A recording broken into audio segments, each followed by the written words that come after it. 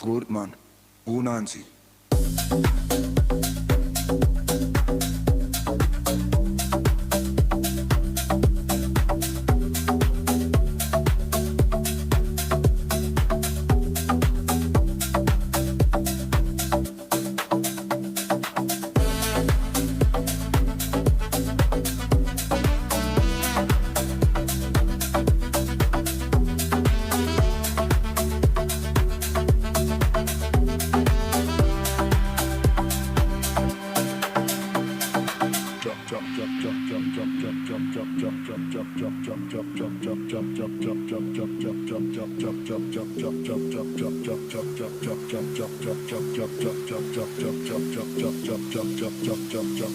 Gut, Mann. Bonanza.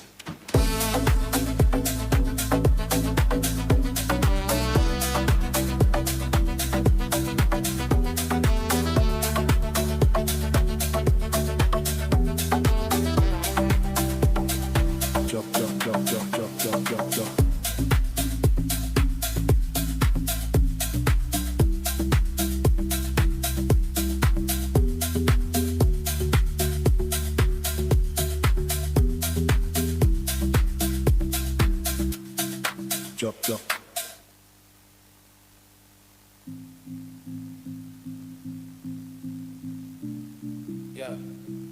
Good, man. Bonanza.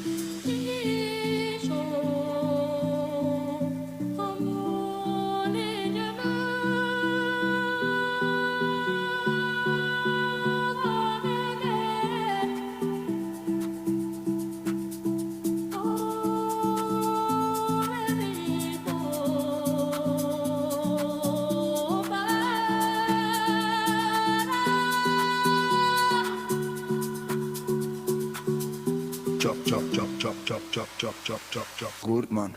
Unanzi.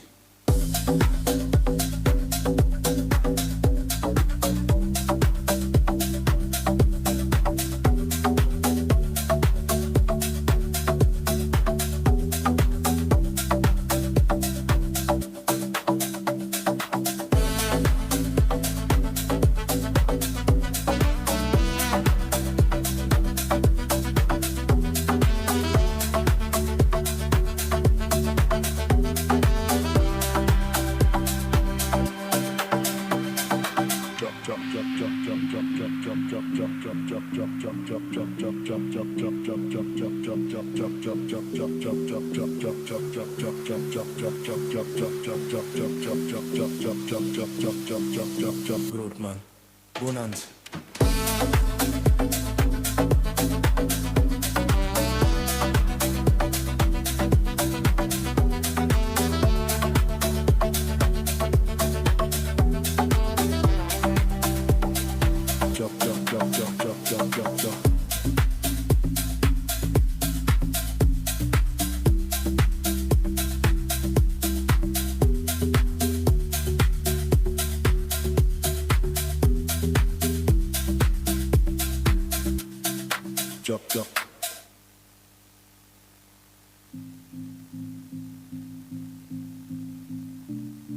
Yeah, good man. Bonanza. Chop, chop, chop, chop, chop, chop, chop, chop.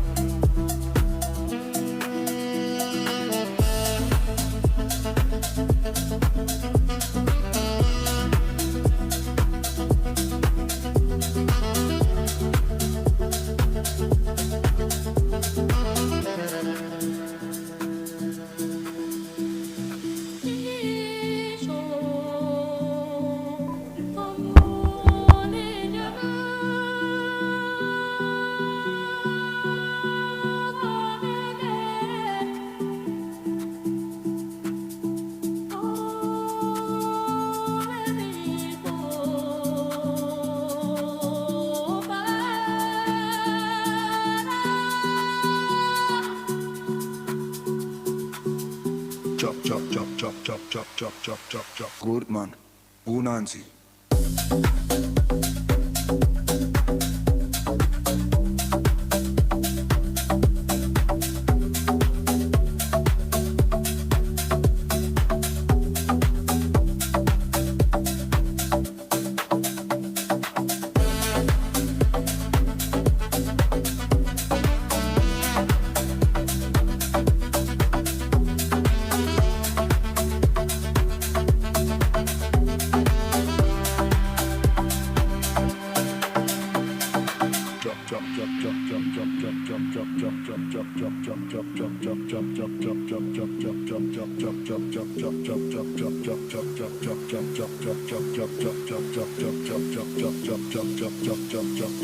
Groot man. Bonanza.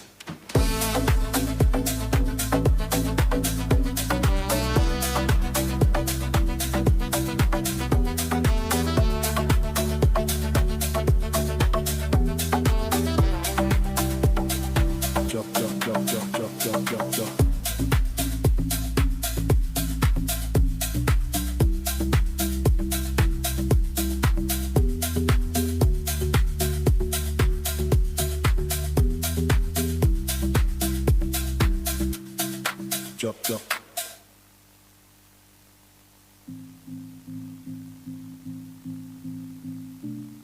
Yeah, good man. Bonanza. Chop, chop, chop, chop, chop, chop, chop, chop.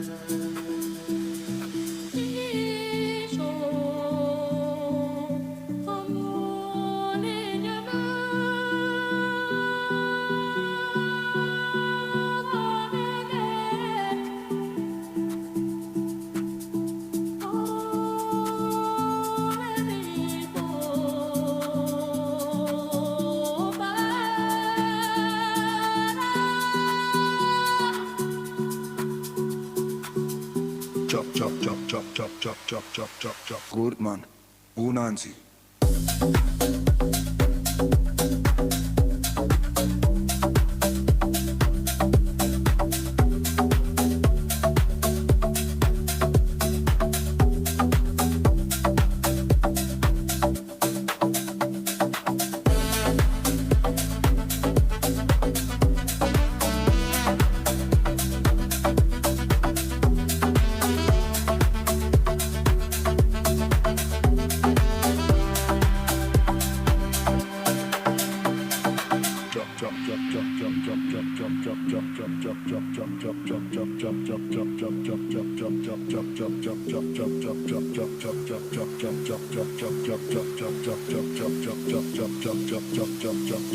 Groot man. Bonanza.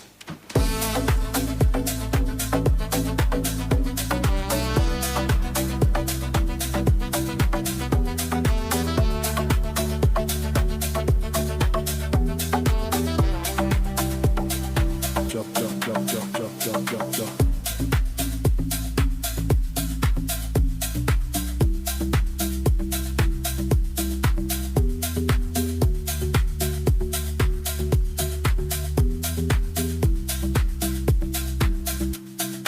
Chop, chop.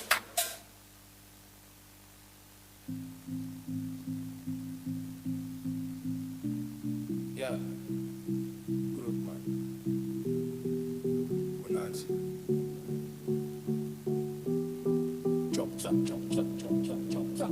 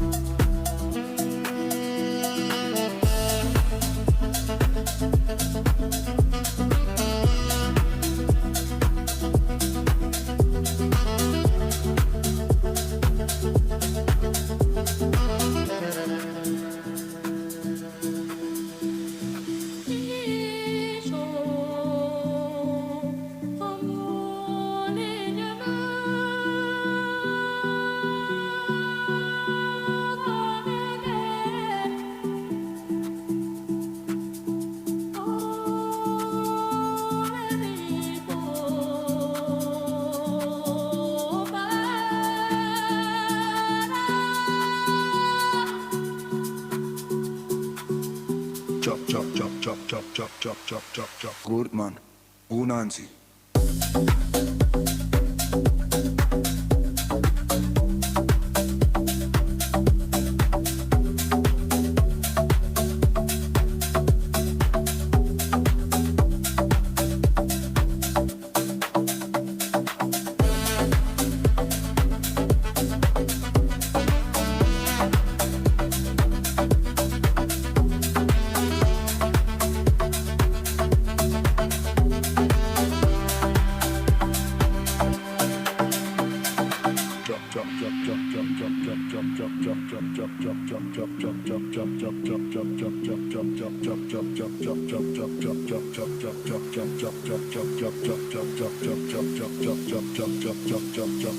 Good man.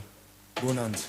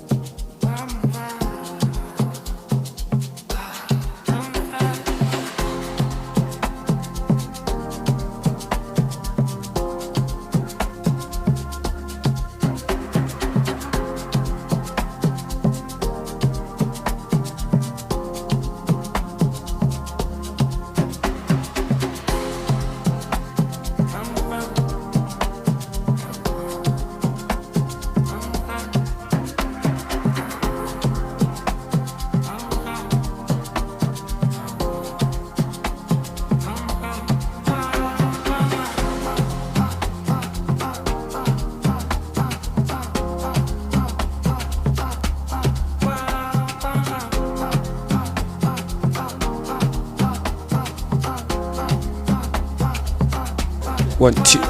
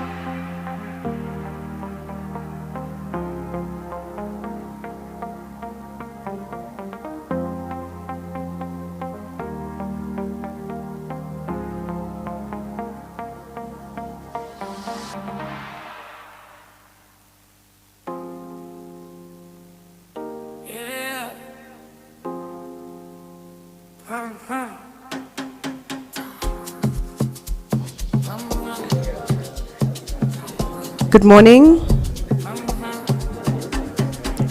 Yes.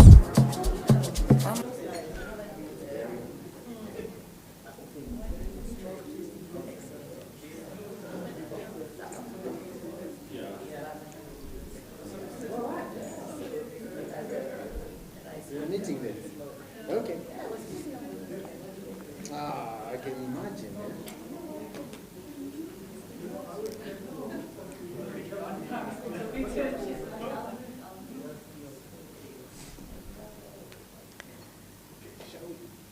Let's do this. Okay, good morning, everyone. And thank you. We are about a minute off the schedule, but thank you for making time for this important meeting. Just the housekeeping, I'm just doing housekeeping. We will call the principals to come and welcome you. You all have a copy of your agenda on the table. When you do,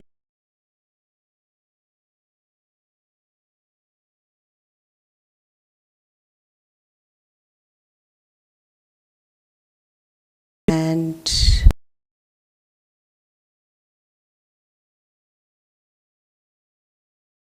contributors, this is a working technical meeting. What we will do off by everyone and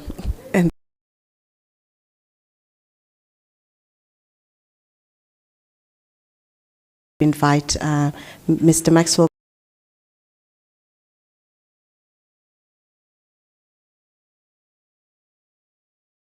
to give us their welcoming and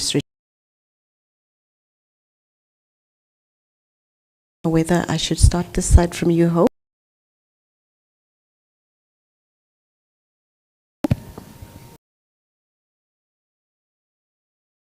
Hope Charisima, Development Minerals.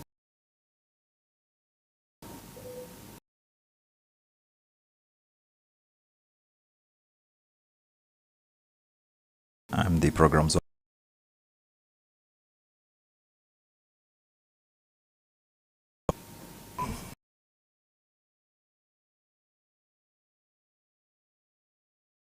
DRC Francis Development.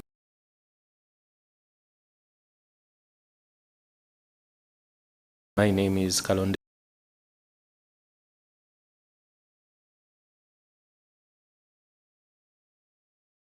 Everybody, my name's Chris, the lead.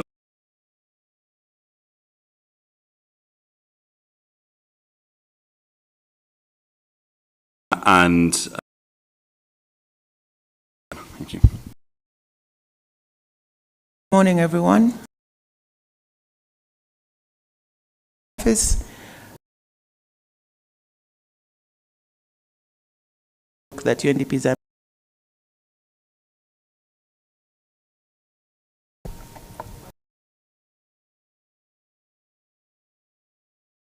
Mamarit Kitao. work on mineral.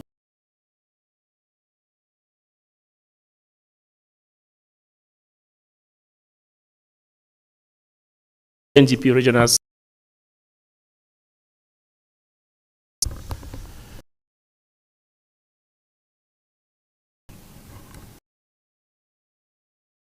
Good morning. Independent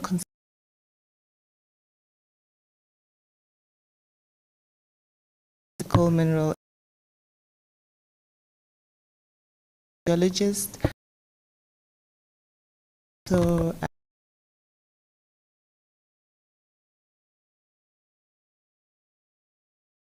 thank you.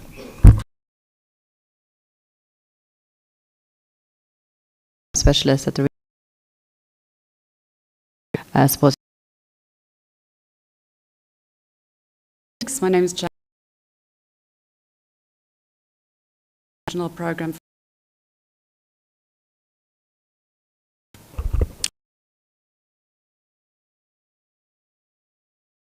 I am team.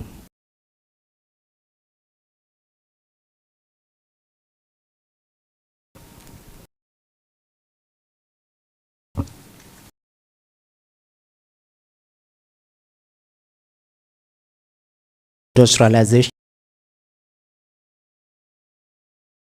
in our. Good morning. I'm direct.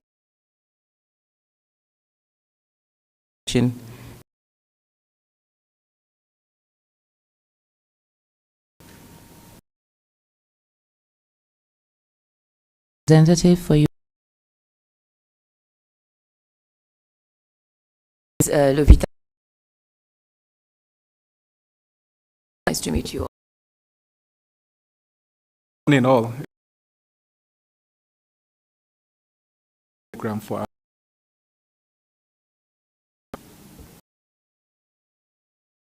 Colleagues,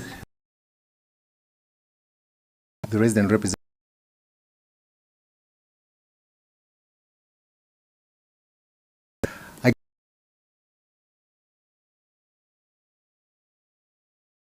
And I'm this is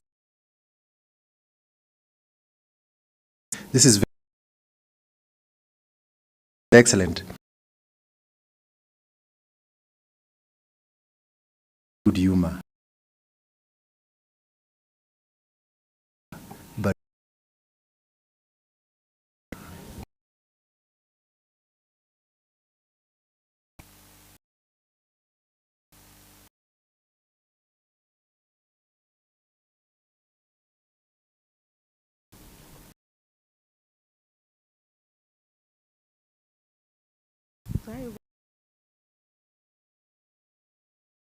Of the African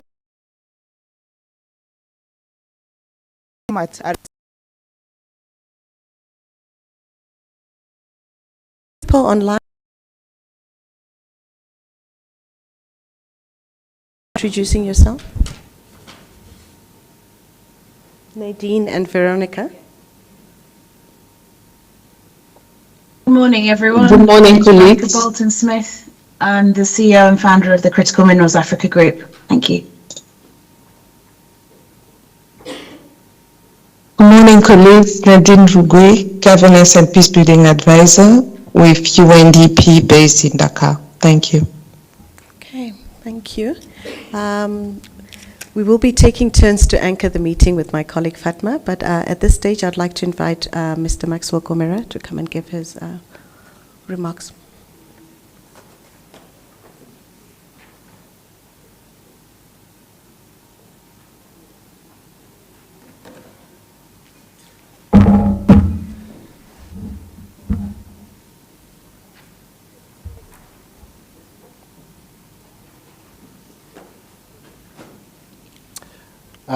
good morning once again, colleagues, and thank you for making it here.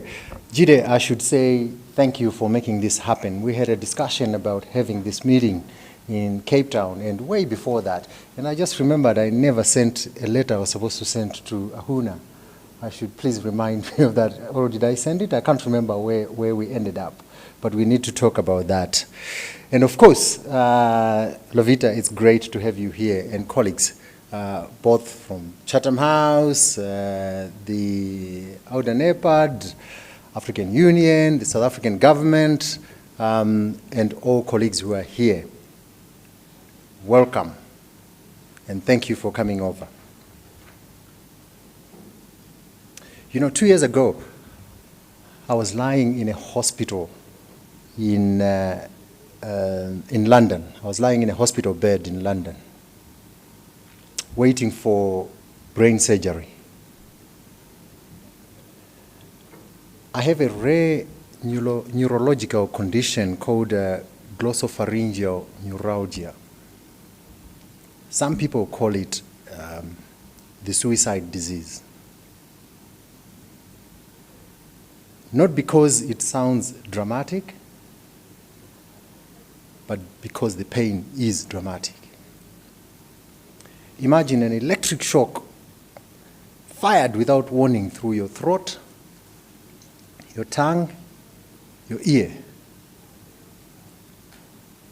You become afraid to swallow, and I did spend months, you know, I shrunk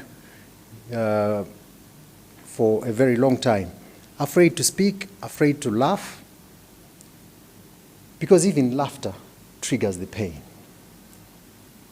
Time itself begins to behave strangely. The days are short, the seconds are long. Just before they wheeled me in, I looked across at Lois, my wife, and our son Taku.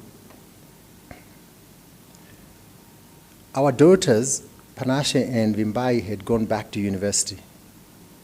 And I asked myself one quiet question. Have I given them enough to navigate an uncertain world in the event that I don't make it out of here?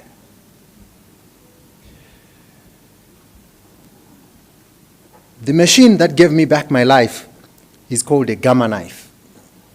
It is powered by an isotope called cobalt-60. Most of the cobalt on this planet begins its journey in the Democratic Republic of Congo, where you're coming from, sir. Africa holds more than half of the world's known cobalt. But Africa refines about 3% of it. 99% of what leaves the DRC goes to China for refining. The reactor that activated the cobalt that helped heal my brain sits in Canada. The gamma knife was engineered in Sweden. The hospital that hosted me sits in central London. So here is the quiet contradiction I want us to really sit with this morning. The continent has roughly 227 radiotherapy machines for 1 billion people. That is one machine for every 3.5 million people.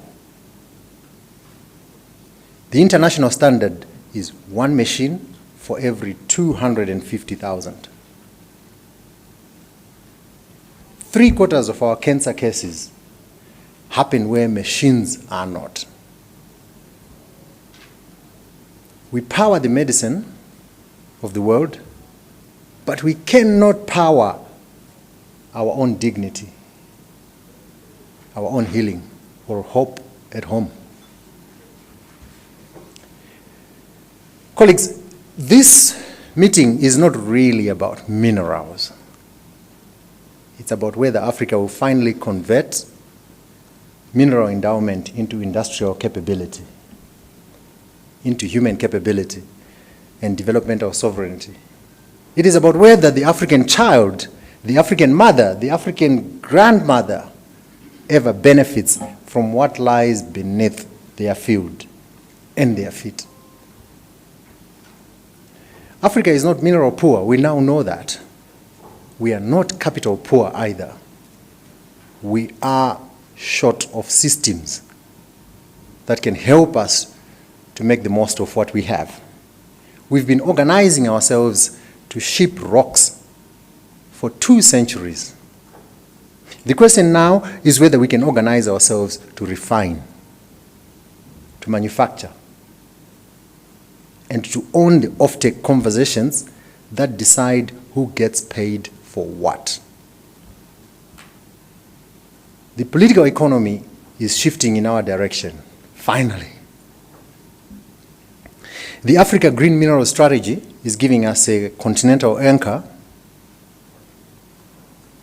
President Ramaphosa's G20 presidency put beneficiation at source onto the global agenda. And indeed, we've seen 2 African countries that have taken the bold step and said, yeah, we will stop all the exports of lithium until the beneficiation starts here. The AU Assembly has asked for a continental value addition framework. The Mahalisburg communique called for collective bargaining and shared corridors. So we stop bidding against each other for the same buyer. These doors are open. They will not stay open forever. Geopolitical windows close. So our task this week is sharp: to design a program anchored in already what exists, that turns continental ambition into financed, sequenced, and demand-driven action. This is not UNDP launching another framework. Africa has enough frameworks to build a second Kilimanjaro. It is about delivery. It is about sequencing, about closing the bottlenecks that the AU and UNDP have already named, about backing country priorities. Hope, Joseph and Charlie will bring into this room and we'll talk about it in a few minutes. I want to thank the partners around the table today. I've named some of them. Some will join us in the afternoon, including the Open Society Foundations, who we've been working with, the AU Commission, AMDC, UNDP, UNECA, APRM, Chatham House, and the Government of South Africa, our hosts here. UNDP's job is not to lead the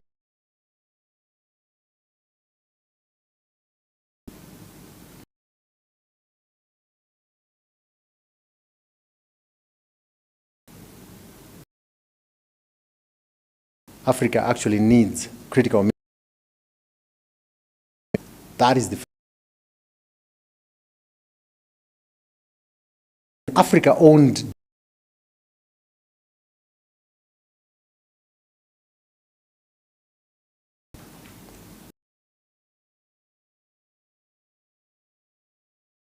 productively.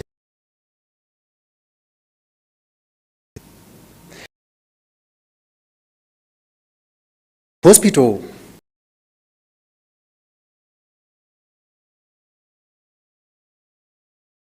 really, before it found its way into my brain. It started as a rock under African soil. It became medicine in a clinic abroad. For too long, that's been Africa's story. Our wealth becomes someone else's value. Our future becomes someone else's industry. Africa cannot remain the quarry of the green transition while others become the factory of the future. What we are designing this week is the opposite trajectory. A program that helps our cobalt, our lithium, our manganese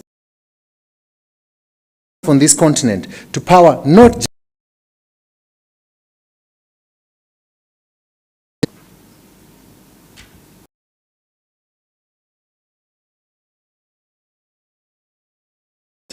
I do actually.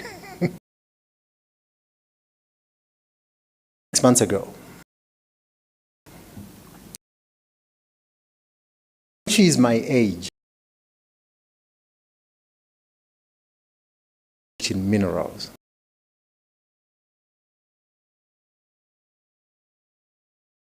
She will ask whether 26. Right. Yeah.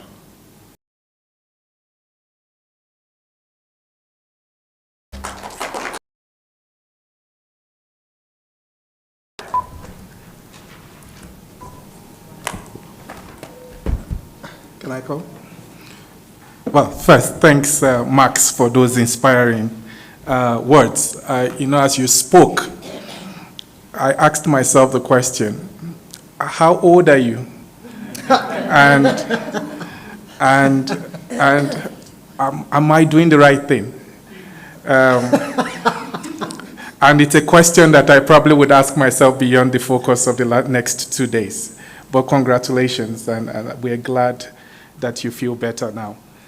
Colleagues, I think Max has done an excellent job in framing why we're here and what we hope to achieve. Mine would just be to raise a few questions and to also perhaps make some emphasis, which would also direct our conversation. And my first question, and this builds on what Max said, is what is critical about our minerals? Who is it critical for? Is it critical for Africa's industrialization? Is it critical for access to energy for those that are the most vulnerable on the African continent? Or is it critical to those capitals that Max mentioned? And for those that are privileged in this room, that are able to benefit from those services, they can from time to time benefit from those services in those global capitals.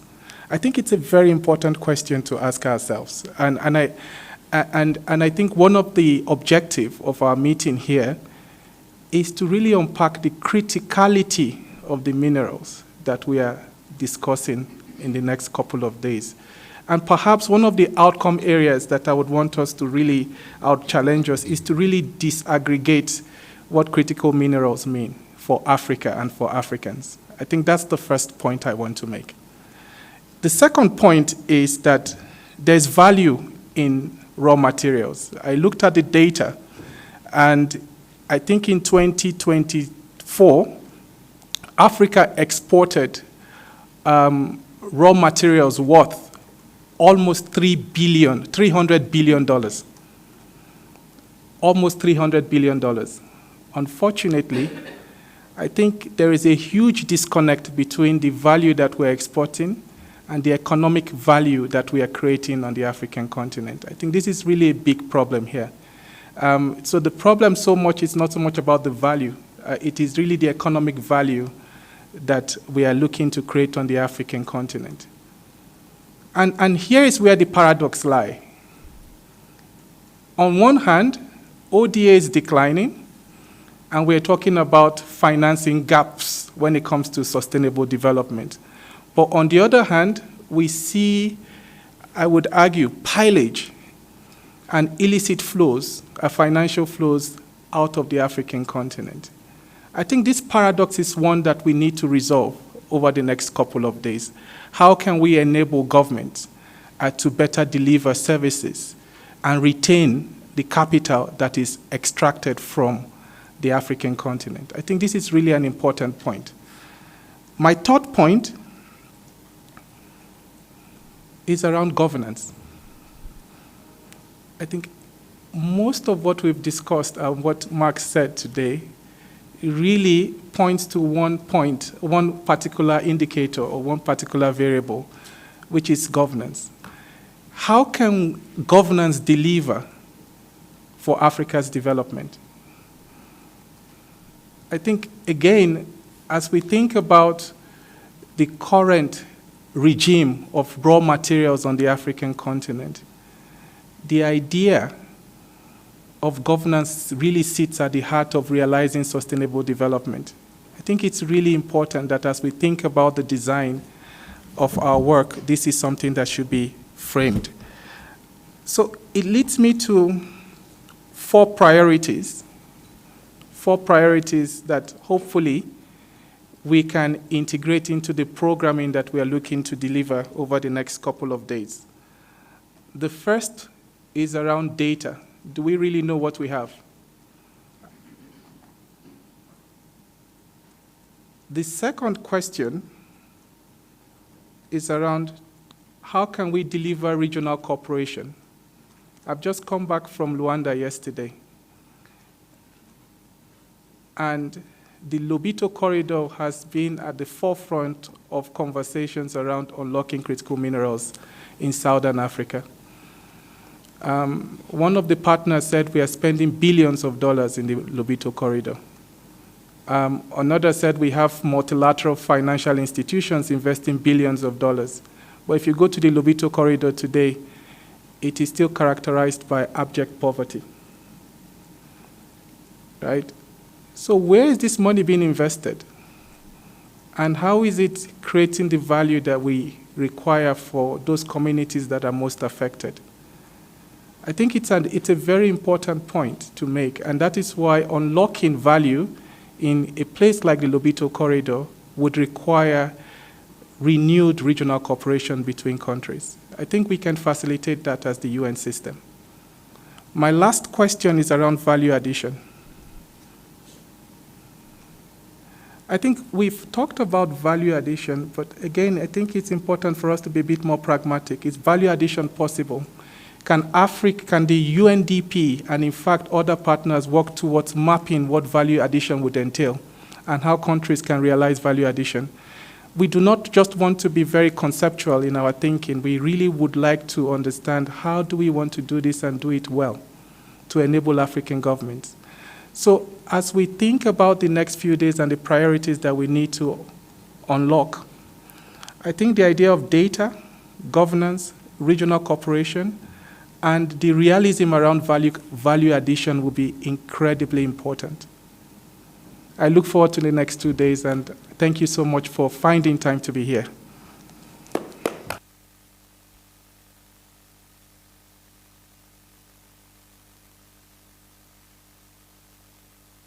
Okay, thank you, Mr. Okeke, Jide, and thank you, Max, for those insightful interventions. Important questions around criticality for who and criticality for what. Max really spoke to us around, how the products are leaving our countries unprocessed or semi-processed, and they end up being life-saving machines somewhere else. And so that's a critical point. Issues around declining ODA. I think 2025 has been held as the year where there was the most drastic decline of ODA. And of course, how do we then come together to make sure that Africa benefits from its own critical minerals? So thank you for that. We all have the agenda in front of us. We are going to start going into what we are calling panel sessions. However, as Max has already mentioned, we would actually like for people to be quite, engaged and to disagree where we need to disagree. The first one was the development case for critical minerals will be chaired by or moderated by Jide. We'll then go for a coffee break at 11:30 prompt. Thereafter, at 11:45 prompt, we will come back and look at going to another session which will focus on which gaps offer programmatic opportunities for development actors. And thereafter, we will break for lunch and come back for 2 more sessions. So with that, without wasting much time, I'd like to hand over to Jide for the first session. Jide, you can decide whether your panelists sit where they are. There is also space allocated at the back. Thank you. Thank you so much. As Max said, this is one of those rare moments where we don't have to say excellencies or keep to protocols. So I think we can all be seated where we are, and since we have microphones, we can have the conversations. Is that okay? Right. I think this session is pretty straightforward. I think the reason why we wanted this session to be the most important session is so that we can have a common understanding about why are we as a development institution facilitating a conversation around critical minerals. We don't have UNEP here, right? They do have the normative mandate. But we have the African Union, we have ECA, and we have other partners. So what's the development case for critical minerals, especially as we have repeatedly mentioned, in a time when development assistance is in decline? What are the priorities that should be spotlighted when it comes to thinking about critical minerals from a development lens? I think these are important questions that we hope this panel would shed some light on.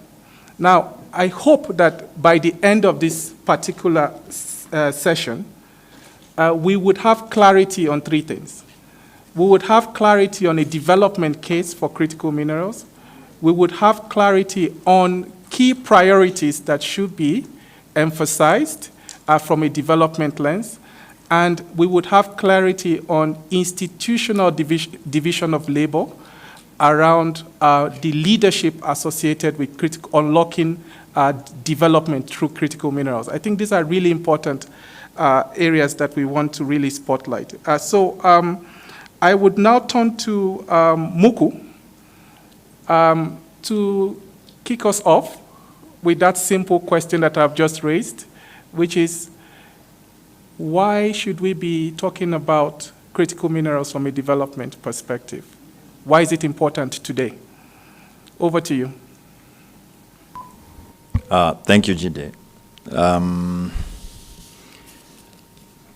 Yeah, it's always fun to be the first one to speak. So I'll come from a perspective of, as you underlined within the guiding focus of AMV, AGMS, and AFCFTA. So for those, no, I think since there's no protocol, by raise of hands, how many of us have actually read the first page of the Africa Mining Vision?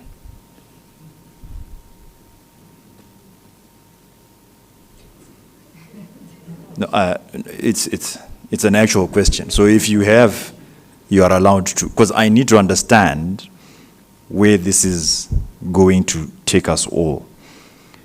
If you read that first page of the AMV, you'll understand that the 7 or 8, depending on how you look at the pillars of the implementation or action plan of the AMV are like. Development from AMV comes from a perspective of the AMV as an industrial development or industrial, yeah, it's an industrial development framework, right? And what you've just mentioned, Jide, then reminded me of, yes, we are in this room and we are hoping to all work together, but there are people who are not in this room who will definitely also need to be in this room. We can't be talking about industrial development policy when UNIDO, that has been working on Africa's industrial development for 20, 30 years, not putting a hand in what they are doing. I'm speaking from a perspective of what you said. Yeah? So that is the opening salvo of what I look at the AMV as. Now, if you remember that the AGMS is an implementation strategy for the AMV that targets working from the so-called 16 minerals that we are considering as green minerals, but they are looked at as critical in some jurisdictions, strategic in other jurisdictions, even within the continent.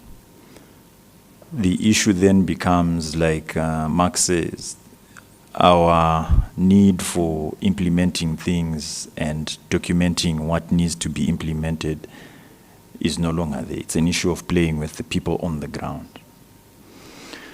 The development question then we need to answer is, how are we going to catalyze the people on the ground? Because the AMV has been there for 16 years or 17 years. The AGMS is only 2 years old. But for people to understand that the AGMS and the AMV are the same document from a development perspective, then you realize, I'm looking here as well as the issue of the AFCFTA. you realize that if those minerals are going to be traded, if cobalt is going to move from DRC to Kigali, right, without any trade hindrances in between, whether it's going to go by train through our regional corridors. For those who know the regional corridors that exist, your central corridor, your northern corridor, if those two corridors are going to speak to each other, then your cobalt is going to move from DRC to Kigali, hypothetically. And Kigali, hosting the African Medicines Agency, right, is going to support or be supported by schools or universities that understand how to turn that cobalt into a gamma gun, right? Gamma knife. Or gamma knife, yes. There are gamma guns too, right? Those that shoot and release. The knife is a constant like laser scenario. Yes, I did chemistry. So, so the development issue then becomes, how are we going to get that done on our terms? Because if we're going to do it, and as you rightfully put it, Jide, there is money in raw materials, which is why there is the Critical Raw Materials Act of Europe. But if we are going to then ensure that we move from the raw materials to something that we are working with for ourselves, then all these other value chain players, this is where the AGMS comes from, all the AGMS players have to rally around the documents that exist and that support their development. Financing is a very interesting scenario when it comes to mineral value chains.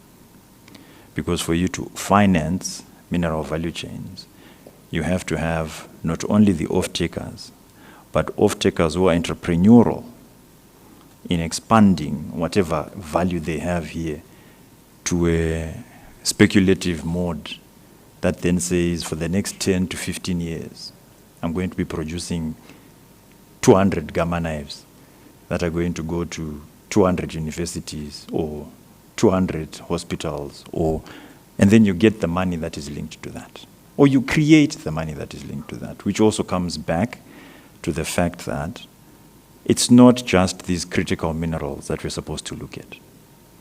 Looking at critical minerals without understanding the relationship with precious metals, gold, palladium, at this point silver has apparently hit the precious metals realm.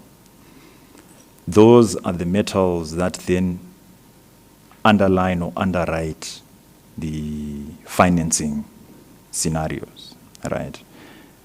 Central banks all over the continent, well, 28 countries across the continent at least, store gold as a currency alignment metal, right? Gold bars and all that. But for you to mine gold, you have to have an asset that is going to be producing that gold for the next 20, 30 years, right? Or at least in the minimum 15. But that can only happen if you classify that resource. That is going to be the gold asset. And that's where, like you said as well, once we start knowing what we have, geoscientists, I'm glad there's a geoscientist in the room. Geoscientists have to be part of that classification to ensure that the finance guys are able to create the financing that is going to align to the off-takers, right, that are going to move the cobalt, if it was cobalt, from DRC to Kigali. That's just a hypothetical. But the development case, once again, to come back to you,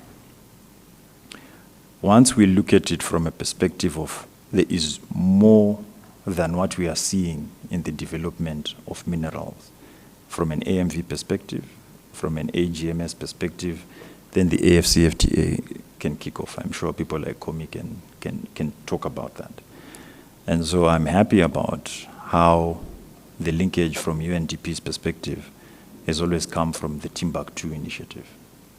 Because you have 10 potential hubs that can align to all this. If things are done well, they will align to the Africa Green Mineral Strategy from a perspective of what each and every one of the hubs is going to do. I've been following the development of the Timbuktu hubs. It has been, for the lack of a better word, limping. But I've always said, from the meetings that I've had with some of the Timbuktu team, if you're not going to know how you're going to align the Timbuktu initiative hubs with the AMV and in particular the Green Mineral Strategy, then it's always going to be talk shops. Now, I don't know if that is enough as an opening salvo, but as a person who is kicking off the conversation and the discussion, I'm hoping it has set some form of tone. Thank you very much, Muku. And you have really helped us in thinking about, I think, perhaps two recommendations that will come out of our conversation over the next 2 days. The first is perhaps what we're trying to do here is not necessarily to establish a critical minerals program for Africa, but maybe what is emerging so far is that we actually need an Africa minerals program, so that we have this elasticity around minerals in ways that would allow for us to adapt. I think that's the first thing. The second is that there is a lot of normative clarity, despite the fact that we did not get a G20 strategy on critical minerals. At least some of the recommendations, especially around convening an African common position, an African dialogue around critical minerals. Despite that, I think Africa does have clarity in terms of the conceptual relevance of what we are trying to do. And that is very much evident in the Africa Mining Vision, the Africa Green Mineral Strategy, and in fact, I would also add the African Continental Free Trade Area. I will now turn to you, Marit. From where you sit, and you have been the interim director, right, of the AMDC for a couple of years, and now you're back to ECA. What are our blind spots when we think about this marriage between minerals on one hand and our development aspirations?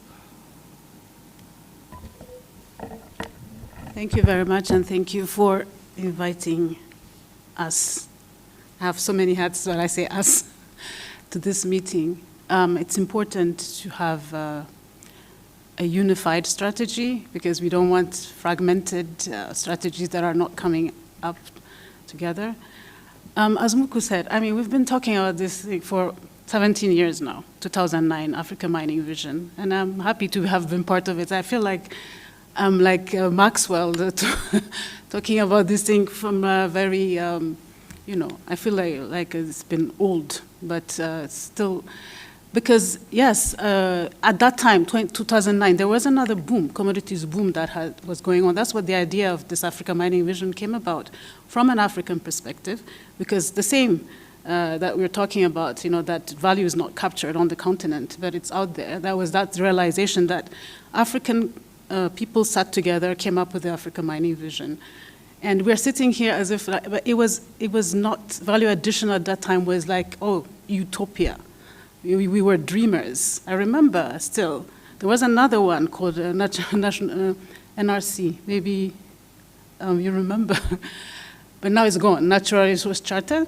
And they were trying to impose that on Africa, but we fought that. It's still like I have like goosebumps when I remember, because AMV could have been not even mentioned, but we had to fight in those spaces back then. And interestingly, 17 plus now gets critical minerals, and now it's back on the agenda in a different way. But now we are allies with the environmentalists, because at that time we were fighting with the environmentalists. I remember also vividly how that conversation was going. But now we are solutions to the energy transition. So now we are friends and allies with the climate people. And the conversation has shifted. And that's why we shifted to critical. We're also being very strategic about why we're not calling it, we don't call it critical. And it's a bit of a distraction, sorry to say this, because the definitions, at the end of the day, we call it green. In Africa, we have a very specific definition, but that is not, let me just read the definition. Green minerals are feedstocks into clean energy technologies, green industries, and into mining supply chains and equitable industrialization to serve Africa's needs. That's what we came up with for Africa. I'm not saying it was universal. I still have, again, when we were trying to have this Africa Green Mineral Strategy adopted within Africa, we had so many discussions, let's just put it this way. Somebody wanted coal in this strategy. Somebody wanted diamond. Somebody wanted, I'm talking countries, gold. So everybody had their own definition of criticality, so to speak. But criticality in the sense of the Western world is a different one. It's a vulnerability of supply, shocks. I have all the definitions from the UK, from the US. We try to have our own, but I'm saying it's fluid. Even the 15 critical green minerals that we have, and you can look at the green mineral strategy, it's still, it's the same. We have graphite, manganese, cobalt, copper.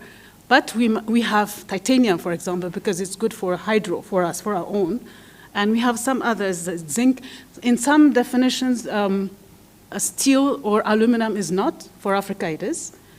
So we have those kinds of nuances, but more or less we are aligned with and it's not a static definition, it's dynamic. It clearly says in the green mineral strategy that, criticality or green minerals definition is not, it's up for, it's for. So let's not get distracted with the definition. So let's get on to the development part, which has been, I'm not saying it has been completely negative, because 2009, when you see those, if you had policies, if you saw the policies in African countries, it was mostly extractive by nature. It was trying to get it from the revenue side, which is okay, but the Africa Mining Vision and the Africa Green Mineral Strategy clearly says that, okay, you have the revenue right through fiscal, but there's so many leakages, illicit financial flows, transfer pricing, all of these things, that's not where you get the value.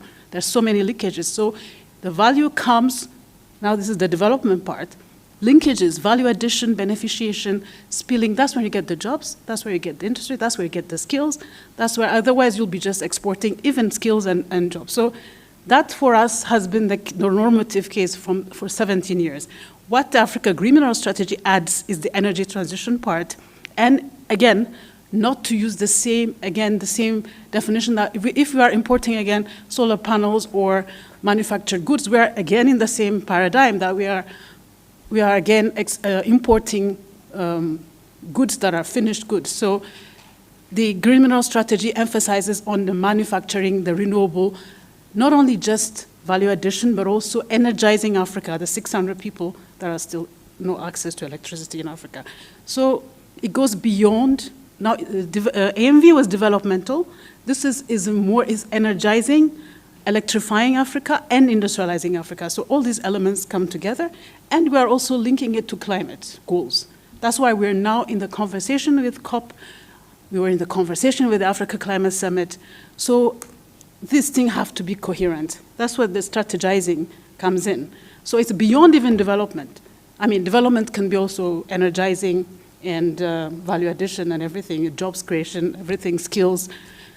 So this is the kind of coherence we're looking for. And I've been in this in so many spaces. I was also in the Critical Energy Transition Minerals SG panel, UN SG panel. I was representing the African Union at the time, same conversation, but now we managed to have value addition there. It was not easy. It was really not easy.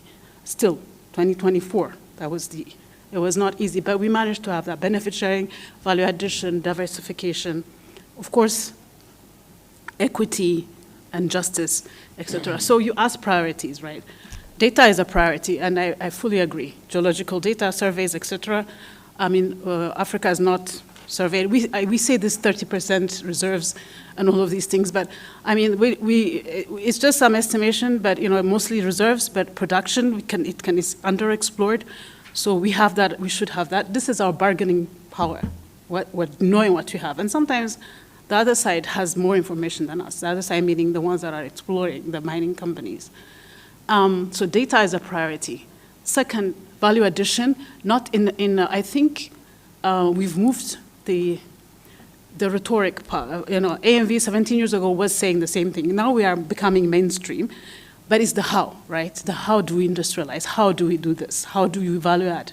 So You mentioned, I don't know if you mentioned infrastructure, I think Lobito Corridor, etc. But Lobito Corridor also, you have to be careful about not repeating the same mistakes of the past, being like raw materials being exported.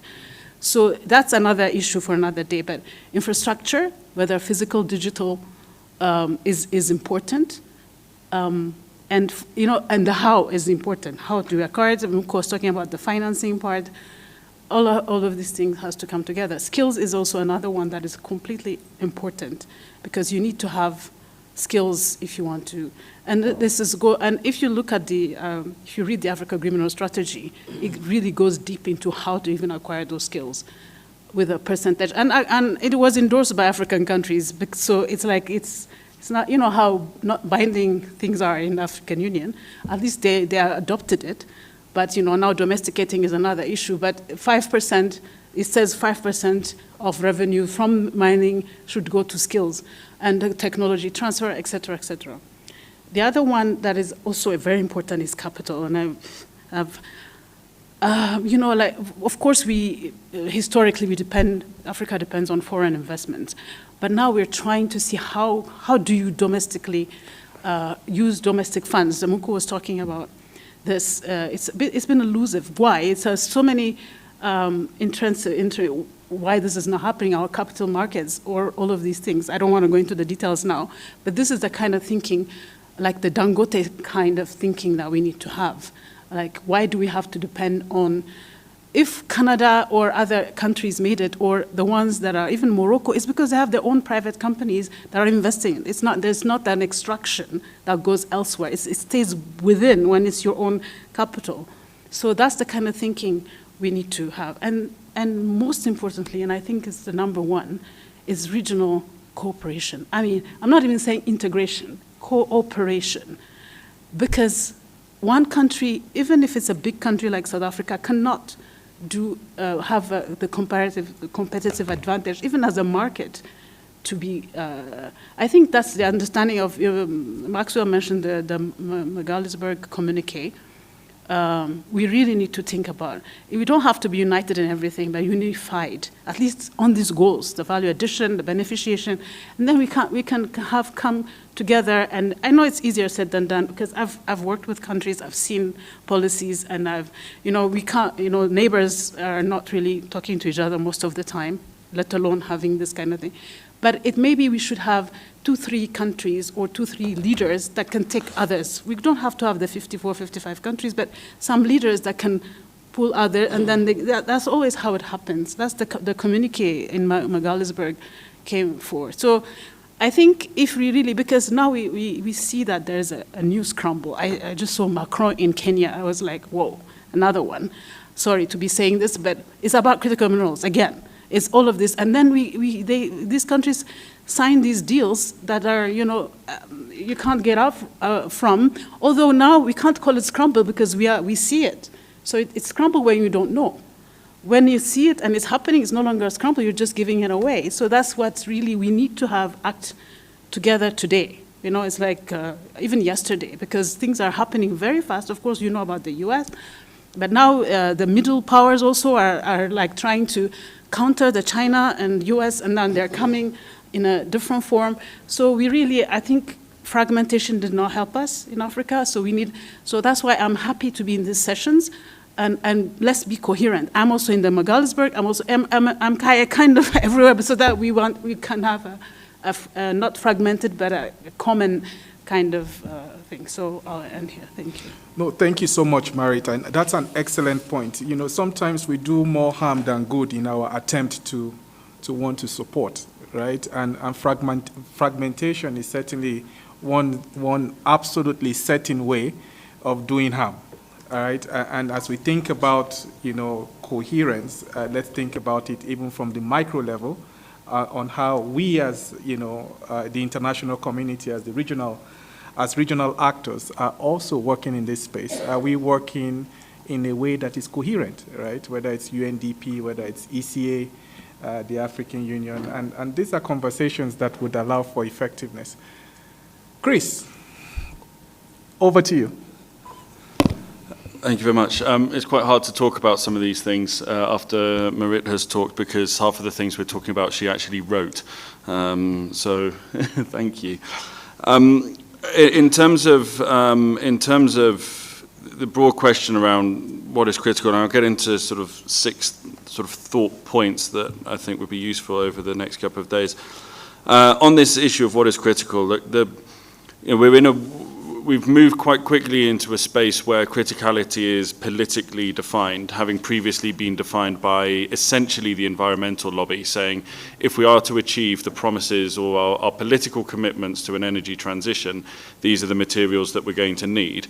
And that has quickly shifted into a political industrial resilience on the part of consumer countries who are saying, actually, this is about us protecting ourselves from the Chinese dominance of the market and their ability to exert export controls.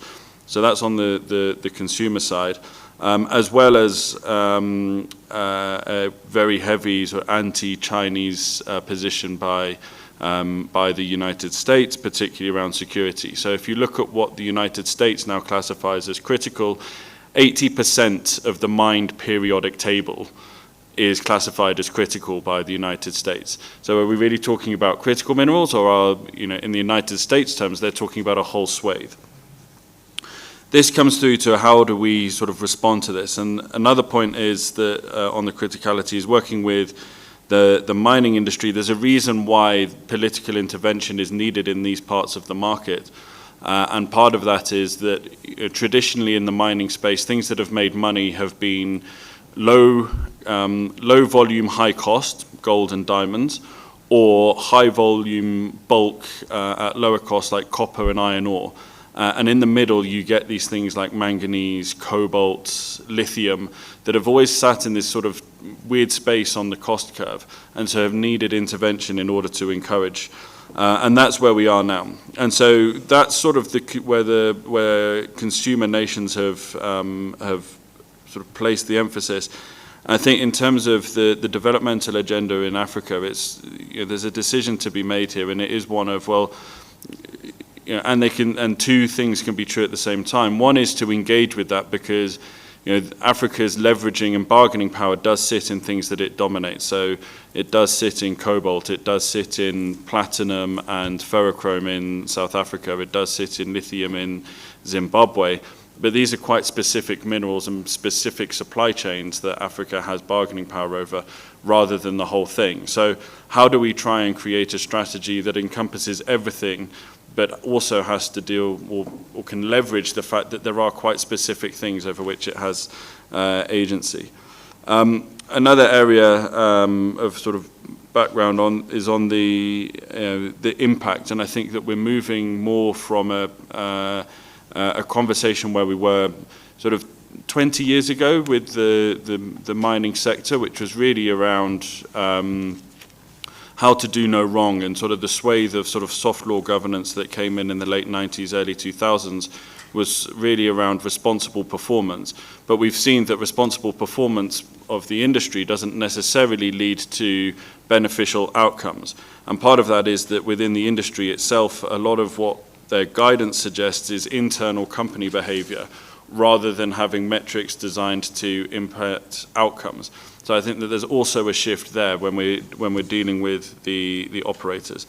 And finally, on that sort of side of things, when we start to talk about sort of moving up the value addition and progressing up the value curve, again, a shift away from sort of seeing mineral supply chains as singular entities, but really seeing that processing stage as a collection of inputs, of which the raw material is one of a collection of inputs, and those inputs also encompass energy, skills, and so on. So we've had this shift from the old to the new, from conversations around environment, communities, and economic contribution, which there's already a huge amount of work out there on, and it's not something that any further work in that space is sort of overlapping, to my mind.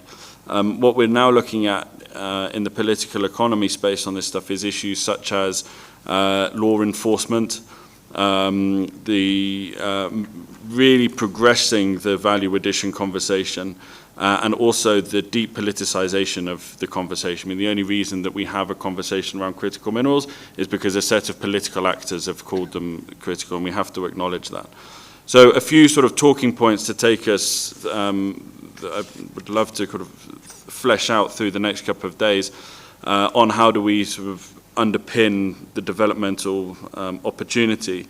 One is around political institutions such as Parliament and state oversight and accountability of negotiations. And in this space, I think that there really is an opportunity for development organisations to support things like all-party parliamentary groups, interest groups within parties, upskilling members of Parliament to understand the industry that they are holding to account. There are also means of depoliticizing some of these conversations in terms of the negotiating power of African states. So, for example, one of the success stories of Botswana has been the Minerals Policy Committee, so placing negotiating and bargaining power within the hands of technocrats who engage with the company rather than politicians. And that's been technocrats from across multiple different departments. I think that's an idea that needs to be further discussed. On data, we're looking at data in several ways, and are going to be in Lubumbashi looking at this also. And it sort of goes beyond the, yes, the geo-survey data is an important point, but there's a big question mark there over what's actually useful. I mean, the AFC and Mining Indaba put together their map of where the critical minerals are in Africa, and it has a broad definition. It includes diamonds, it includes gold, and so on.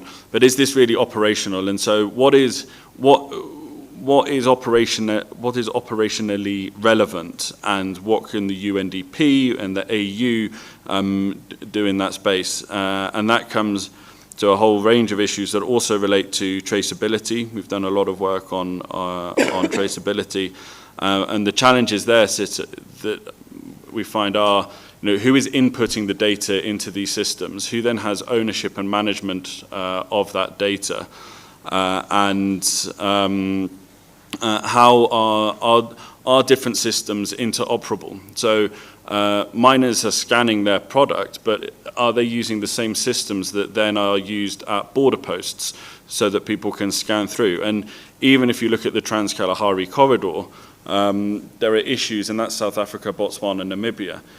There's the challenges that sit on the Goma border post between DRC and Rwanda are considerably greater than the Trans-Kalahari, and we're not yet there yet. So that's a big one. And it also feeds into the conversation around Lobito. And again, that's an example of a lot of actors putting their rhetorical support behind something that they don't necessarily monetarily support. So at its very basic, the Lobito corridor is a railway line run by 3 concessionaires with trains run by Trafigura taking copper from the coast and out, and sulfur from the coast and in.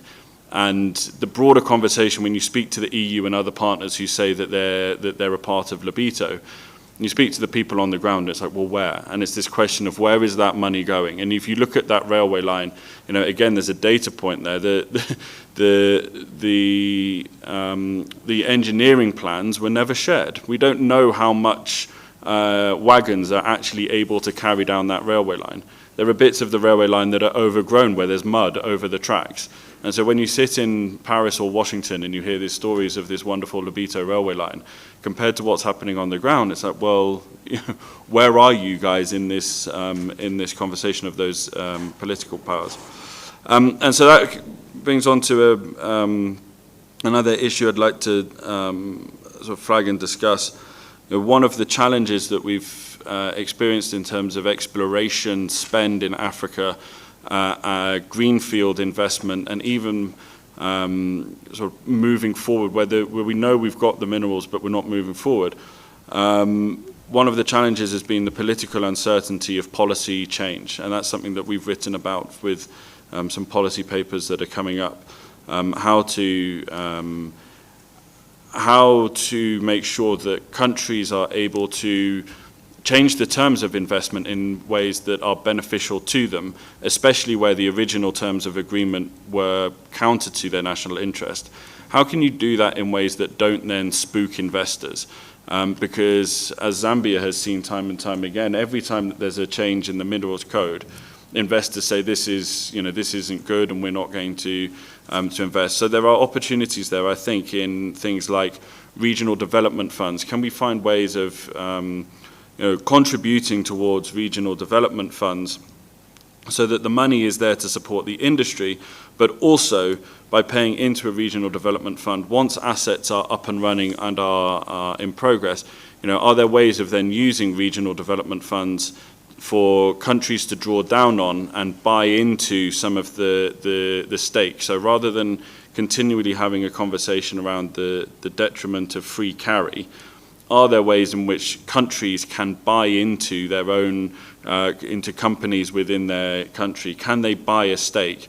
And are there ways of setting up regional funds that by definition then set up regional accountability mechanisms so that it's not just one country investing into a supply chain, but it's one country borrowing money essentially from the region, so that if that country then does something that the others don't like, you've got regional accountability. So how do we build regional accountability? And I think that there's a big role for UNDP and partners in that. And then quickly to finish off, there's one area I think that the UNDP does have a strategic advantage, and the AU has a necessary and competitive advantage, is that building up of the partnerships.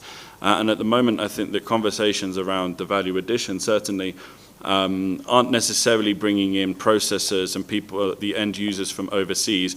We tend to get quite comfortable talking to stakeholders within the continent, but often those stakeholders aren't the ones that are doing the thing that we want to be done. And I think that when you speak to investors internationally, they know and they recognize the importance of the AU as a first port of call. So it's how do we leverage that as a way of them bringing in those other necessary partners. And then very finally, the time horizons of planning. I think that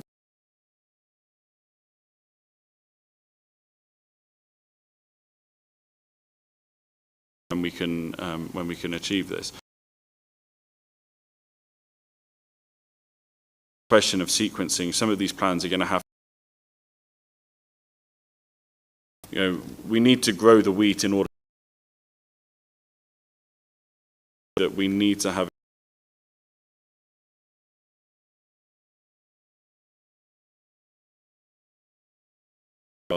if you're going, then you also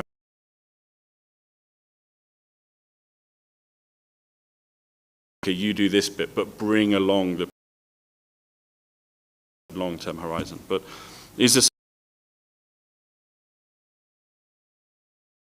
with or to mutually reinforcing, and I wouldn't even to really open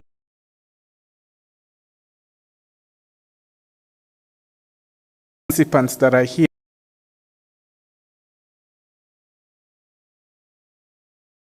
Or you please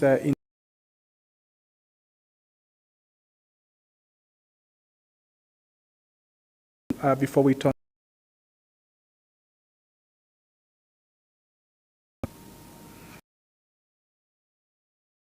Please.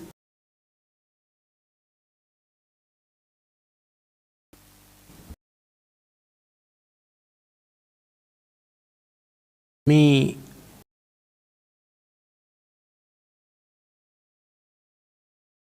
presentation, right? Which, if we change mining,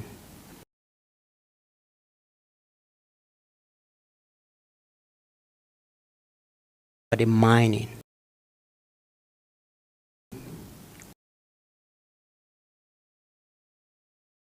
collective into the mining.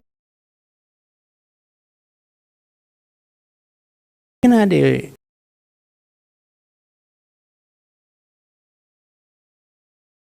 and if you geological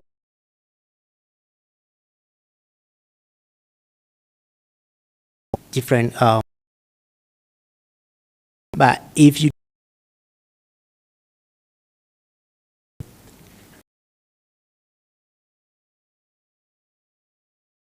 meaning that some whereby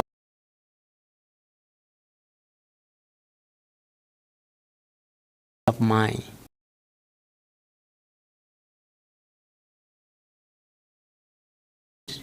in large number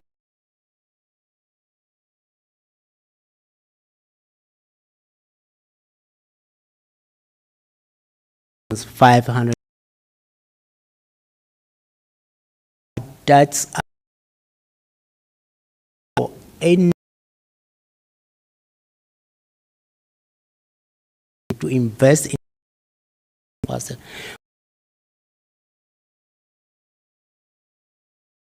Now you have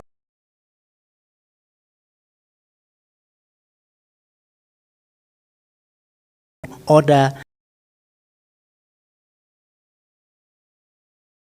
and with the to harmonize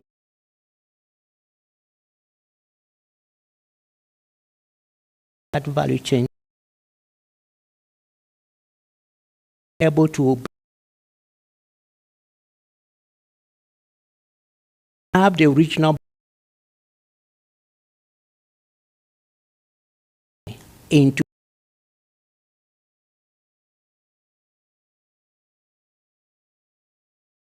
now have a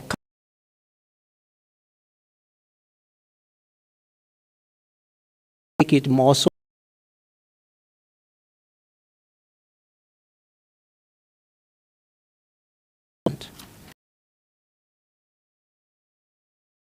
resources in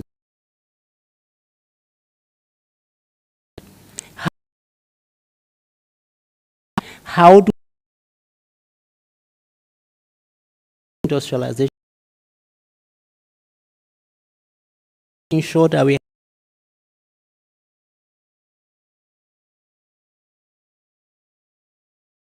the global world. We don't need to toxins in that. Over to you. Excellent.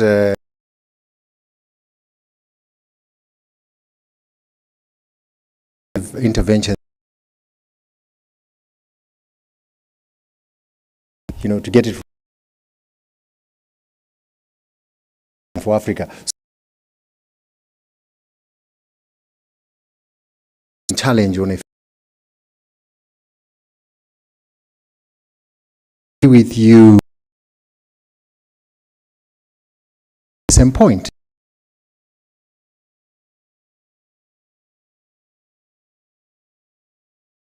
And I think that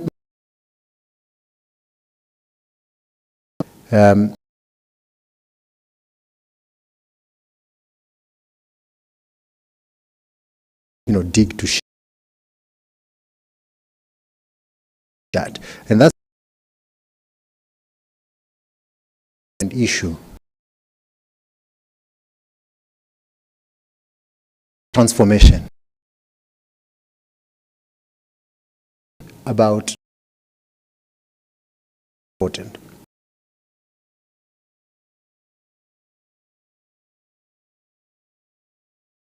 If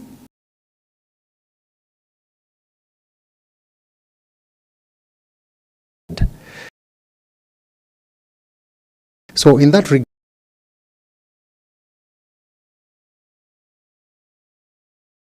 already think that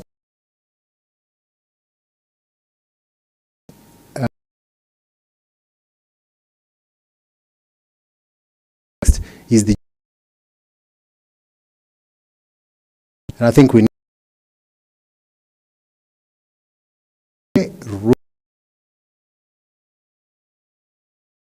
Chatham House.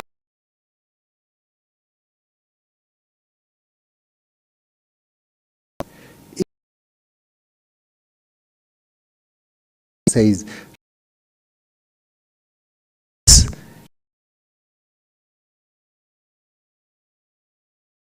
likely to be in that regard has changed in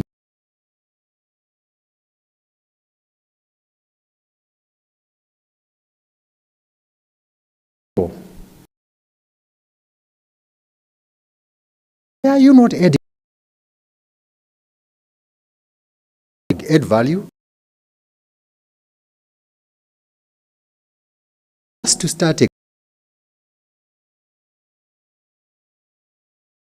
$1 billion have got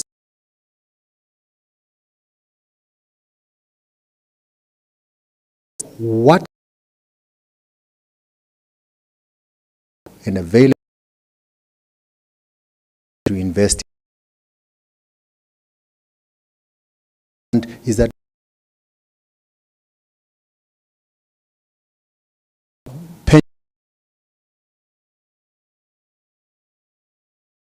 to structure that thought here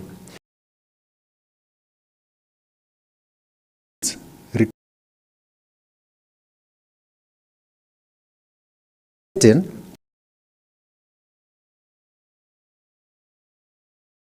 things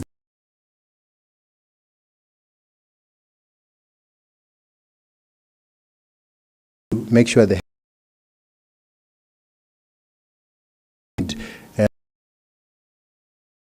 the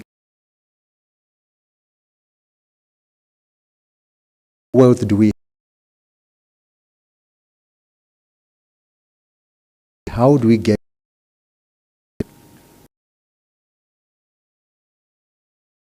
So much.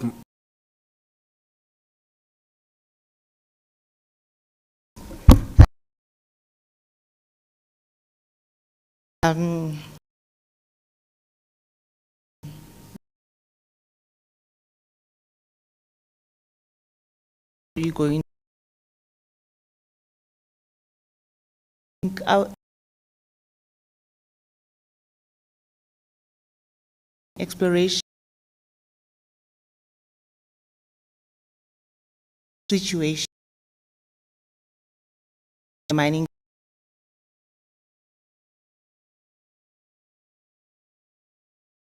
for just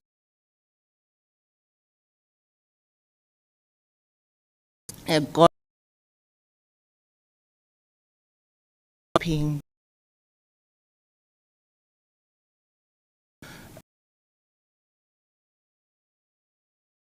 data. One can data these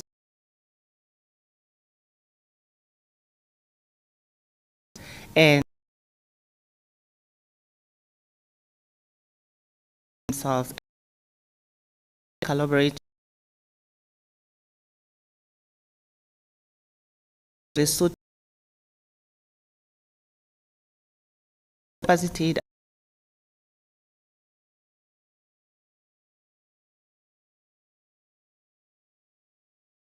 up to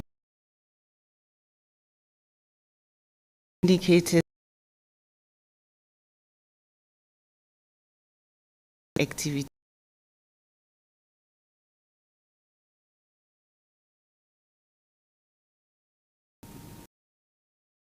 inside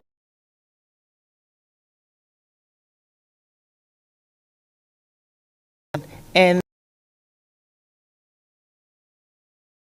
petroleum. That and critical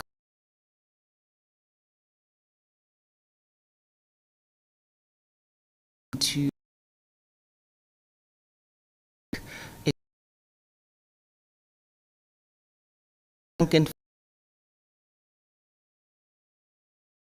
project.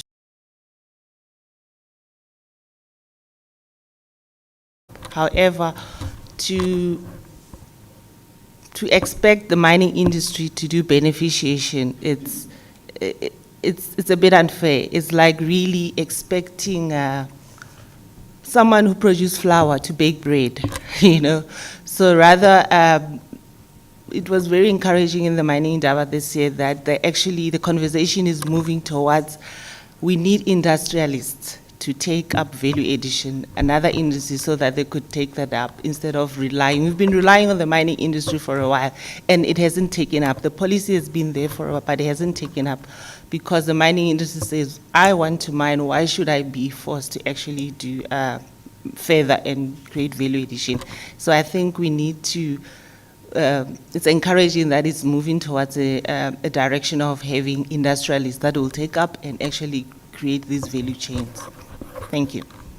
Thank you. We'll take 2 more questions and we'll turn to the panelists. Okay. Well, 4 more questions now. So Lovita, we have Veronica online, Komi, and Director Buto, in that order. Thanks, Jide. I'm not an expert in the sector, but I'd like to maybe pick up on what was one of your 4 priorities, Jide, that you mentioned, which is about governance. And I'm trying to relate that to the experience of Botswana, where I'm sitting right now. I think for me, from the little I know, and I know we have colleagues here also from Botswana who can help, but I think Botswana has been an example of where a resource-rich country has avoided what we call the resource curse, right, in terms of the redeployment of its resources generated from the diamond industry, in this case, into the development. And that tells me that stronger institutions matter more than having the minerals themselves, which in this case was diamonds. And that boils down to governance quality, but also macroeconomic discipline, right? And I would like maybe in this session or maybe during the course of the day or tomorrow to maybe try and unpack what does that mean for the continent as a whole, where we have different levels and types and maturity of governance, just to put it in a very simplified manner, because it cannot also be a one-size-fits-all, although we are talking about a continental agenda in this forum. Just food for thought, and also because effective governance is one of the 4 broad objective of UNDP's new strategic plan. So I'm very curious to see how that lands within the framework of what we are discussing today. Awesome. And we will have a session later on finance, which I'm going to moderate. Yeah. So I won't say more on that one. Thanks. Okay. Thank you, Lovita. Veronica, over to you. Thanks, Jide, and thanks for all the contributions, particularly from the panelists. I think I just wanted to share, you know, where I see things at the moment, which is very much that we do have a unique set of challenges for the continent, and I think that should be the framing in which we carry these conversations forward. The challenges are these. A lot of you guys have mentioned things like beneficiation and value addition, but we cannot have these without power. This hasn't been mentioned yet, but you can't break rocks without power, you can't process without power, you can't manufacture without power. And therefore, we really need to start talking about how can we help galvanize the requirements to make sure that we have base load to support these initiatives. So that's number 1. Number 2, Africa's another unique challenge is that its population surge will be exponential in 30 years. So I hear you talking about the Africa Mining Vision, which I've read in depth, and it's a great piece of research and a lot of thought has gone into it. But if we factor in that it's been 18 years since that came out, and we have 30 years until the next population surge. Now, conversely, when China went through the same understanding of its population surge, it recognized that they needed to build industry to keep many of their population in jobs, to, you know, do against things like rebelling and so on. Now, in Africa, we haven't thought about the fact that we have a very young and youthful population who we need to start thinking about how we're going to get them into jobs. And we have a 30-year horizon to get that underway. And I just kind of want to bring that to the forefront of conversations, because I know we've all spoken about it to some degree, but really it's a very fundamental point, which is how are we going to get youth into jobs? And we can only do that by thinking about how we have industrial hubs across the continent. And what we haven't done the homework, I guess, to say that, you know, in Ghana we're building these industries, and in Togo we're building these industries, and these are the minerals that we're going to need to enable that to accelerate even further. Because I think the question here is the development case for critical minerals. And I think it's around the theory of change. How are we going to ensure that the minerals that we have are going to accelerate industrialization, as opposed to just selling off the raw materials? And I think really that's kind of the positioning I want us to start thinking about. It's around the population surge. It's getting people into jobs in a shorter time frame. I also like the point that was made earlier about, you know, mine ownership. Ultimately, the biggest challenge Africa will have, and we talked about the Lobito corridor, I'm actually taking investors out there next month. It's the mines themselves are predominantly Chinese owned along the Lobito corridor. Now, the Angolans and others are really trying to make sure that there's a diversification of mine ownership across that corridor. The US has created several funds to ensure that US outfits are able to acquire many of the mine sites along the Lobito corridor. Otherwise, the investment that has been made by DFC is going to be defunct, because ultimately the Chinese government have already said that no Chinese-owned assets along the Lobito corridor can use the Lobito corridor. They have to use Tazara. So that in itself presents a problem, and obviously that's a worry for the investors involved in that. And so for us as Africans, we need to start thinking about how are we going to support African-led mines and mine assets, because ultimately that means that the money isn't repatriated abroad, but it sits within the continent and helps drive that economic growth. So going back to that development question, I think we also have to get quite serious about how we see things moving in the next 30 years. China looked at this space, as I say, and you know, one thing that China does is that they have a 20-30-year vision, and they also have state finance to back them, which of course is a useful thing. But ultimately for us in Africa, we need to think about how are we going to ensure that we can look forward and work backwards in a way. So where are we going to be in 30 years' time, and what do we need to get there? And there needs to be a sequencing of how we're going to do that. And I think that collaboration that you spoke about, the regional integration, that regional cooperation is going to be the thing that either makes us or breaks us. And let's use the Lobito as an example. We know that there's already 40 kilometers of that railway that's in dispute on the DRC side, but we haven't spoken about how we're going to create kind of that regional framework to ensure that that's going to be something that actually works, and we're not going to have an issue between phase 1 of the build and phase 2. So the cohesion around regionalization is going to be a really fundamental point, I think, for us to make this work. Yeah, I think those are just a few. And the last thing I'd say as well is just that unified voice. You know, I've often said this, which is that we don't have a conductor for this orchestra. And I hope that this is the position that this group can make, because ultimately we're all doing things in silo. I've heard of finance groups meeting to talk about how to utilize sovereign wealth funds, so that's definitely a conversation that's already being had at the moment. I know that there's, you know, discussions with other groups around how they can support, say, interconnectors between one country and another to ensure that mining operations can actually work. But ultimately, we're not all speaking, and we're not speaking with one voice. And I think the danger with that is what I have already seen happening, where governments are going across to, say, South Korea, or they're going to China or other countries, and they're having MOUs signed, but back home nobody's aware of that MOU that's been signed. And so there is, you know, fragmentation, there's discord. And I think that's the really key point, is that we are not united, we're not gathered, we're not unified. And I think whatever comes out of this workshop needs to be shared across the board with the private sector and other governments, and really share this documentation wide, so that we don't have a duplication of work, but we're actually, trying to be more cohesive. So those are just some thoughts from what was shared, and thank you. Thank you so much, Veronica. Komi. Yes. Thanks, and thanks, colleagues, as well. When we are having the discussion, something that came to my mind is which commodity currently we can take in Africa as a good example of beneficiation value addition.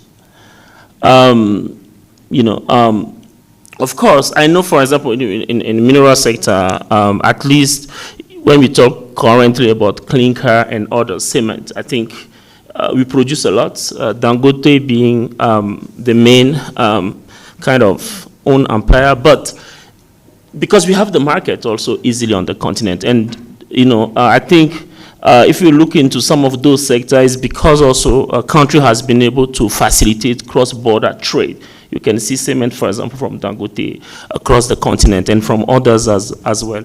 And this is also, that's why first, I think the commitment from the policy, our leadership perspective is quite important.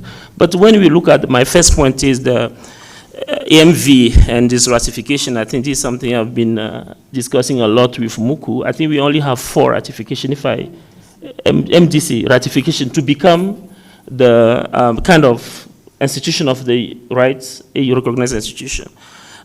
So one issue, one aspect is that if we are not ratifying our own commitments, how can we even implement them as a continent? So what can we do also to push ratification? Because I think UNDP also, as quite strong on the ground, can support through our policy advisory services ratification, but we'll be happy to also hear from colleagues, AUC colleague and Marit ECA. Second point on the issue around beneficiation and industrialization, value addition, I think this, for me, to be honest, it's not a short to medium term, we all know, because we don't have the preconditions for that. Few countries, I think few years ago, Gabon, they have been able to produce some value added to the manganese, because first, the government has banned export of sometimes raw commodities. Second, they have invested also in, I think, one of the dam closer to the mining town. And that's also followed by inauguration of one of the mining school in Gabon, which all contributed at least to some level of value addition. But again, when I did some study in the country at that time, the complaint is that although Gabon also took that step, the other countries in the region refused to ban export on process. So again, that's why I think it's important again that we talk about regional integration, regional cooperation, depending on how you like to term it, but I think it's important to go beyond one country or 2 countries approach, at least to have few clusters of countries. My third point will be around, of course, AFCFTA. We should just see AFCFTA as kind of enabling framework, which I think the consensus now is there. For instance, what is good is, at least for a continental agreement like AFCFTA, we have 50 ratifications, which I think is quite exceptional, and congratulations to the AU partners on that as well. But then implementation. For instance, what happened is, we were discussing recently with some investors, we still need FDI, in those sectors from Japan. And one question they ask when it comes to the rules of origin, for instance, when it comes to vehicle and vehicle part, the agreement is requesting countries to source outside the continent up to 60% of the value due to the specific issue around the vehicle value chains, and 40% locally, which is quite huge when it comes to whether EV and others. But then one of the investors, actually I think it's Mitsubishi one, asks me specifically if I believe African country will even implement that. Look, it's there, they agree on it, but implementation again, is it so? Even when we ratify, and then we want to implement, even investors, whether they're African or non-African investors, they also, that trust also is not there sometimes. So how do we push really those agreements from paper to actual ratification? I think, and the role of UNDP and other partners, I think it's something we need also to discuss, hopefully today or tomorrow. Thank you. Thank you, Komi. We have about 20 minutes to wrap up. So I'll turn to Director Buto. And lastly, last but not the least, Nadine online. Thank you very much, and to you for the opportunity, and the panelists for their invaluable submissions. Just, I believe we assured ourselves that it's a very brutal conversation where it's more technicians, not excellencies. So allow me to challenge this issue of data as a priority, and to say that the poor governance ecosystem around minerals make lack of data intentional and important to those who benefit from the gloomy. They would do everything so that we remain dependent, our governments remain dependent on mineral data from the mining companies. And also on our side, from the governments, there are some transactions that makes it very important for data to remain gloomy. So I'm saying, in the era where we want to accelerate or to do things differently as Africa, is the issue of data a bottleneck or a showstopper? If we look at it as a showstopper, with our skills and competencies and our abilities to zoom into that dark box, we would spend a lot of time doing nothing. So I wanted not to say it's not a priority, but to say let it not be a showstopper, because if we survived COVID with very little baselines, it was an uncharted territory, but we managed to save humanity.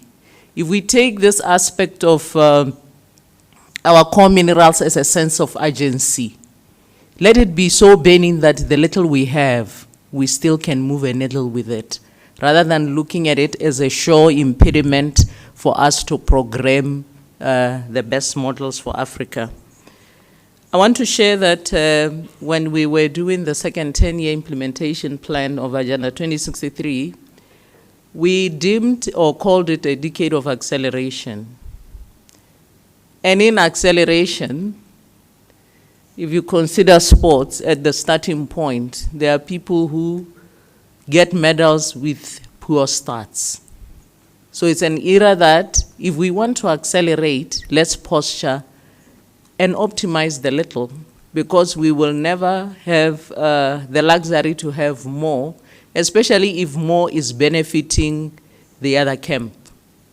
Lastly, allow me to say that the second 10-year want to optimize every unoptimized potential of Africa. And the subject matter today is one area that we made an assumption that we are not going to accelerate in the second decade if minerals are not going to be fully optimized, if human skills are not to be fully optimized. But we have a reality, a chicken and egg, to the comment that was made in terms of how do we mine without power? How do we have power to mine when we are not controlling the minerals that generate power? It goes back to a lot of comments in sequencing and prioritizing. What are the 20% things that we need after the 2 days to get to confront for us to benefit the broader picture of getting, it may be one step at a time, but we need to get something out of our mineral resources to be able to deliver value for the African citizens. Thank you very much. Thank you. Excellent. We turn to Nadine. Thank you very much, Judy, and thanks to all the participants. I'm not going to repeat what was said before, but my question is really based on the Africa Mining Vision since 2008. And I wanted to thank, first of all, the panelists for the valuable insight and ask, what have been the lessons since 2008, which we need to capture as part of this framing workshop, or also the following action which will come from here? What worked well, what did not work well, and how can this program support with acceleration? So I think, for me, if they could at least help us map 3 key lessons learned, which will be crucial for the 2 days. Then the second question is, I'm raising it also from a discussion we had recently about the same topic and critical minerals. And one of the representatives of the Sahel country said, we cannot promote a development approach where we're still facing insecurity and we are counting incident. So one of the points from that discussion was the sense of urgency, that as much as we develop framework, as much as we discussed about it, a lot is happening, not only in terms of the values which are being lost by the countries. I heard you, Jide, talking about ODA before and other aspects.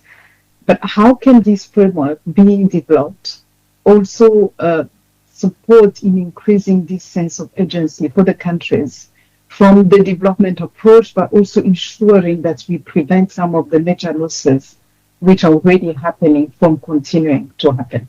Thank you very much. Thank you.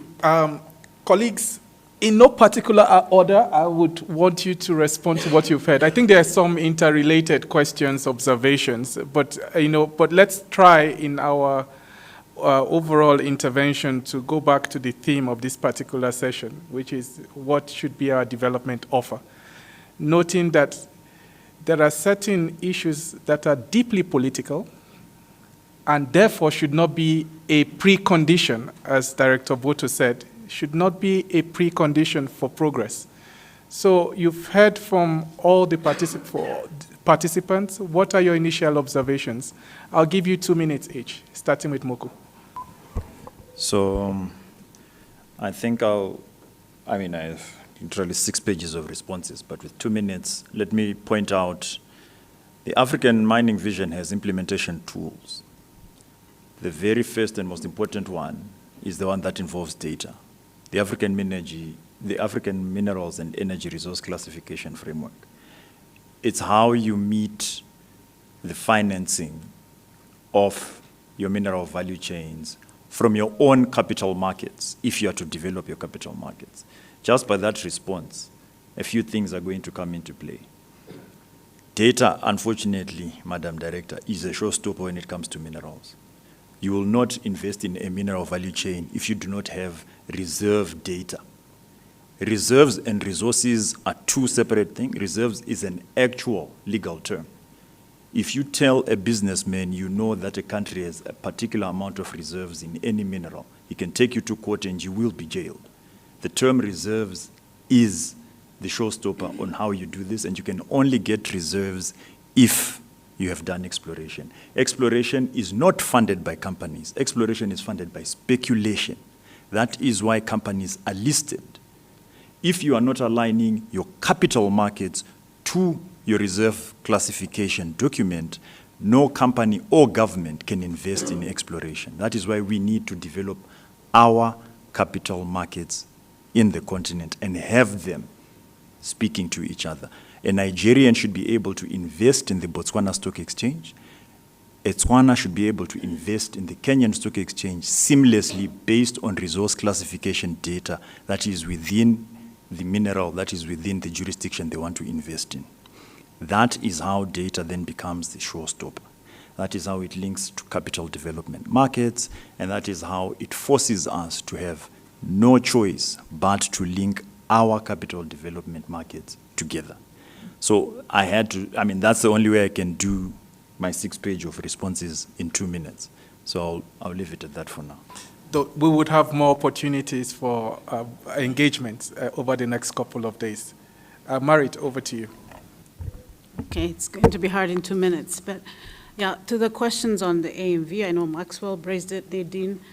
The AMV 2009, of course, was a different era, right? That's why we repackage it again.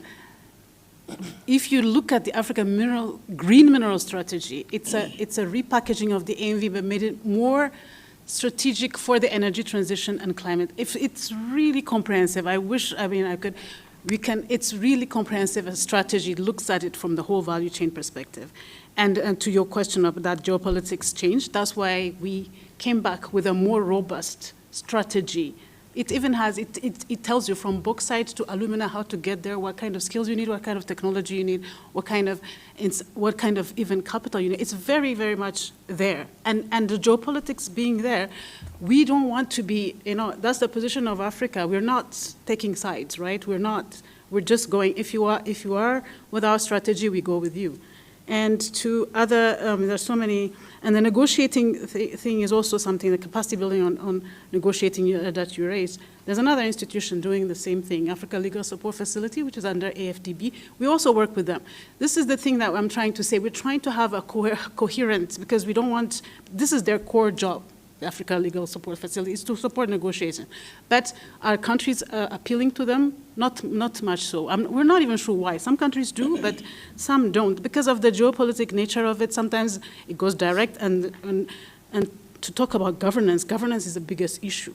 I mean, this is a very Chatham House rule, I hope. So corruption is the biggest issue, because there's a lot of money is involved. Sometimes that's why you see why you're not sure why a country A is not going, although we've had discussions with them, is corruption. And I'm not blaming African countries only. There's also the corruptors, which, we talk about traceability, transparency, etc., try to put all the blame on African countries, but we know who the culprits are from the other side. So it's like it's easy to dismiss saying, oh, corruption, African countries are corrupt, but who's the corruptor and who's the... So these things have to be also put into, and I like the governance issues. And also we didn't talk about, and I forgot, how can I forget to talk about artisanal small-scale miners and all of these women, youth, etc., the communities, the governance, also equity in the benefit sharing. This is a big topic, another one, that we need, if you talk about development, you have to talk about that very specifically, and I'm glad it was taken on board. And on the data, Muku said it, but I really like the position here of the, currently at ECA, we are working with the Geoscience Council for South Africa, at least somebody who used to work from there. And interestingly, of course, the data is S&P, Standard & Poor. You have to buy it. And it's very expensive. You have other sources as well, but you need the data. Otherwise, you go nowhere. Because the other side has it, by the way. So we are trying to level the playing field, so to speak, because even if you go negotiate, when they have the source, the data, and we don't know, you don't know how to negotiate, you give away so much, although the other side knows. So data is very important. And the second implementation plan, I remember when I was at the AU, tried to put minerals in the agenda. It's there, but it was not. I hope this year, because I left a year ago, I hope it's there. But I was struggling, even as I was AMDC under E-team, to put the minerals agenda in the second 10-year implementation plan. It was really because of the ratification issue, right? And I don't want to even go there with the AMDC ratification because, there's so many things at play. I mean, we go to speak to countries, everyone says we should have ratified yesterday, but is it the process? It goes to parliament, what is it? Is it really geopolitics? We're not sure. So we go with whatever we have, as director was saying, because we have to start somewhere.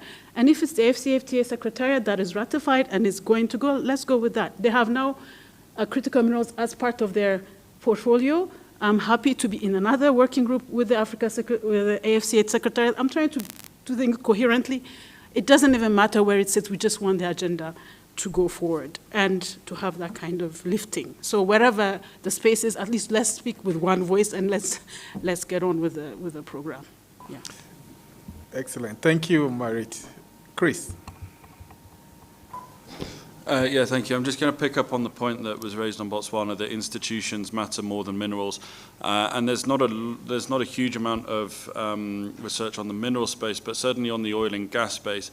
If you look at where investment goes in the oil and gas industry, it's into countries with stronger institutions. And it looks to be the case similar in mining jurisdictions as well. If we look at sort of three things that Botswana did right in addition to sort of the MPC that I mentioned, one is that the rights are vested in the state rather than landowners. That happened, that was the first president, Seretse Khama. Secondly, that if you've got an exploration license, if you find something, it automatically you can convert, or you get the first right of refusal for then an extraction license. So if you find something, and it's this point around how risky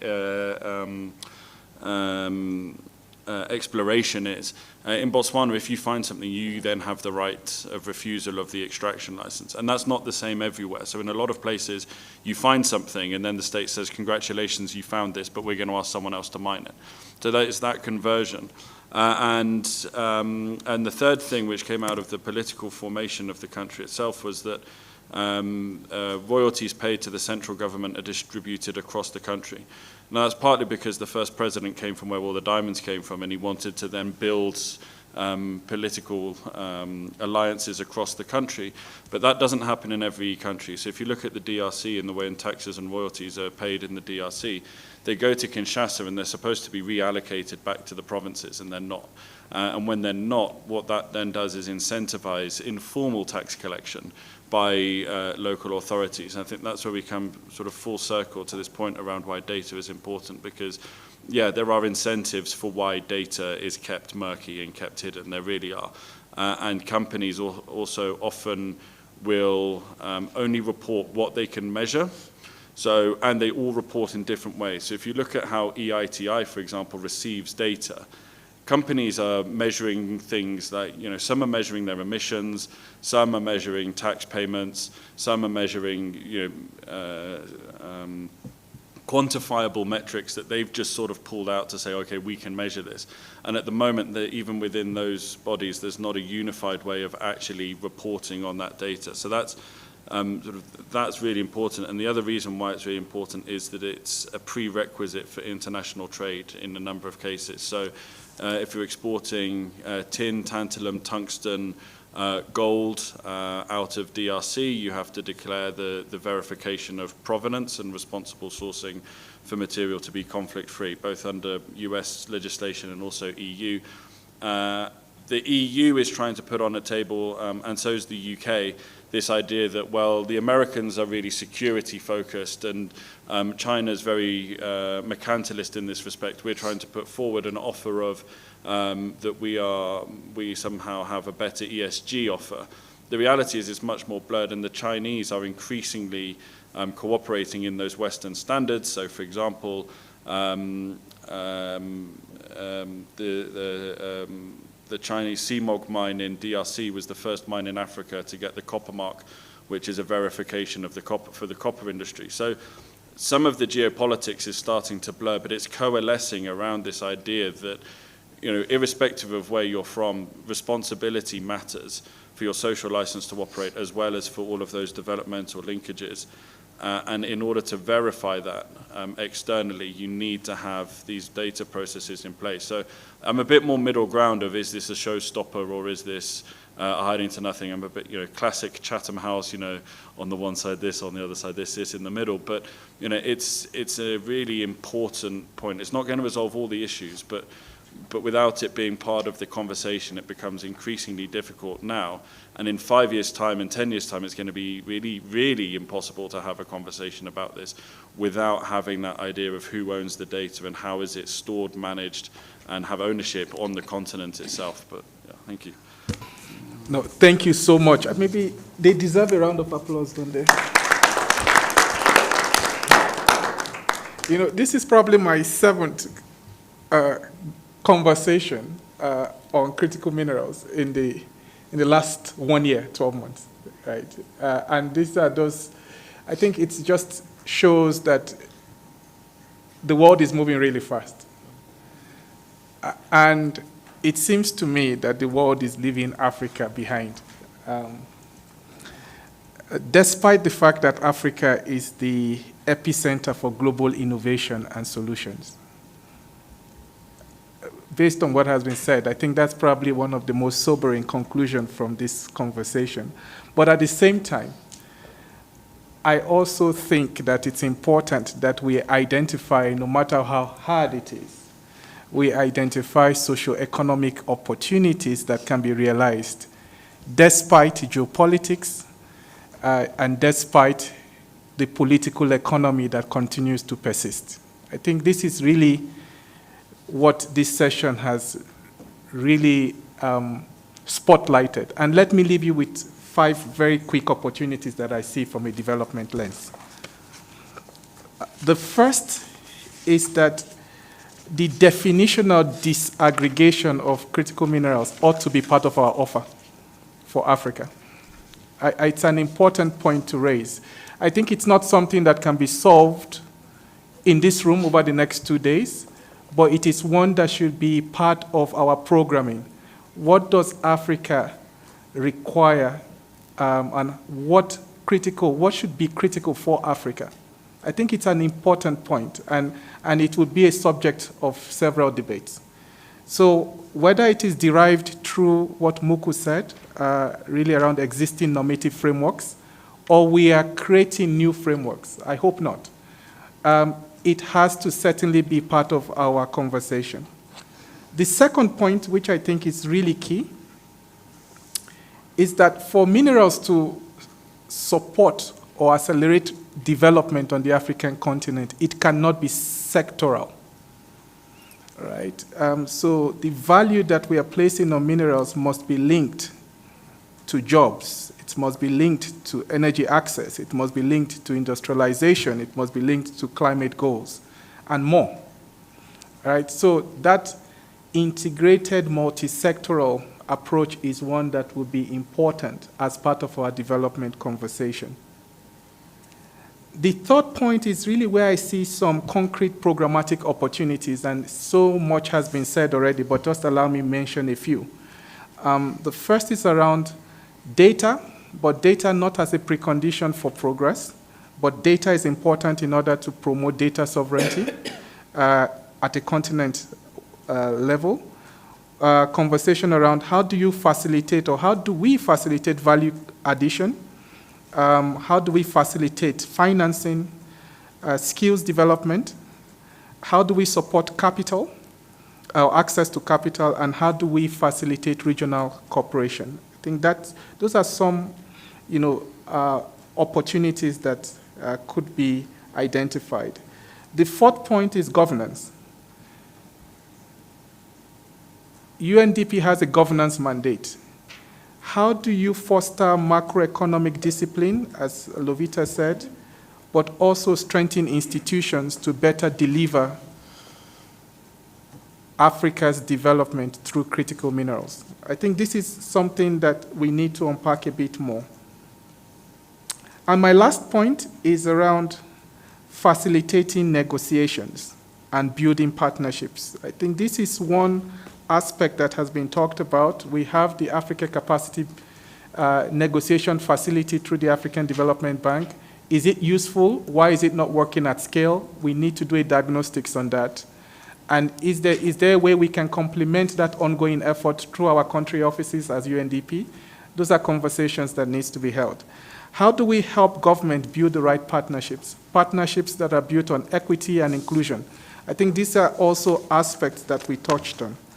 I leave with one fundamental point. As we think about this point, Marit reminded us that the principle of inclusion, the principles of leaving no one behind, and specifically of supporting women, youth, but also other vulnerable groups needs to be at the heart of what we do. On that note, thank you so much, and I now invite you for coffee, tea outside, for 15 minutes, and we'll reconvene for the next session. Thank you so much.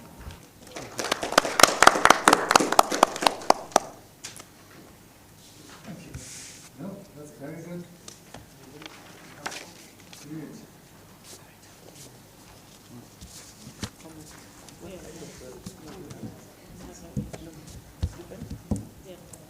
That's why I think I'm now okay. So I was almost. No, I totally understand.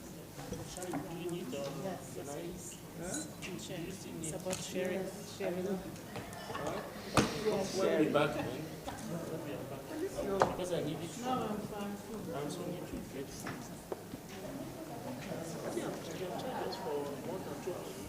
No, it was, you decided to extend your hospitality to your own premises. No, I thought it's not really asking.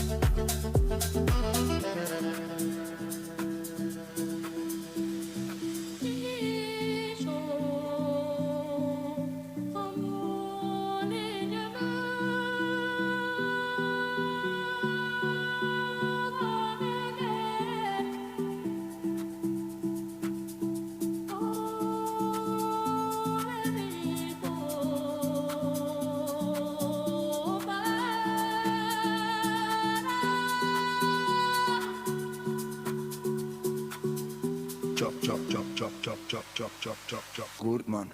Unansi.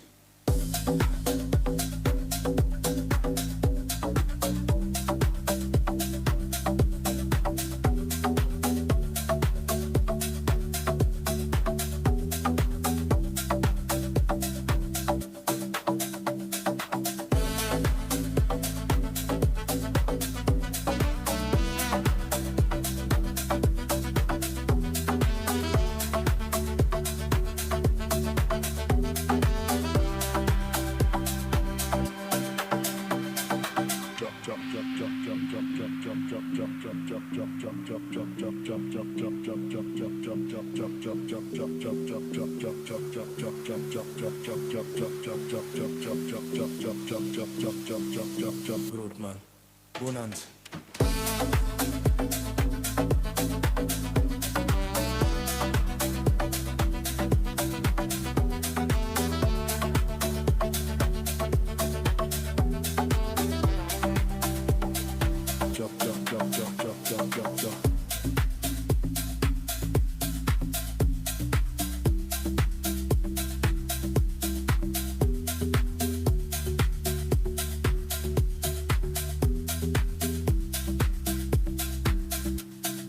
Chop, chop.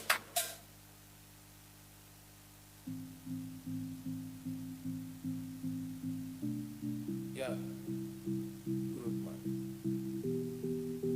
Bonanza. Chop, chop, chop, chop, chop, chop, chop, chop.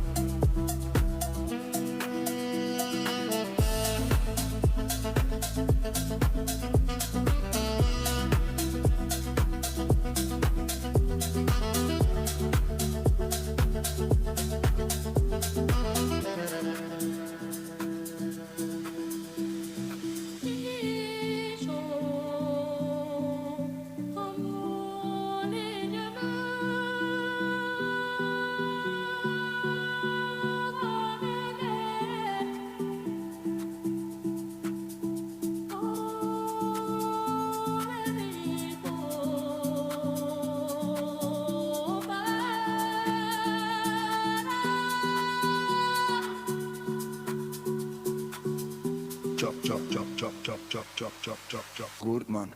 Unansi.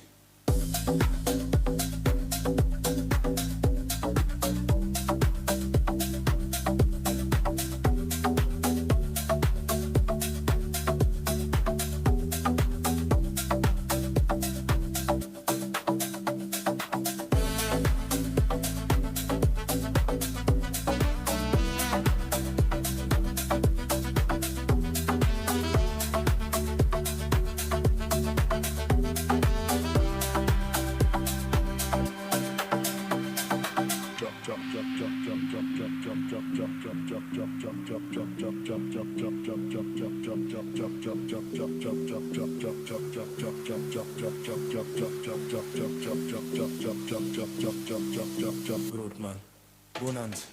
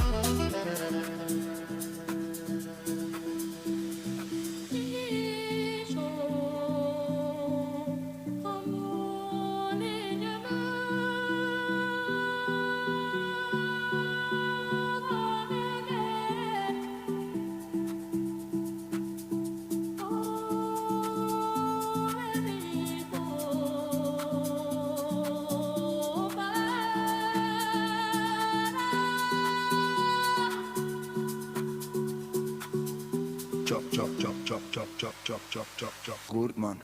Unansi.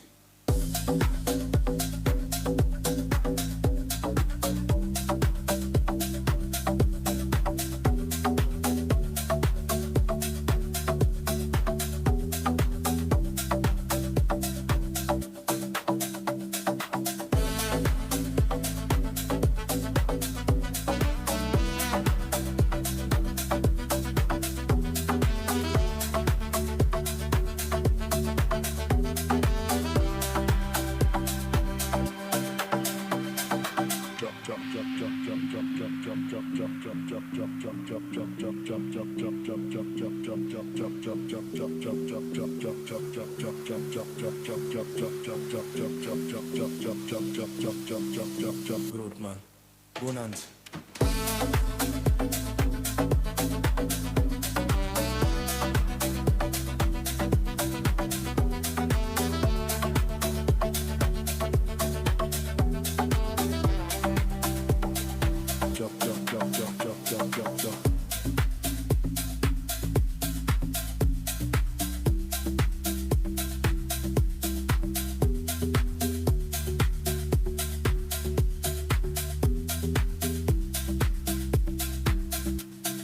Chop, chop.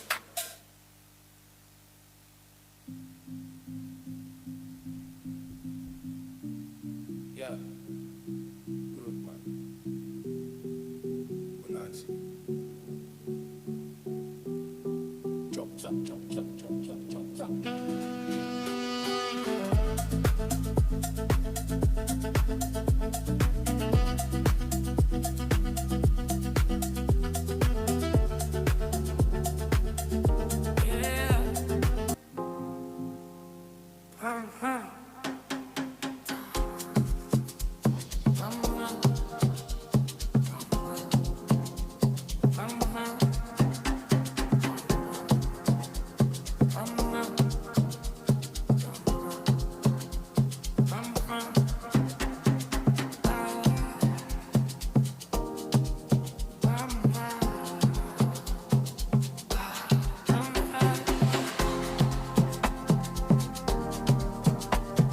Check, mic check.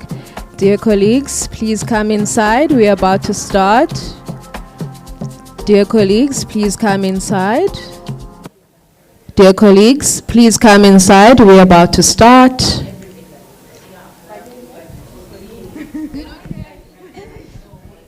Mic check.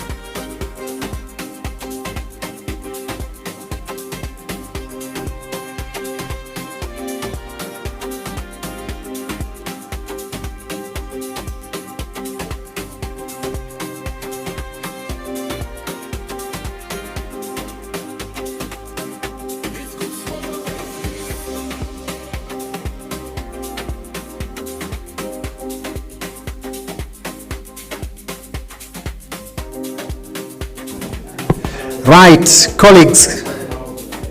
Hello.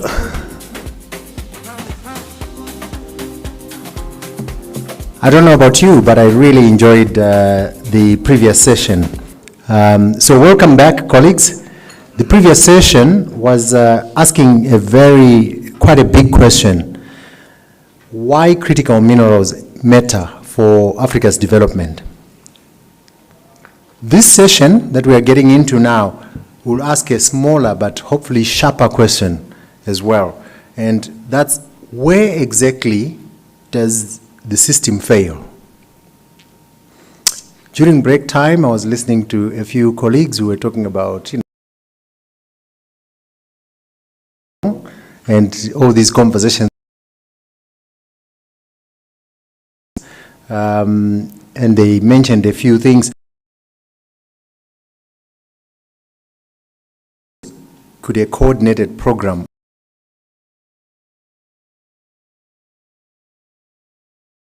problem? You don't have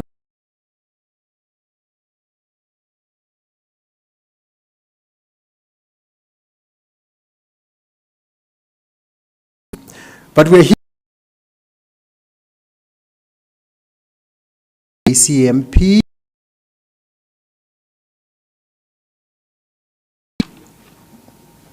So I was speaking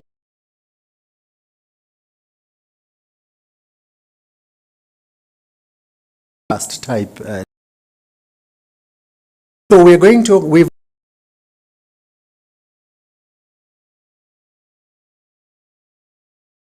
open it up.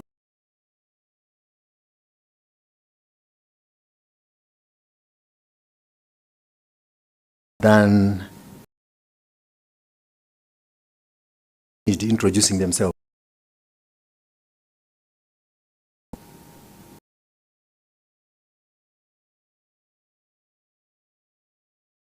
Coordinates the minimum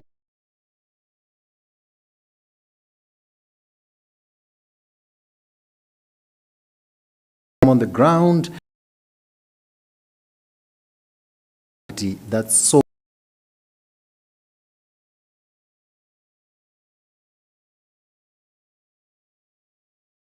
leads our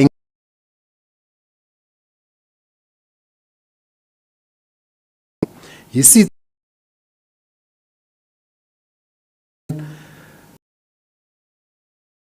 minerals into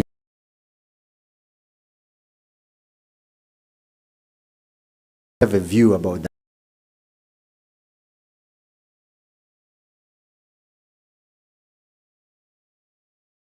Heads industrial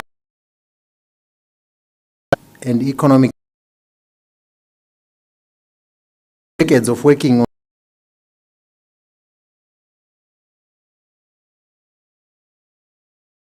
brings the corridor 3 as regional corridor.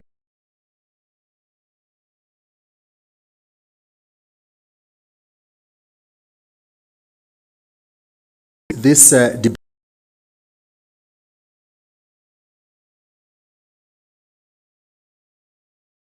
but in no miners. When the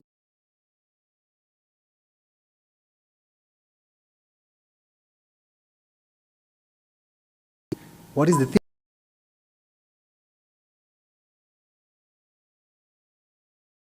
Actually, that in the morning.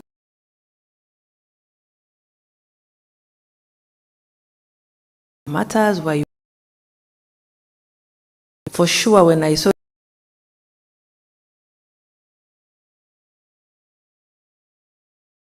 this is all the battles in the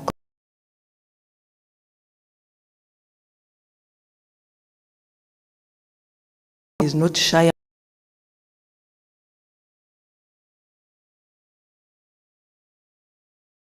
focusing on that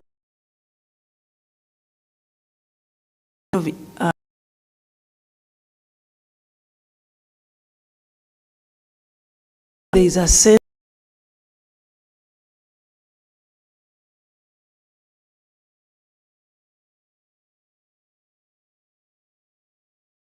over 89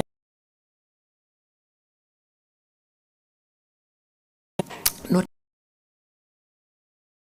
always been a frustration initiative around by case. Do you want to do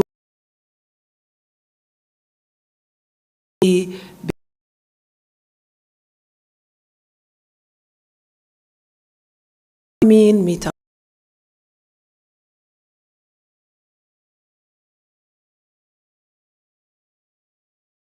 about it strategy, growth strategy.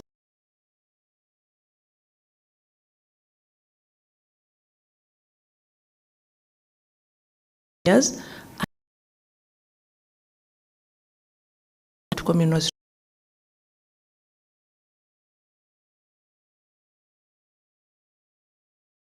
communal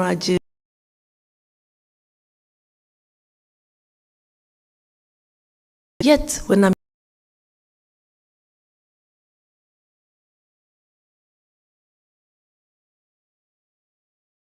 what's of Uganda, find that the business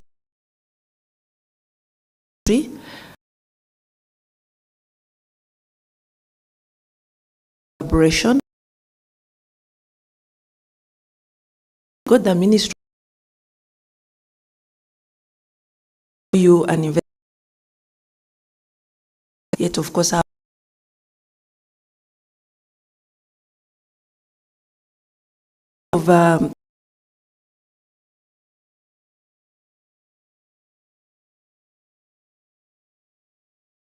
but in there is no conversation around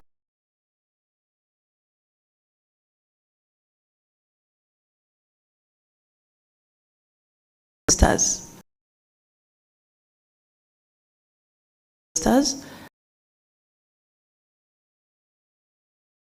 So you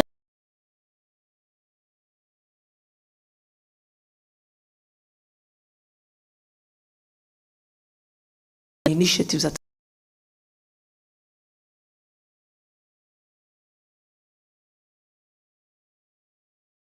we take our government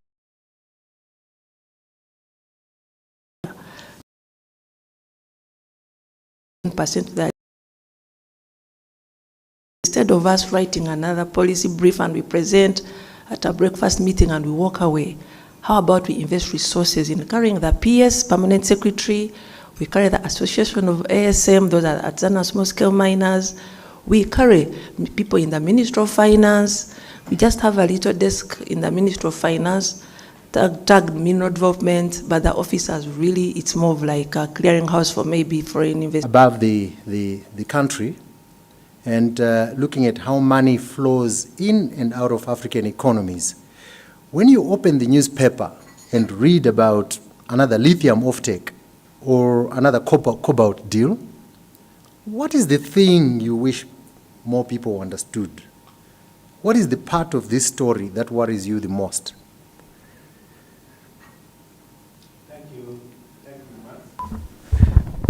Thank you, Max.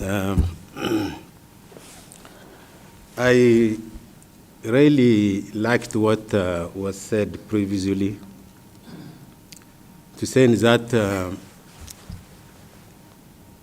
the mineral, I don't see the mineral at a sectoral challenge, as we said, but a development systems challenge.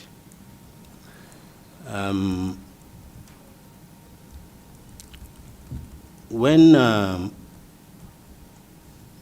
I saw it, when we know that Africa has mineral endowments, and we know also that the global demand is rising in many commodities. And we also know that the geopolitical interests in Africa minerals are what I can say escalating.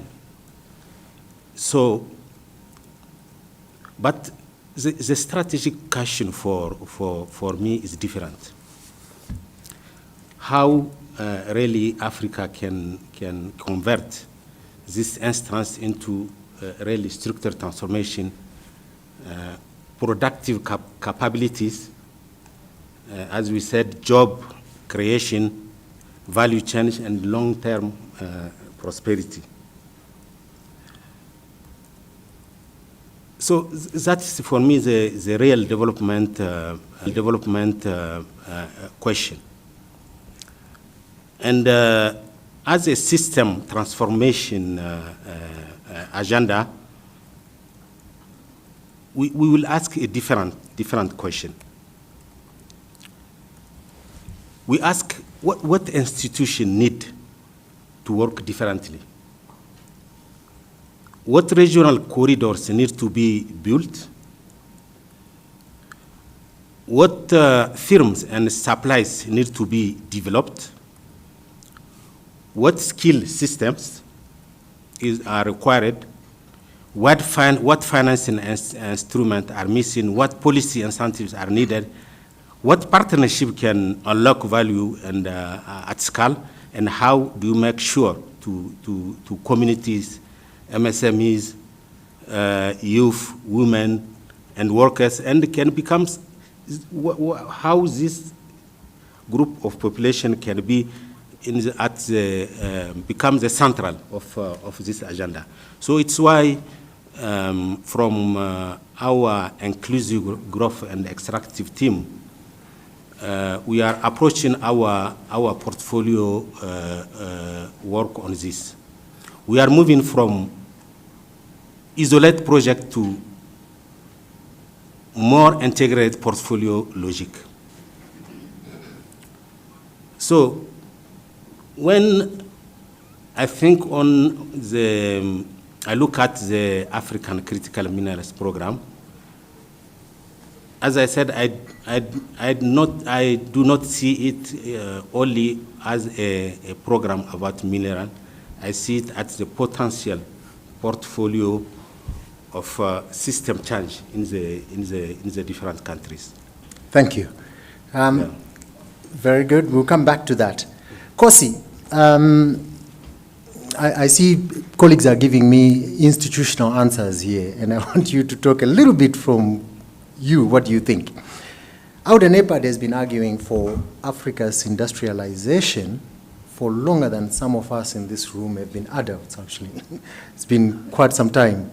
The Africa Mining Vision, the CFTA that our colleague there is working on, the Green Mineral Strategy. Honestly, why does this particular moment feel different to you? And if it does, and if it doesn't, why doesn't it? Thank you.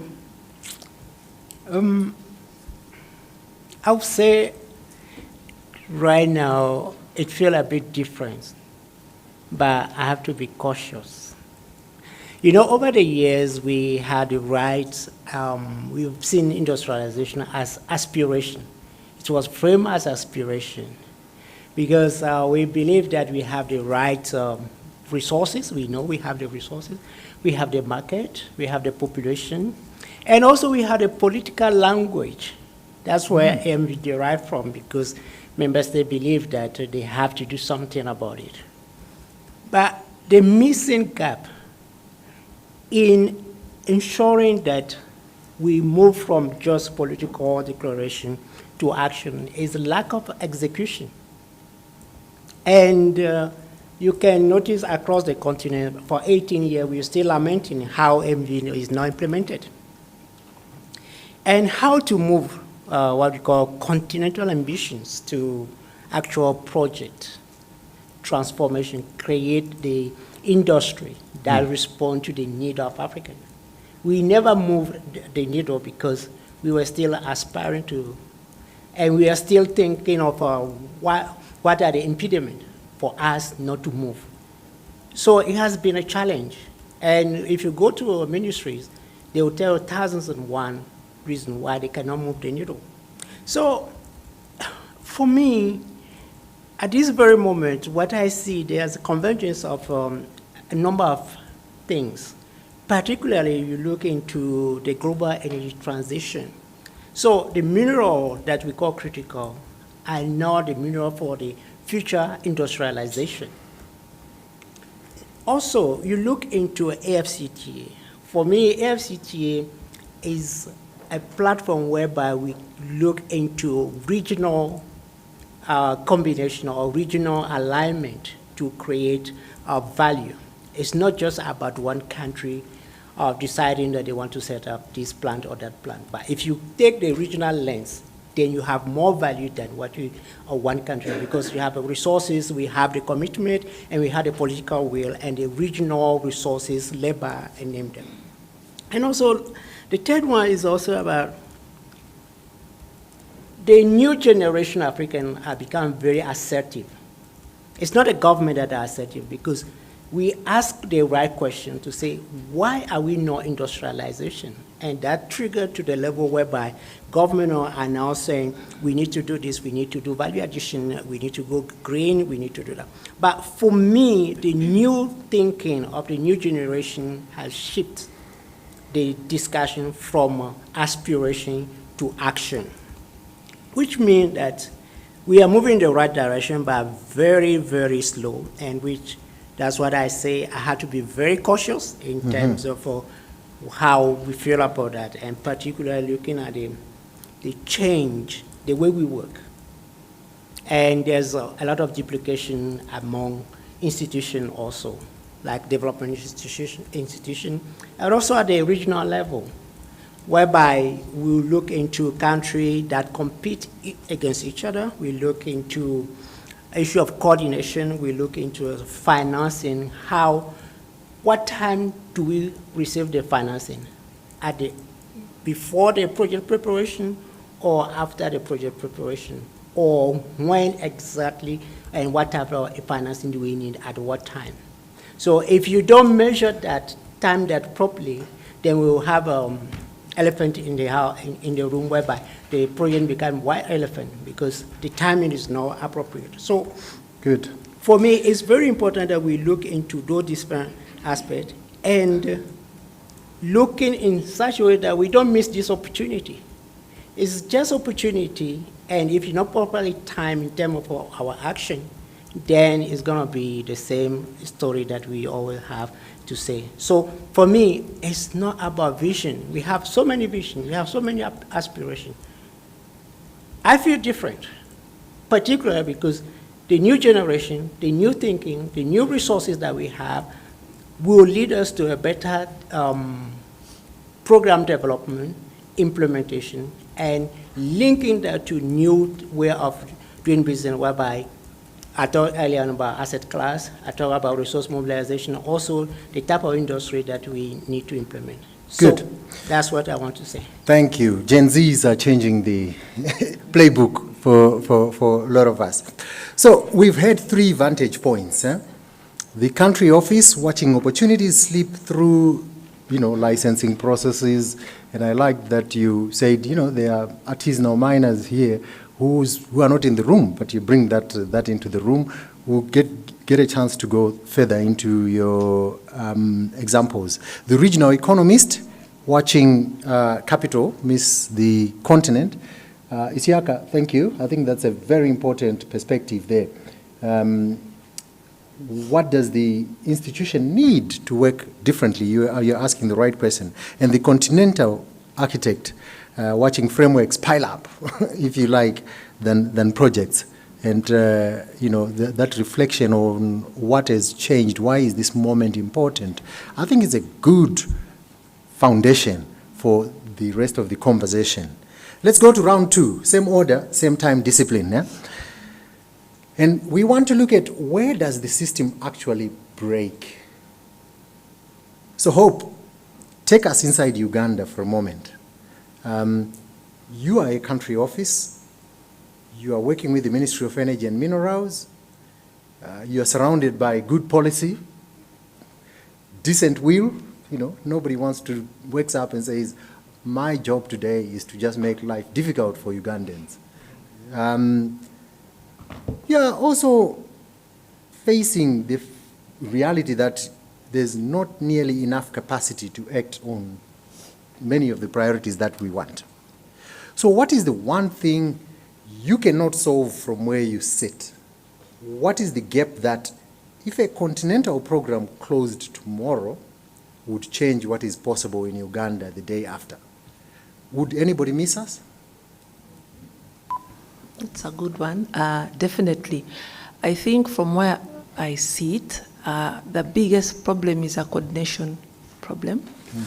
I think we need a whole of government approach to managing this critical minerals appetite, but there is very little cohesive action around that. And I think a regional program or continental program would be super in terms of two things: that technical support for that kind of coordination, but also the point I was leading to in terms of UNDP is good at identifying good cases, because sometimes countries are grappling with issues and you find others have solved them, but no one is facilitating that exposition and learning.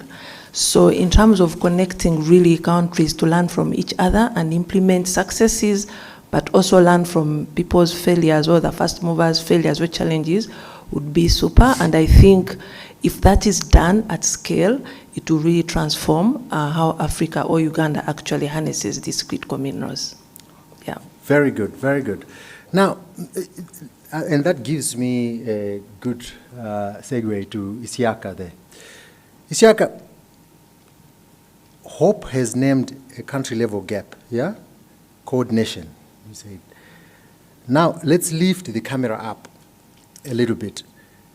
The Africa Finance Corporation and others have been saying at the same time that the binding constraint in this continent is not capital, it is bankable pipelines. And Africa is capital rich, you know, they've always said that. What does that mean in practice, Isiaka? Where does the system break between mineral discovery and a financeable project? And what would the architecture that fixes that actually look like?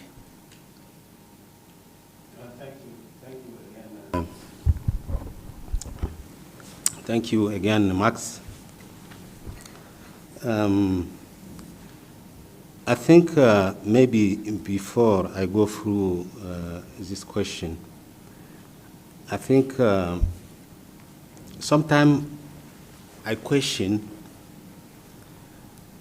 if really all the theories around this sector, and maybe even the training that our engineers and others receive, in many cases they are trained in developed countries. I'm questioning if this theory are designed really for the interest of African continent.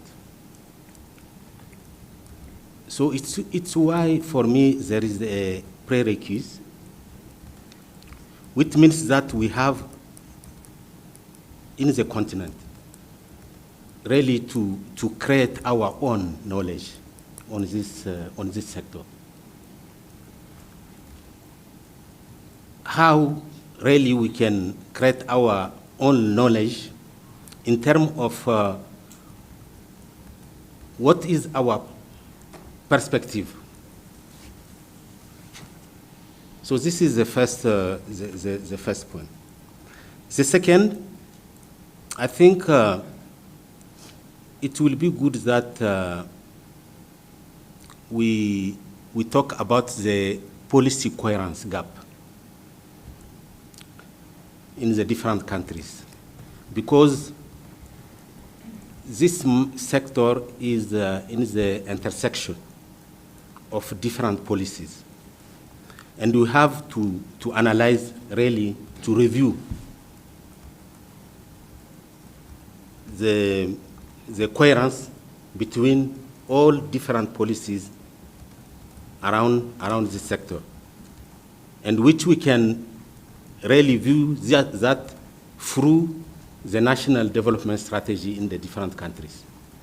This is the second gap I see. We talk about the regional coordination. We talk also about the third, I think, gap is how to have investment readiness in the different countries. We often say Africa must move up to value chain, but the question is, where are the specific investable opportunities? Which processing facilities, which supply development platform, which green industrial zones, which transport and energy investment, which firms, which public-private platforms, and which corridors. So I think without this level of specificity, beneficiation,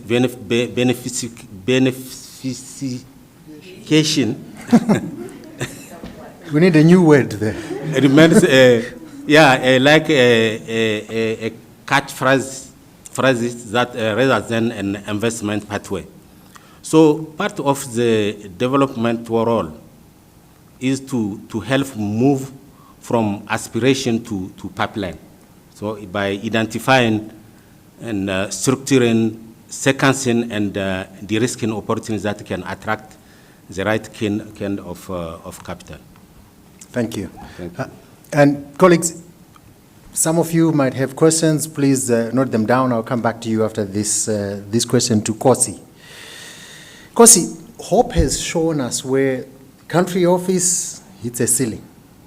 Yeah, we had that, and Isiaka just now has just shown us where the financing system hits a wall. I like the question that you are asking here about investment readiness, Isiaka. Kosi, the question for you is the corridor question. If we are honest with ourselves, name the 2 or 3 regional value chains that could realistically move from PowerPoint, if you like, in the next 3 to 5 years. Battery precursors in DRC and Zambia corridor, or manganese, something else, I don't know. And the harder follow-up, what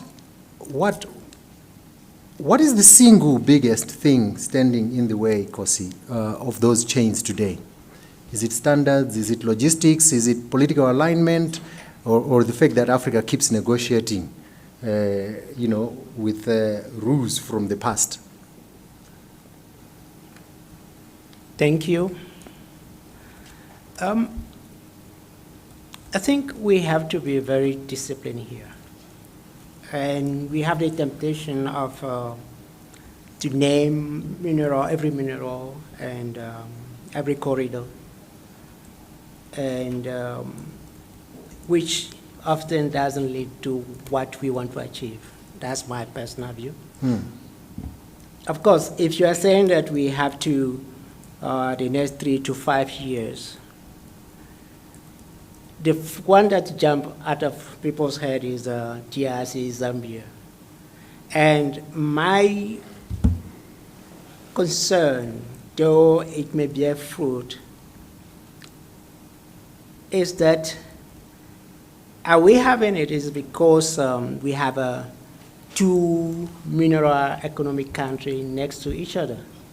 Or is it based on a well-defined work that begin to attract the manufacturing process that we require on the continent? The second one I will look into will be manganese beneficiation in Southern Africa, because it has the potential of having steel, or also has the potential in terms of battery component. And for that, we have to look into, in terms of the standard, in terms of how those component will contribute to what we call the power generation, logistic, and standard offtake. And also the market within that region is able to service that regional market, and also continental, because we are talking about AFCTA. And also the third one is copper-based regional manufacturing. That's where we have the hard core of our grain industrialization. Because if you talk about power, you need copper. You talk about some of the key elements that are input into transformation, industrialization, you talk about copper, then that is very important. So that's what Africa is going to need a lot in terms of massive, for instance, electricity, massive grid expansion for the industrialization. We need to focus on that if we want to be serious. Thank you. Yeah. The follow-up. You are the follow-up. What is standing in our way? I'll put it very simple. It's corridor execution architecture. Tell me where we have that architecture working. We are good at political declaration, and I suppose being expert, we all follow the same trend, but we never dissect, critique, political decision to say, is it working or no? What is the architecture? What's the basis of that? So if you're able to do that, then we'll be able to understand the necessity, not to go work country by country in terms of what you corridor, but also looking at developing corridor compact. That is very important. And I will elaborate further tomorrow on that, because time is of essence. But for us, we need to be very, very, very careful, because most of countries are running the risk of trying to attract investors. I've mentioned weaker local content, for instance. They just give contract. Low tax, lack of skill labor. So it's very important that we look at what we call corridor execution architecture. Thank you. Okay, just so we are on the same page, explain corridor execution architecture a bit more. Or, I mean, if others understand it here, then they can also add to it. But what do you mean by that? How do you design a corridor? Where do you start from? Who are the players within it? For industrialization, you look into infrastructure, you look into energy, you look into logistics that inform that corridor to be able to tell you what product you need to manufacture. For instance, without the infrastructure, my big sister is here, my director is here, in terms of a strategy, then it's going to be very difficult for you to ensure that those products, where are you going to ship them to? Who is supporting the financing of those corridors? Particularly when I talk about corridor, industrial corridor, which are linked to infrastructure corridor, energy corridor. Now, if you do that, what you get is to the point whereby now you have a clear design in terms of, it could be a cluster, industrial cluster. Then you know when you are adding value, you are manufacturing, what product you are manufacturing, what are the supporting products, what is added product to that, and how that serves the market. You cannot manufacture in South Africa, expect it to send it to Togo, where Togo doesn't have a port. Okay, good. So what I'm hearing across these three voices is something quite specific. The gap is not knowledge, if I'm hearing you correctly, or policy, or even capital. The gap is connective tissue. Yeah? The thing that links a Uganda licensing decision to a regional industrial strategy to a continental offtake conversation, that connective tissue is missing. Are they right? Let me open it up for questions from the floor here. You don't have to answer that specific one, but you can also ask your own. Anyone? Yes, let's. Thanks, Scott. A point and a question. One is a sort of reframing on this sort of the programmatic opportunities. One of the things that we were discussing during the coffee break was sort of how to reframe around citizen engagement with the sector, and more than engagement, citizen contribution to the sector. So all the way through from a lot of exploration is done by artisanal miners. A lot of our known deposits came from artisanal exploration, through to the production side, where we know that artisanal producers contribute a huge amount. The interlinkages between the industrial supply chains and artisanal supply chains are vast, and there's a huge amount of opportunity for those. Again, the fabric of connection, and then at the end of life of mine, and how to deal with tailings, mine closures, environmental impacts, and so on. And so across the whole section, you've got citizen intervention or citizen interaction with supply chains, but also huge amounts of contribution. As I think it's a slight reframing of the conversation away from, how can we ensure that citizens benefit from, and sort of, how do we turn extraction into flows outwards? There's also a huge amount of inward flow of citizen contribution towards these things that can be captured. So that's one. And the other, on this, the regional interaction, it's a question for the room really, because as an outsider I don't know.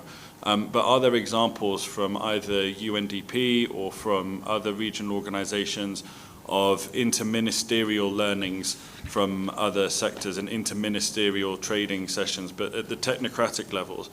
I ask because last year 2 presidents made an announcement on a stage, and then when I asked the Ministry of Mines technocrats afterwards, well, what does this mean for you? Their answer was, oh, nothing. Presidents say things, but we do all the work. And until we have interministerial kind of technocratic discussions, we know nothing's going to happen.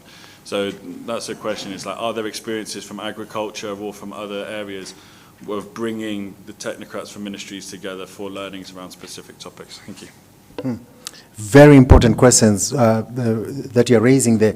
And while our panelists are thinking about it, one of the things that, yes, and you can answer the next one too. One of the things I've not heard is reference to the discussion around critical minerals that happened at the AU was this year? In February. Yeah, in February this year. Some of the decisions taken may help to answer, part of what you've just said there. But it's just remarkable to me that we haven't actually made reference to something that it should be so recent and current in our minds. Please. So before I lose my train of thought, since this is a safe space, for the AMV to come up, it came up in stages. It started off with what was called the Peer Learning Group on Natural Resources Management. They needed a platform to bring together thoughts, pieces, work that had been done in the past, not even in minerals entirely. Some of it was on oil and gas and whatever. But the underlying thought process was, we have to change the way minerals are dealt with on the continent. Now, I was privileged enough to set up that platform. Right? I was the one who set that platform up. And it was at that point that even people who are supposedly experts within that grouping didn't know, right, what was happening on another part of the continent. Now you talk about UNDP having country reach in 48 countries. I am very sure, I can nearly bet something on it, that in the 48 country offices, there's work that's being done that the other 47 country offices do not know about, that is relevant to the programmatic approach that will accelerate any implementation on what we're talking about. And I'm speaking from that little experience that I had on the Peer Learning Group on Natural Resources Management. This could be one very simple and straightforward takeaway from this grouping to say, let there be a peer learning group on critical minerals, right? For people to understand the understanding that some people have on critical minerals, how others understand from a, what do you call it, an energy transition perspective, others understand it from an energy brokerage perspective, but that will then accelerate that knowledge grouping in terms of getting things done whether it's at country level, or at regional level, or at corridor management level. Right. So that's something I wanted to say. Now, to your point on what the declaration was this year on minerals, I am not of one who accepts that critical minerals should be a term that we constantly use. It was not too different from the way I understood it. It was not too different from what we had said during the G20 declaration. Now, that speaks to one thing. We are now recycling declarations, even as much as critical minerals is supposedly a new domain that people are speaking of. It seems new because, as I said 2 weeks ago at RFSD, a lot of people, a lot of institutions, upcoming or existing, have become entrepreneurial in the space of critical minerals. You have institutions that had no business talking about minerals development 20 years ago, being at the forefront of convening other institutions on discussing the same. It's not really a problem. But if we accept that this boom that is existing now is not only temporary, but we can ride on that wave, right? Even on the declaration that we had, we can ride on the declaration that was made in February, right?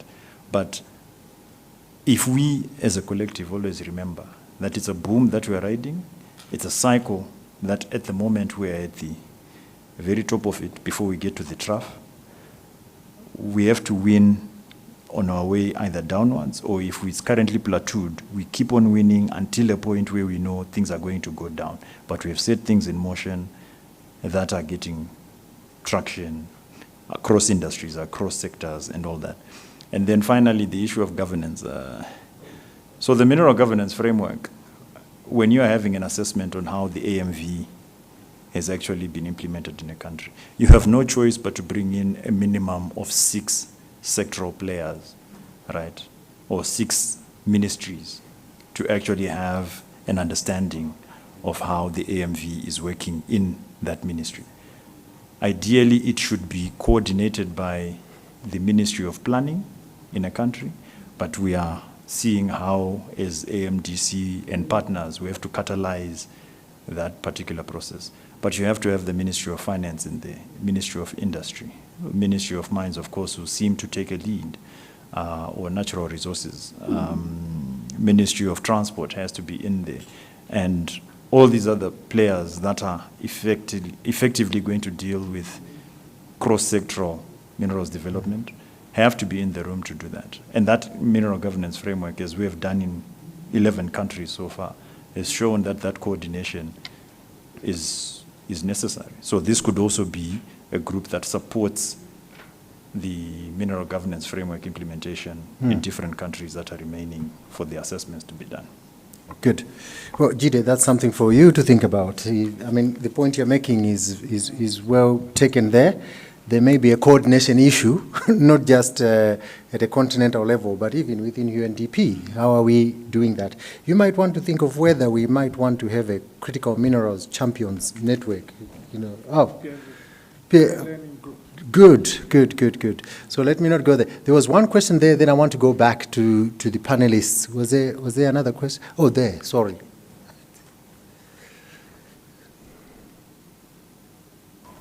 Yeah, to the question of coherence, I think it's a very important one. And I think that's what is one of the challenges or the gaps in implementation. It is, I know, Hope mentioned the Uganda case, but unfortunately it's not isolated. It's in many countries where minerals, she mentioned industrialists, because we are moving now to the value chains and industry. And then you need to have that coherence. And miners are not industrialists, that's for sure. There are some companies, Chinese companies that are integrated vertically that can do both, but mostly some miners are miners and industry is industry. So that move, that shift into the value chain requires a certain thinking just beyond mining, which is, Muku mentioned the African Minerals Governance Framework, that assesses where they are. But in general, in countries themselves, it's a very, very tricky one because everyone has their KPI, so to speak, and nobody, and we've been in this country. I was summoned, I remember, by a mining minister because I was talking to the mining of the Ministry of Industry. They say, you are minerals, why are you talking to industry? Same country.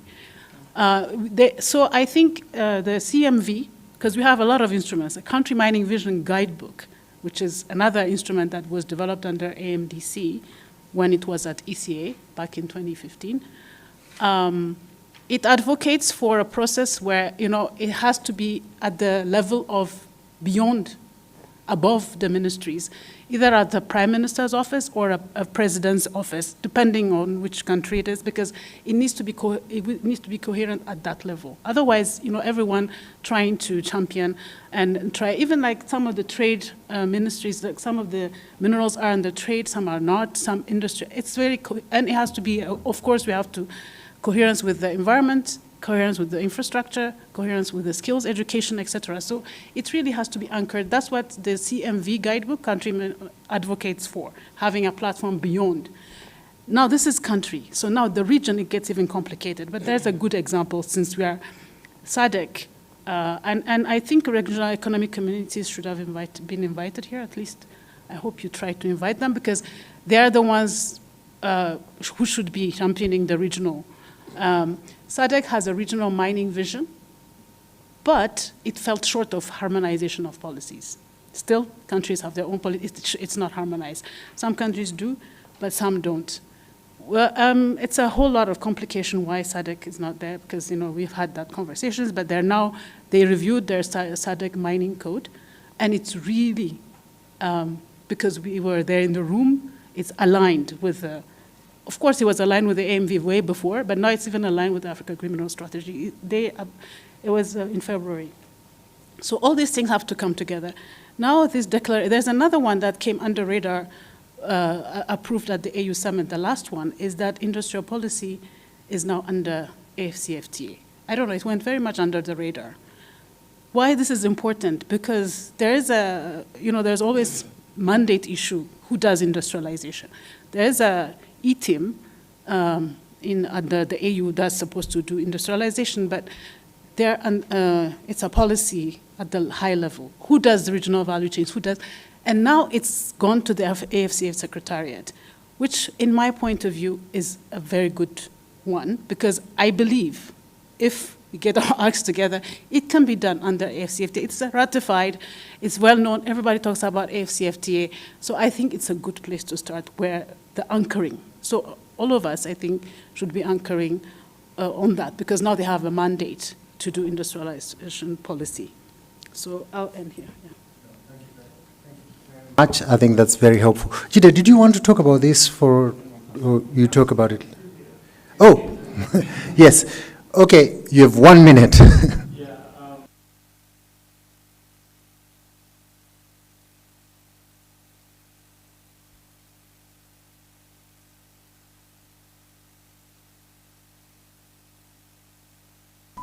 Because I think the way we are talking about integrating, so I know, AU institutions, mandates of this, not this, so, but at the country level, how do we translate those? So my question also to the panelists, more reflection is, a lot of countries are now going to say, oh, we're going to develop critical mineral national strategies, which then will come as a sectoral strategy. But what we're saying, we need integrated strategy. So shall we rather integrate those in industrial strategy? Are we ready as UNDP country office, if a country come and ask, help me develop my own sectoral strategy, are we going to say, okay, let's integrate it in development, national or industrialization strategy? So this is, I know it's not going to happen because each ministry will want their own and we tend to please them. But are we ready to also shift? Thank you. Very good reflection and question there. Colleagues, we have less than 10 minutes now. And I want to come back to the panelists. You are welcome to give a reflection on the questions that you have heard here. But we have to land. I'm going to ask one question. same for all three of you. If this program gets one thing right, what must it be?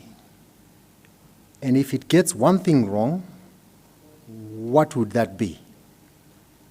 Hope you start, then Isiaka, then Kosi. Okay, if this program must get one thing right, I think let's make critical minerals everyone's business. Once that logic is apparent, it will help unlock or address a lot of the bottlenecks. Someone in an investment authority, someone in natural resources, someone in the Ministry of General Labor should understand that this is an opportunity available for our country, for the continent, and see themselves contributing to really this transition we are aiming for. And if there's something, will be really, it will be our fault if we miss this. I think the harnessing of digitization or digitalization is something that we shouldn't miss out, because we, of course, I'm sure we know the traction with AI and other ICT technologies. Uganda is building a virtual mineral market as we speak.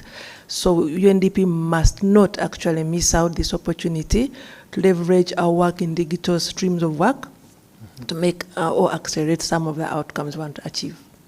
Thank you. Yeah. Thank you for that. Isiaka. Yes. Yes, thank you. So first of all, my reflection about the question of Komi and also the previous intervention is, I think the main entry point is the process of the development of national development strategy in the country.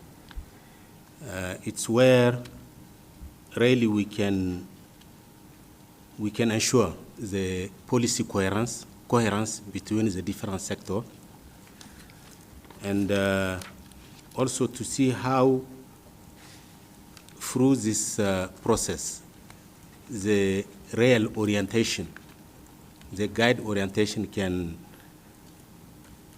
be given to the different sectors. So to have a strategic orientation, and also in the process of implementation and the follow-up of the implementation of the national development strategy, to see how this coherence, because what we see in many cases in different countries, there is a national process, and there is also a sectoral committees. And what is missing is this cross-cutting committee to ensure the coherence, the global coherence. So I think this is a gap that it's very, very important that this kind of committee at the national level have to be set up. Thank you. Kosi. Yeah, my reaction to the various intervention input is that we have to be very careful that we are not creating a more sophisticated version of extraction through what we are doing here. Otherwise, we are going to go back to square one. So, if this program can get one thing right for me, is the project preparation pipeline. And if we can get it wrong, it will be making this a mining program rather than looking at industrialization program. Thank you. Really good. Thank you. Those are very, very good reflections. Maybe some of the things I'll pass on to the afternoon session, but I'm not sure that I quite got an answer to, is there a ministerial, what did you call it, a ministerial level? Yeah.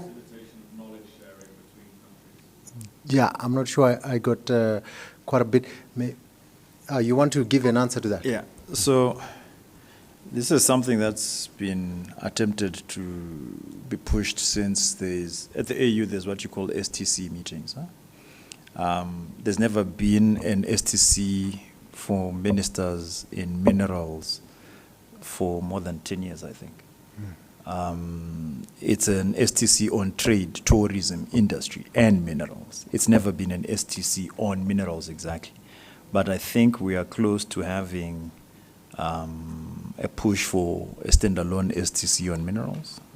If not this year, then hopefully next year. So yeah, keep nudging that question. It will be reminding the powers that be that sub STC on minerals has to happen. Yeah. So I think that's really important. Thanks for clarifying that. And if this is something that you really think is useful, then South Africa is your ally, because part of what the decision they pushed in February, they had actually specified that we need an African ministerial conference on minerals. But I understand it may have been edited out because they needed to make it shorter. So when they came here, they said, yeah, this is still our plan. We just couldn't put it in there because the decision would have been too long for our bureaucratic processes. So I do think that you're making an important point, and I think if this is something that you want to push forward, I would suggest really get hold of the champion countries that are doing so. I think in the afternoon we'll come back to some of the questions that were raised by other colleagues. So thank you. Let me try to capture what we've heard and pass it cleanly to the afternoon session. That's you, right? In the afternoon session. First, what I'm hearing is that the gap is not at the top of the system. The continental frameworks are now in good shape, or are there at least. The gap is in the connective tissue. Between a country office, a regional financing architecture, and a corridor strategy. Jide, I think that's very important to take forward when you're working on this. I would love to hear from both Lovita and Gloria here in the afternoon, because you sit right at the melting pot of where programming happens, and the tensions that arise when you're doing your programming every day and you're thinking about, I need to meet my resource mobilization target, I need to meet my delivery target. The conversation about how does a critical minerals program even come into play and link to what we're doing continentally, how often does that come to your mind when you are dealing with all these pressures? I would love to hear that. Second, the test of the program is not how many products it produces. I liked that, Kosi. It is how investable, sequenced, member state-owned projects it helps to move from concept to construction. This is what I heard from you. And hope, third, you said it most clearly, the country office cannot do this alone. Yeah?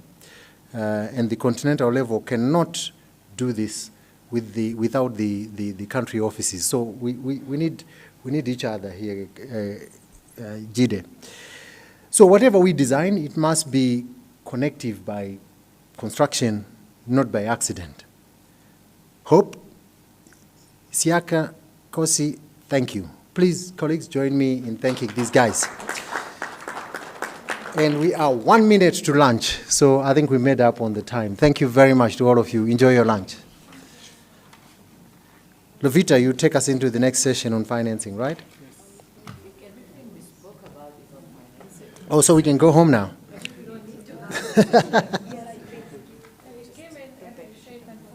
Sorry? Thank you. We had scheduled an hour and a half for lunch, but can we please propose that we reduce it to 1 hour, if we can seek consensus? Yes. Okay. Thank you. So we will be... So we'll be back at 2 o'clock promptly. Thank you. Lunch is served in the dining area to our right. Yes, we will ask them to lock the room. Thank you.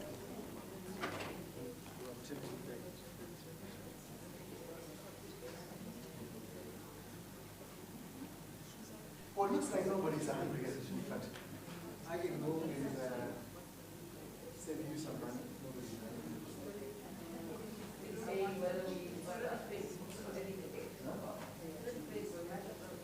Might as well. Okay, let's go.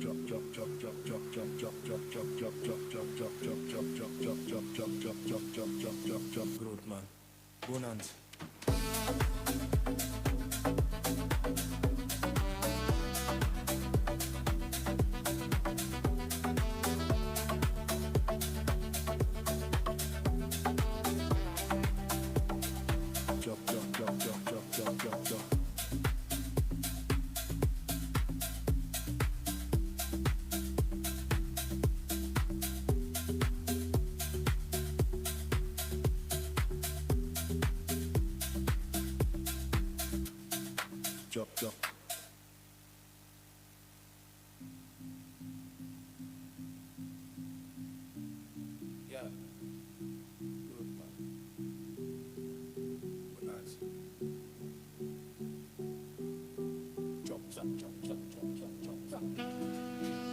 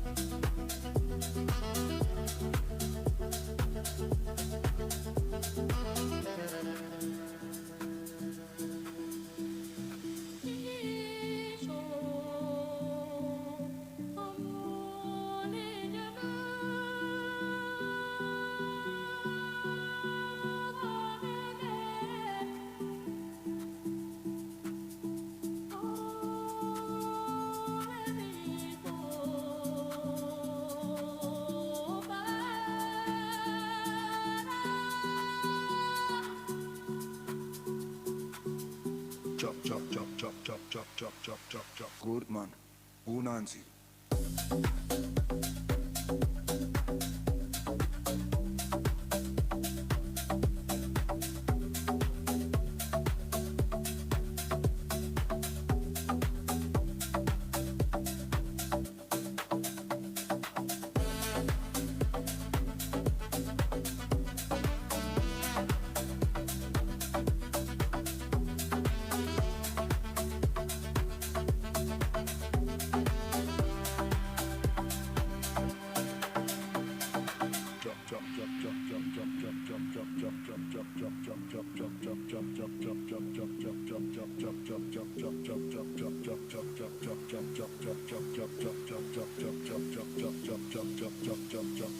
Good man. Bonanza.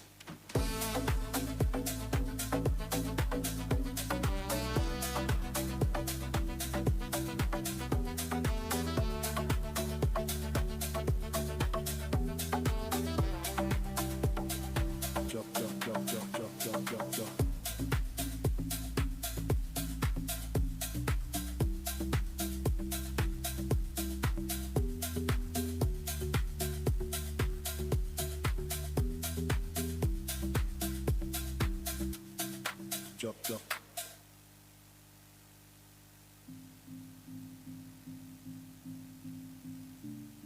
Yeah. Good man. Bonanza.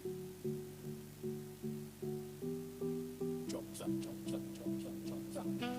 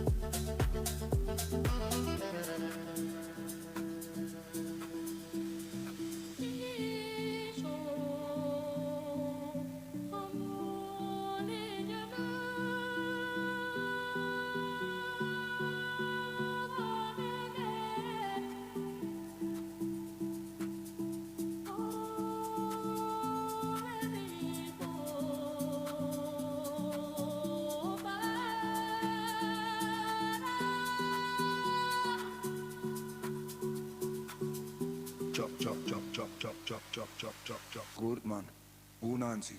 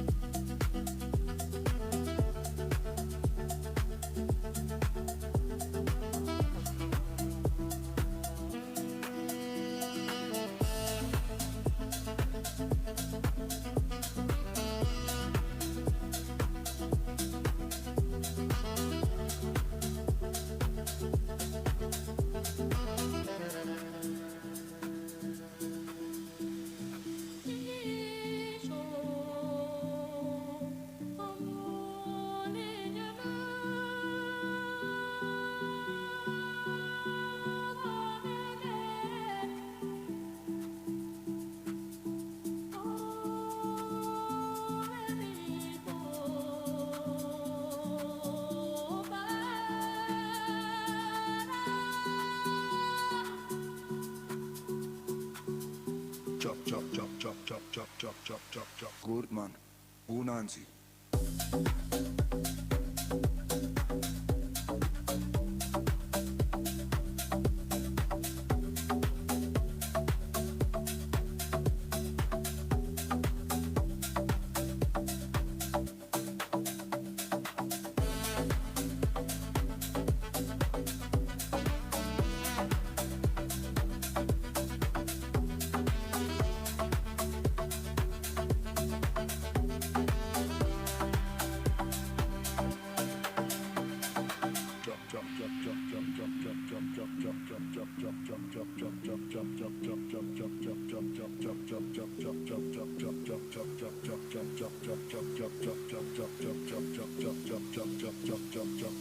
Good man. Bonanza.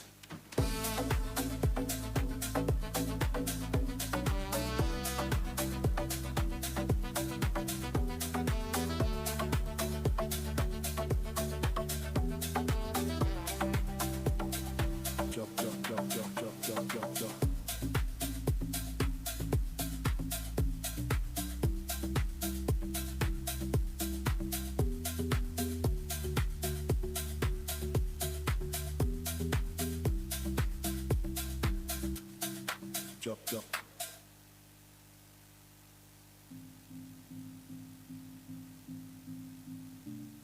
Yeah. Good man. Bonanza. Chop, chop, chop, chop, chop, chop, chop, chop.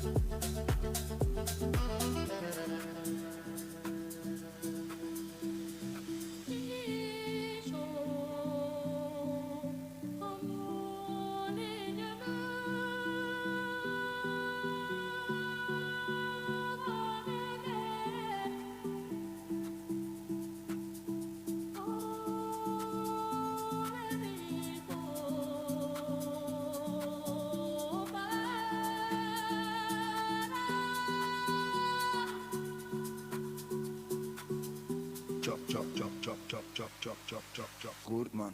Unansi.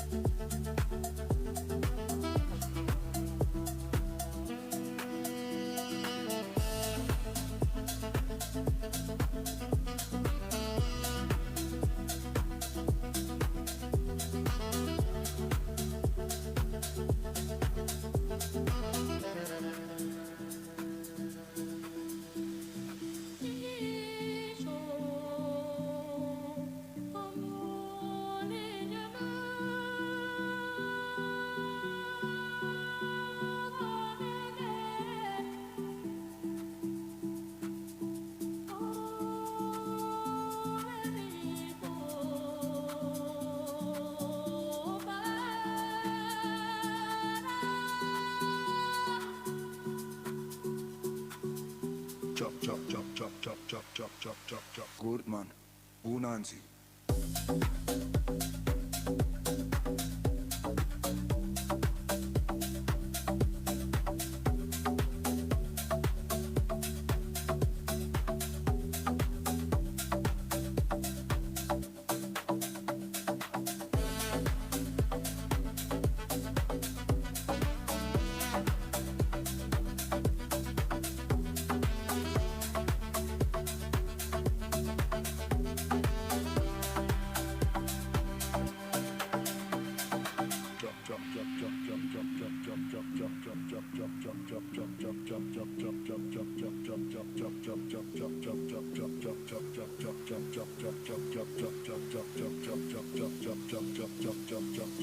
Grootman, Bonanza.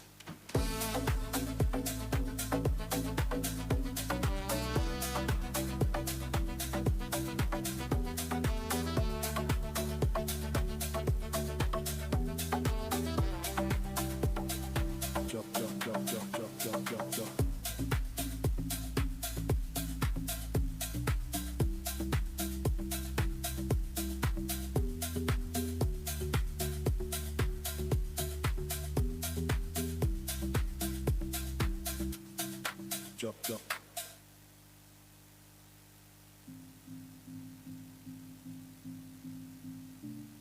Yeah. Grootman. Bonanza. Chop, chop, chop, chop, chop, chop, chop, chop.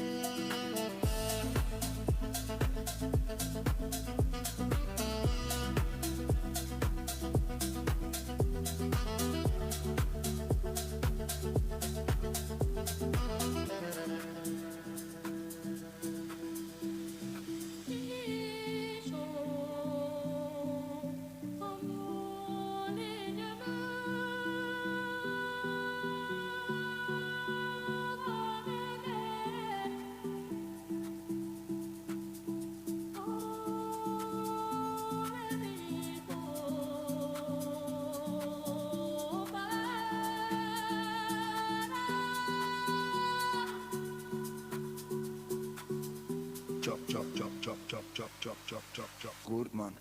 Unanzi.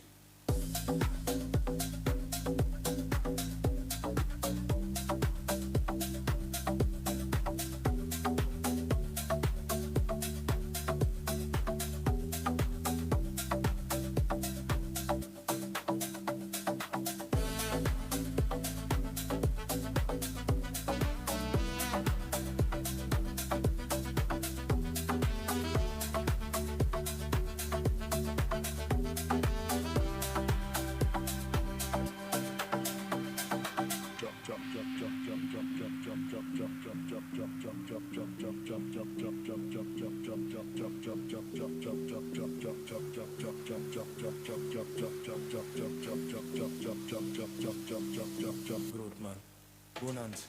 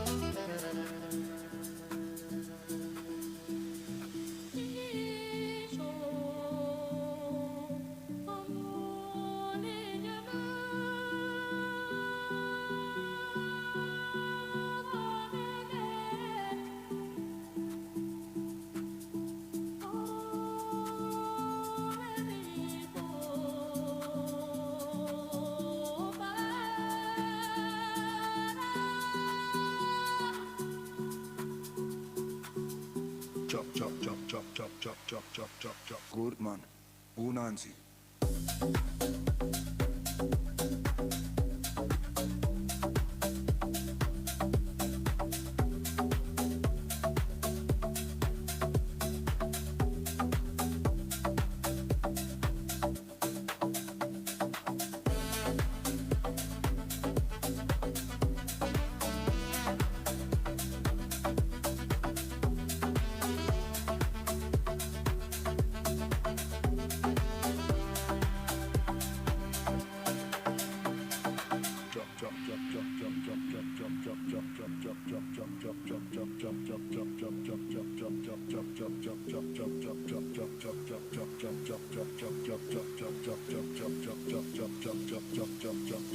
Grootman, Bonanza.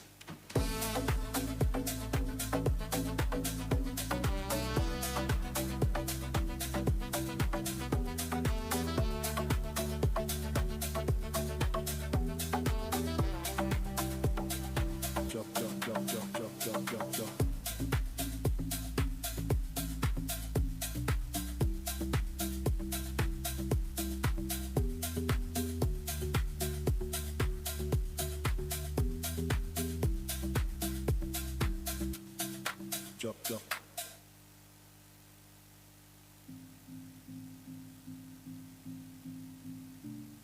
Yeah. Grootman. Bonanza. Chop, chop, chop, chop, chop, chop, chop, chop.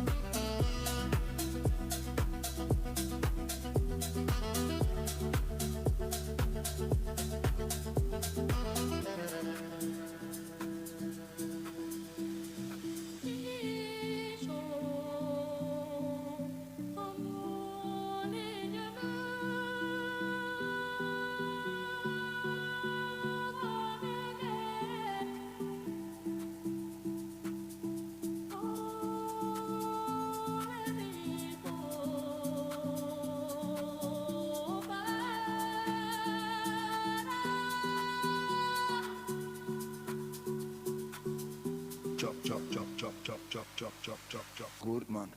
Unanzi.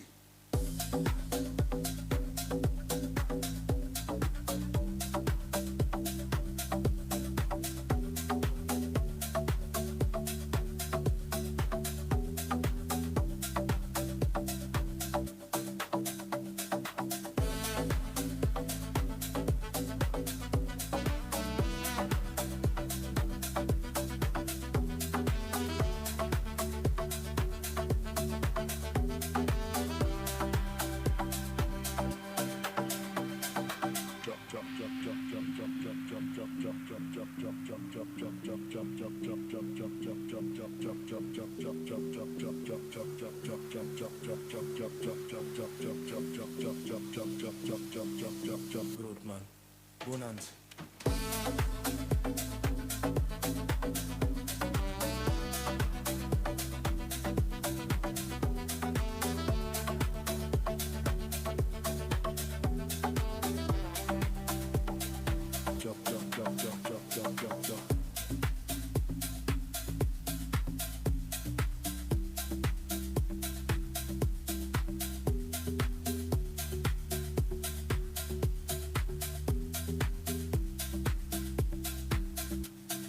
Chop, chop.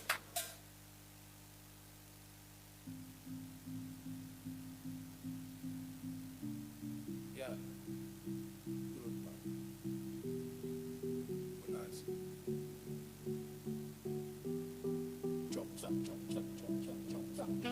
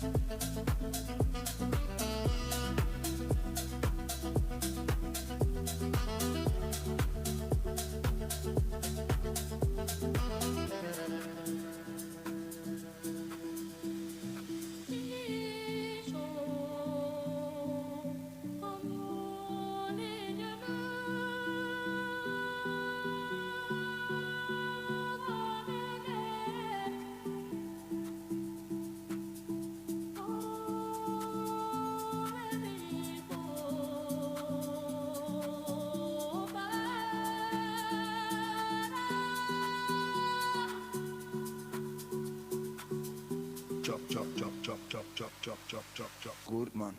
Unanzi.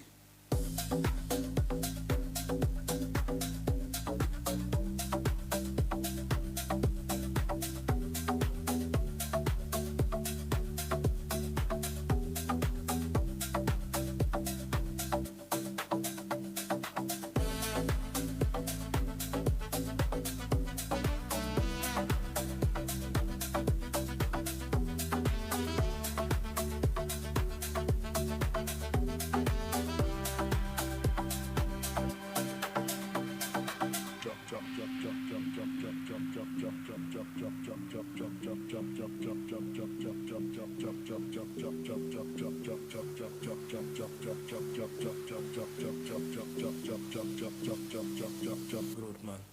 Bonanza.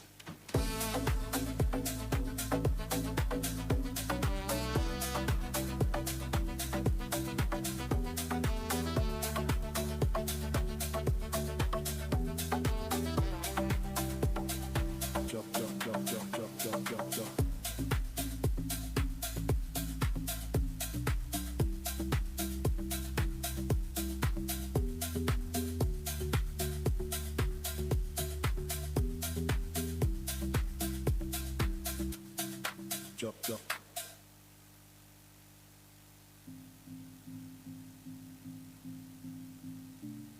Yeah. Good man. Bonanza. Chop, chop, chop, chop, chop, chop, chop, chop.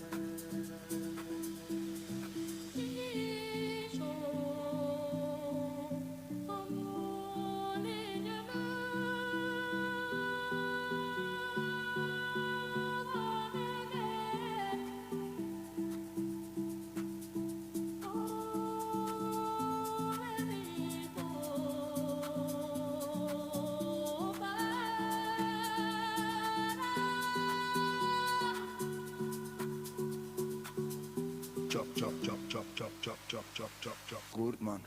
Unanzi.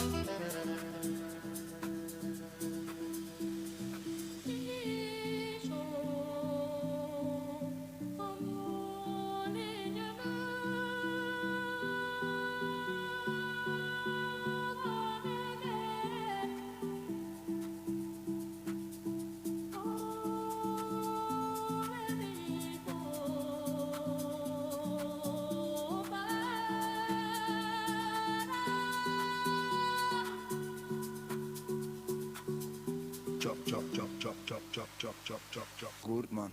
Unanzi.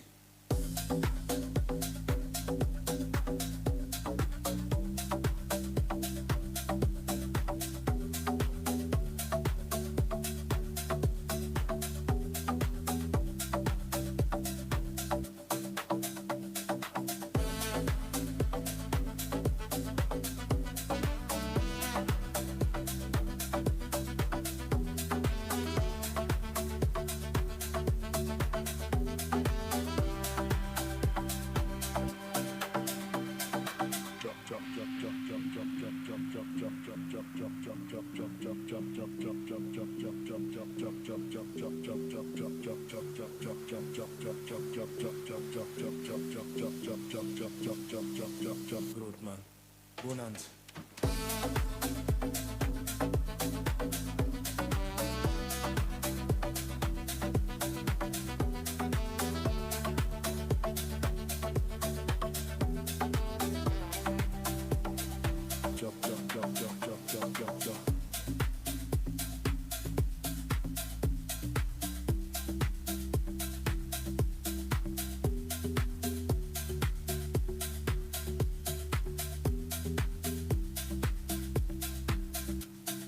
Chop, chop.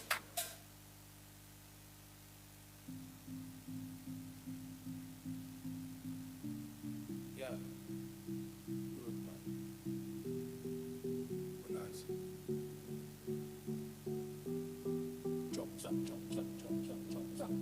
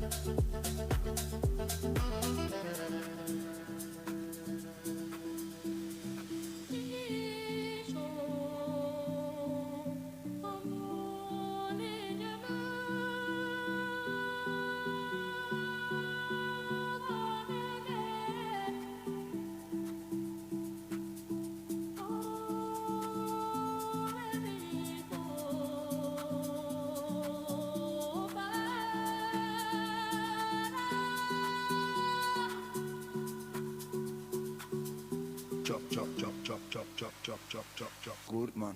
Unanzi.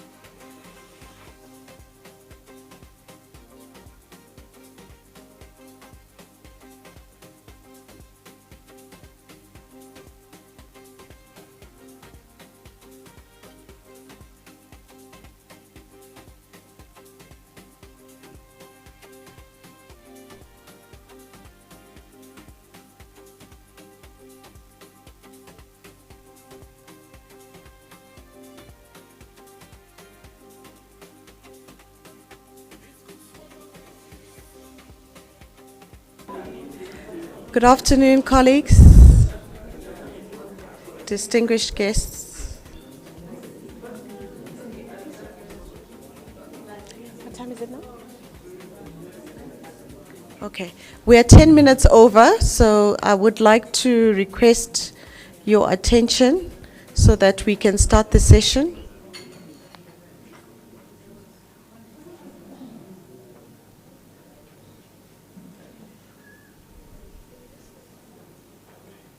Okay, thank you, colleagues. We are now in our session number 3, and for this I'd like to invite the resident representative of UNDP Botswana to take the floor and take us forward. Thanks a lot. I think I have the difficult task of waking up everyone after such a nice lunch, so I hope this is going to be an interactive session like it's been this morning. I don't have to recap anything. I think what we've discussed today earlier, we've looked at why it matters, right? Jide, you were the development case, as we call it. Max walked us through what are some of the gaps that can eventually translate into potential programmatic offers for development actors, not just UNDP, but all of us here and even beyond. And this session is looking at how then can Africa finance the transition from a mineral extraction to a value chain creation and the broader development spectrum that we've been talking about. We have 3 panelists for this session. Unfortunately, one of the representative of the Open Society Foundation is not with us, but Chris, thank you for coming in again in this session. So Chris, I won't introduce you. I will stand by the protocol that has been established already from Chatham House. We have with us Botokeba Bayendi, the Director of Strategic Planning and Delivery from the AU Commission. And she brings to us experience in strategy and institutional delivery, business intelligence, and the list goes on here. But we'll tailor more the conversation also to where you come from. And the third panelist is Joseph Ezwa. He's our team leader and program manager from UNDP DRC. Joseph, where are you? Oh, you're just in front of me. And he brings a bit of context to where he sits in this conversation. Not to basically dwell on the issue of financing, because I think in the 2 free sessions we've spoken earlier, I was saying that this whole agenda on the financing architecture, the gap in there, and what are the challenges and opportunities came up.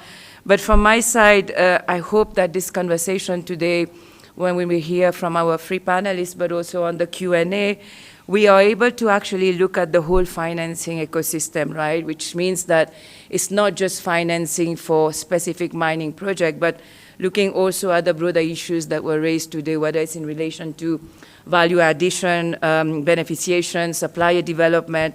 We talked a lot about energy, logistics, skills development, technology transfer, etc.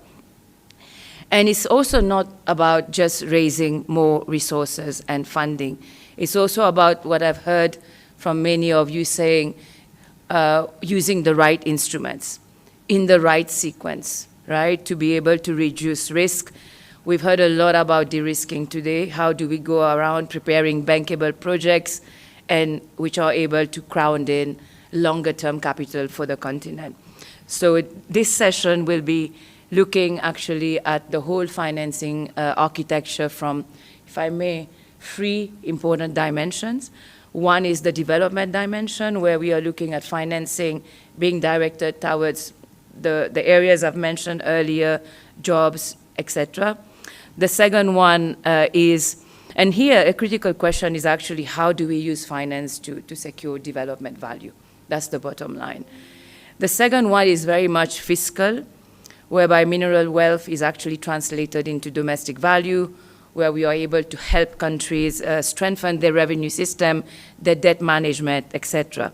And there was actually a review by UNDP which showed that African countries can lose fiscal and industrial value when byproducts, minerals are poorly valued, priced or reported. So a very important fiscal dimension to the conversation on financing here.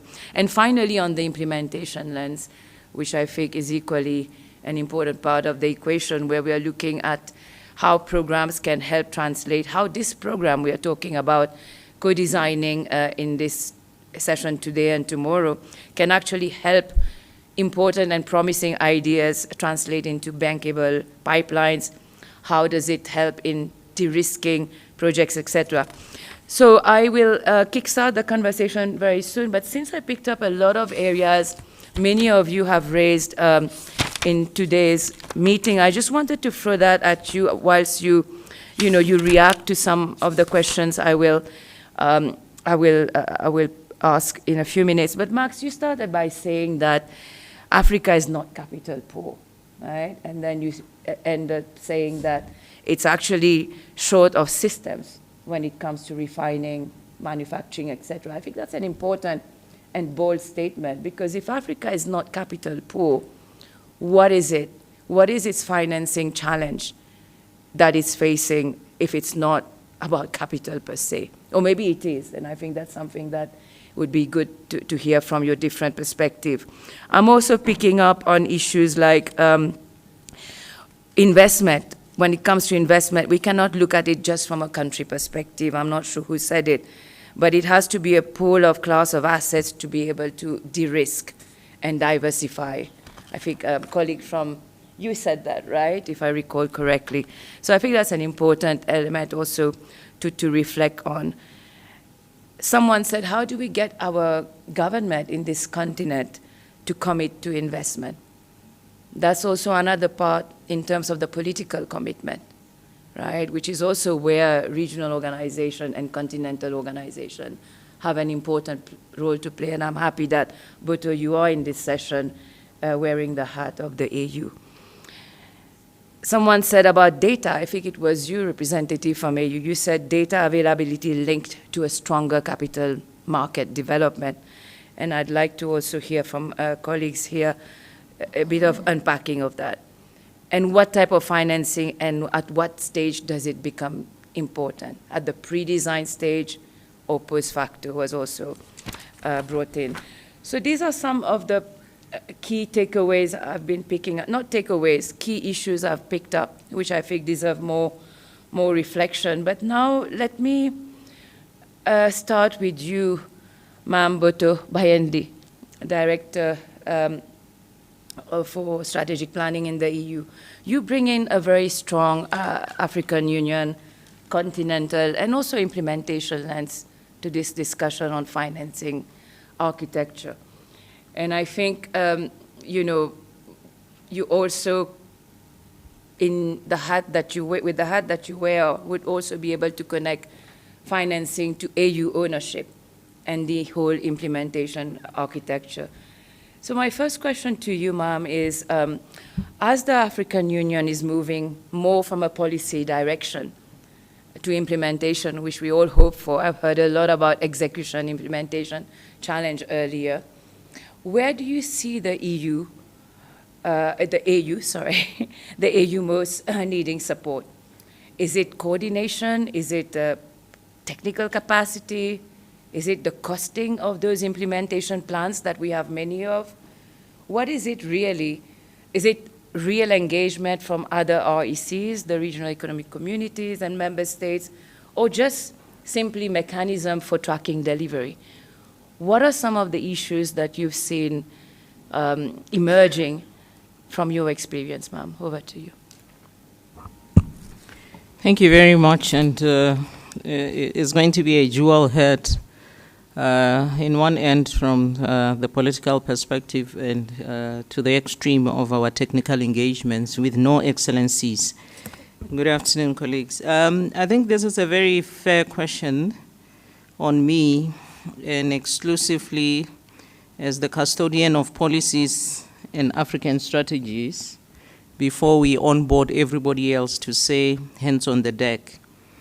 We are having the new narrative that Africa is not short of strategies and frameworks, but it lacks in implementation. Implementation which speaks to one of the challenges you mentioned, coordination. I'll couple it with the issue of political commitment and will. We had discussed earlier, for instance, where we hear decisions are being made in Addis Ababa, but how do they command on the ground? AFCFTA, we saw ratifications going to over 50. It's a decision, an indication of political will. It was a flagship project, or it is a flagship project, that had to be coupled with one, free movement of people. To date, I believe free movement of people may be agreed in the same meeting with AFCFTA, but has only 5 ratifications, which takes us to where is the political will. I would respond by saying we are torn between the consolidated multilateralism and individualism. Member states on one end, they agree in Addis Ababa, but for what they agreed, one member state would implement it far much better than others, which then brings us to, are we speaking political will, or do we need to balance? There's a former ITIM commissioner who used to say they cannot be 50-50 shareholders. One has to be 51. Do we want, as Africa, to deliver what we set out to deliver as a continent, or there are some intentions of safeguard and sellouts that happens and divide us along the way? So issue of coordination happen in 2 folds. We are not coordinating internally in the AU and in the broader AU system. You may find duplications between AFCFTA and AUDA-NEPAD. We also are not coordinating very well between AU system and the UN system. We are also not coordinating very well at member state level. One ministry doesn't know what the other ministry is doing. And in the act of those coordination, there is loss of trust. Partners are losing trust on us. Citizens who have money to invest are losing trust on us, and our brand is being eroded. The other key thing that I would like to mention is that, is funding really the problem? I was talking to somebody dating to a deliberation going back to 1967 by one of our founding leaders of Africa, who had said that money is the result, not the basis of development. If you take the case of Botswana, when we started as one of the poorest countries in Africa, we did not have money. But the structures in place, the institutions, the governance structures, made the no money translate into a better economy, because we were conscious that our minerals will not generate money unless the enabling environment is there for the minerals to thrive and create money. I want to now to default to what are we doing as the AU. We have developed in the second 10-year implementation plan, domestic resource mobilization strategy. The domestic resource mobilization strategy is taking us away from the natural. And the essence of that was that, what do we need in the financing ecosystem to be a disruptor?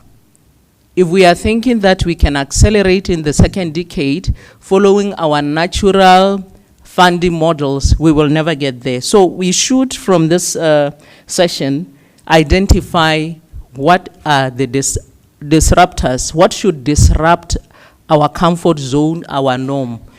If it is about we need to industrialize and create jobs for our youth, who are more than over 60% the population of Africa, and at their optimum, most productive ages, shouldn't the member states be calling for it more than New York and Addis Ababa to say, we have unemployed youth, we need to industrialize, we need value chains, we need our minerals to create more value than ever before. So I want to end by saying that those key disruptors, we need to identify them and coordinate better for their execution. As we said, we are lacking in execution, not in strategies. Thank you. Thank you so much, Boto Bayendi. I think this is an interesting angle that you're looking at it, and you mentioned political will, but I think you also mentioned a lot of you put a lot of focus on issues of lack of coherence, fragmentation, and I think that brings me, Chris, to you, because in terms of governance and rights and a public value lens, and from a Chattanham, the hat that you actually wear, I'd like to hear a little bit more from you when it comes to a governance perspective.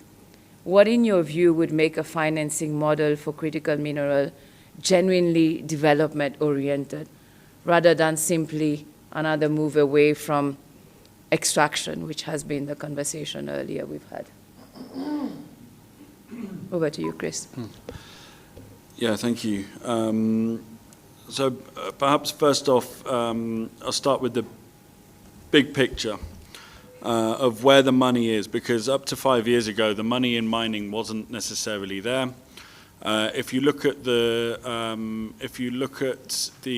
American capital markets in particular, the concentration of market capitalization in the top firms is growing in the top 10 companies, and most of those companies are technology companies. So globally, finance is going towards the end users of all of these materials, but it's not going into the production of it. And up until a couple of years ago, we were really asking the question of how do we sort of unlock new money into the mining space.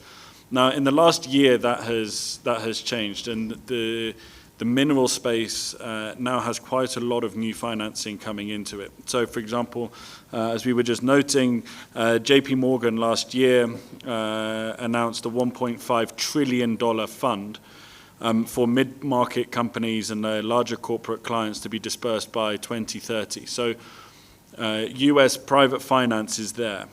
In terms of US state finance, the Department of War, for example, just one of the US government departments that has put money into this, has put about 11 billion into critical minerals, including just for one company, MP Metals, 150 million.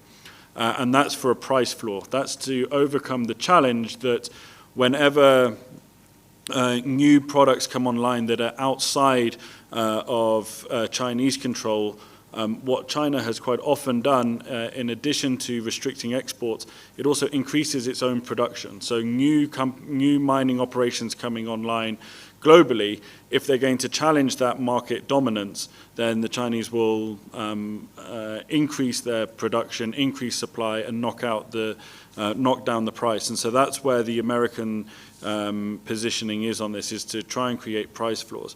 If we then look to what sort of UK and Europe countries are doing, the UK has put 50 million towards a lithium project in Cornwall out of its National Wealth Fund. Germany has pledged 100 billion towards processing in country. The French have a stake in their lithium country in Maurice, and that was actually one of the reasons why a lithium project in the UK was closed down in favor of a lithium project in France. So the point of all of this, coming full circle to the point of governance, is that within the traditional mining finance space, political actors are taking a much stronger position, and it's much more about protecting their own national interests. But within this, there's still a huge amount of opportunity for Africa to be able to capitalize on some of this finance. So, for example, last year, Qatar announced $103 billion for Africa via Al Mansour Holdings. And this is sort of emblematic of a new wave of finance that was prior to the impact of the conflict in Iran. Last year we saw a big push of Gulf money, Gulf interest, and particularly from the Gulf sovereigns. They're not, and they have a higher risk appetite than many of the other investors, not least because the Gulf has been seen as such a risk-averse place to keep your money for so long. They do have a risk appetite, and they are prepared to look outside. So where does that leave African countries? Well, it puts them in a really important position for triangulating this. You've got money coming in, and you've got money coming in from different and often competing geopolitical powers, but also who see areas such as Africa and Latin America as being at the sort of the frontier of global production. This is where production has the biggest opportunity for really ramping up. And so this will be the testing ground for the opportunities of triangulating between those global powers. And that is an area where I think that the UNDP, because of its global membership, has a really interesting and potentially important role to play. Another sphere of finance that could be available for Africa is what we call the politically guided finance. And this comes out of the IFIs, for example. So you look at the Lobito corridor, mentioned a lot today. DFC put 500 million towards that via the AFC. So the Americans are prepared to put money into both operations and into infrastructure. Other IFI or DFIs in the West, so BII in the UK or EIB, the European Investment Bank, out of Europe, they can't directly invest into operations, but they do have, again, this politically guided capital that they've allocated towards critical minerals as an issue. And so again, there are answers within those organizations. I'll come to a quick stop. There are answers within those organizations that they haven't been able to come up with an answer for, that African countries could provide the answers to, including really important things of moving a conversation beyond de-risking, which is quite an outdated term in my view of how the investment world sees investment into projects in Africa. They call de-risking is the infrastructure, the energy, all of the other things outside the mine that are a way of saying, well, we can take a greater, we are prepared to put money here because the net present value of a mine is less corroded through a discount rate because of all of these other factors. So again, it's that role of moving the conversation from just de-risking in quite a financial sense into a very productive development sense. And again, this is where I'll finish here. In terms of that governance then, of bringing that together, there's 2 points perhaps to segue into the next conversation. One is, the security of tenure is what's really important for the mining industry. And I think that that's what one of the lessons of Botswana has been, is that consistency of regulation, providing investors with that security of tenure. So that's one of the governance areas. And another, I think, where the UNDP has a role to play or could have a role to play is this idea of market creation, particularly for around local content. So where people are looking, and local content can be part of that de-risking, it's part of what's there, and the UNDP can support on that, including helping companies get the verification of standards that they need to then cooperate with companies. So sorry for a long intervention. That's I didn't have fine. You've time to plan a shorter one. the other two questions I was going to ask you later. Thank you. No, thank you, Chris, for that. And I think that brings me more to a country reality context. Joseph, you operate in DRC, and I think it would be great if you can bring back this discussion and what you've heard all the way from political commitment to governance issues. Is it really the money, or is it systems and structures, to what Chris was talking about be using?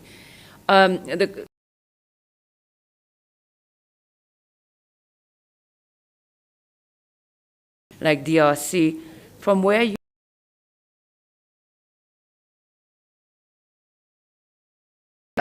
potential development project.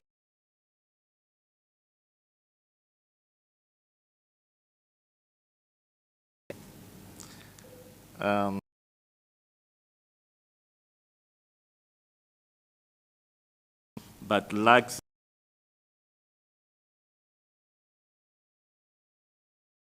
into structure and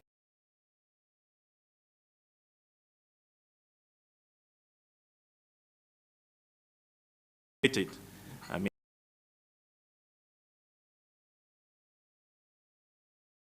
I think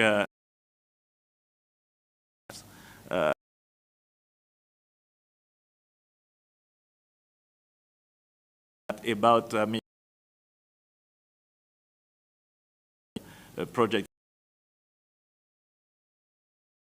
Some key gaps.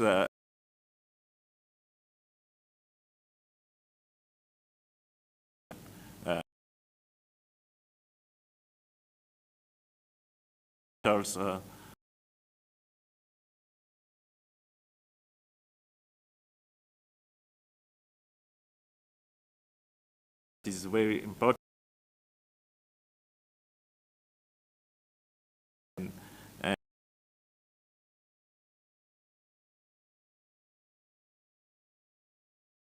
And very important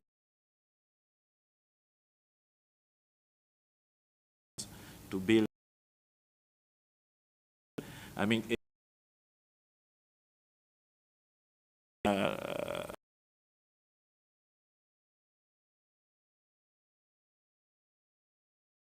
that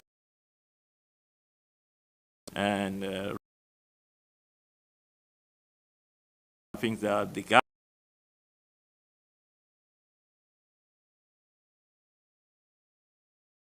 and capital is a structure.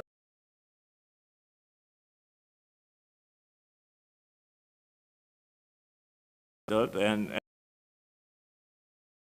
mining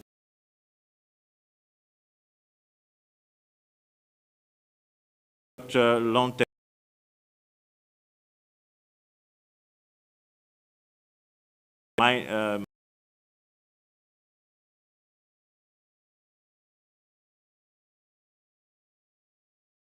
This is what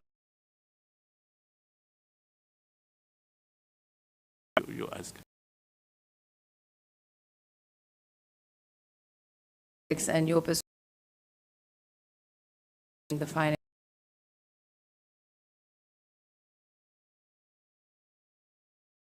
Continent financing strategies. But how can they strategy? You also have if you, what in your view at the continent finance through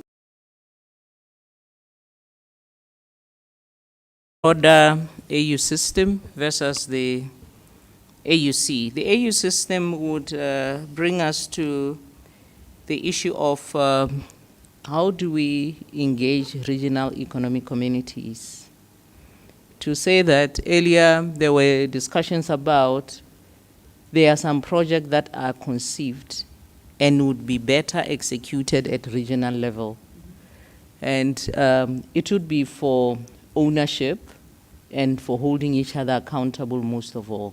So there are some cross-cutting projects that should belong to a stretch would have to break the boundaries and then would enable continental free trade area, would enable member states having to hold each other accountable. I want to take it back to our implementation environment where we are at AU complaining that for our leaders at the summit or the assembly to speak about developmental issues, we would have the chairperson of Agenda 2063, the champion, speaking to them for 10 minutes.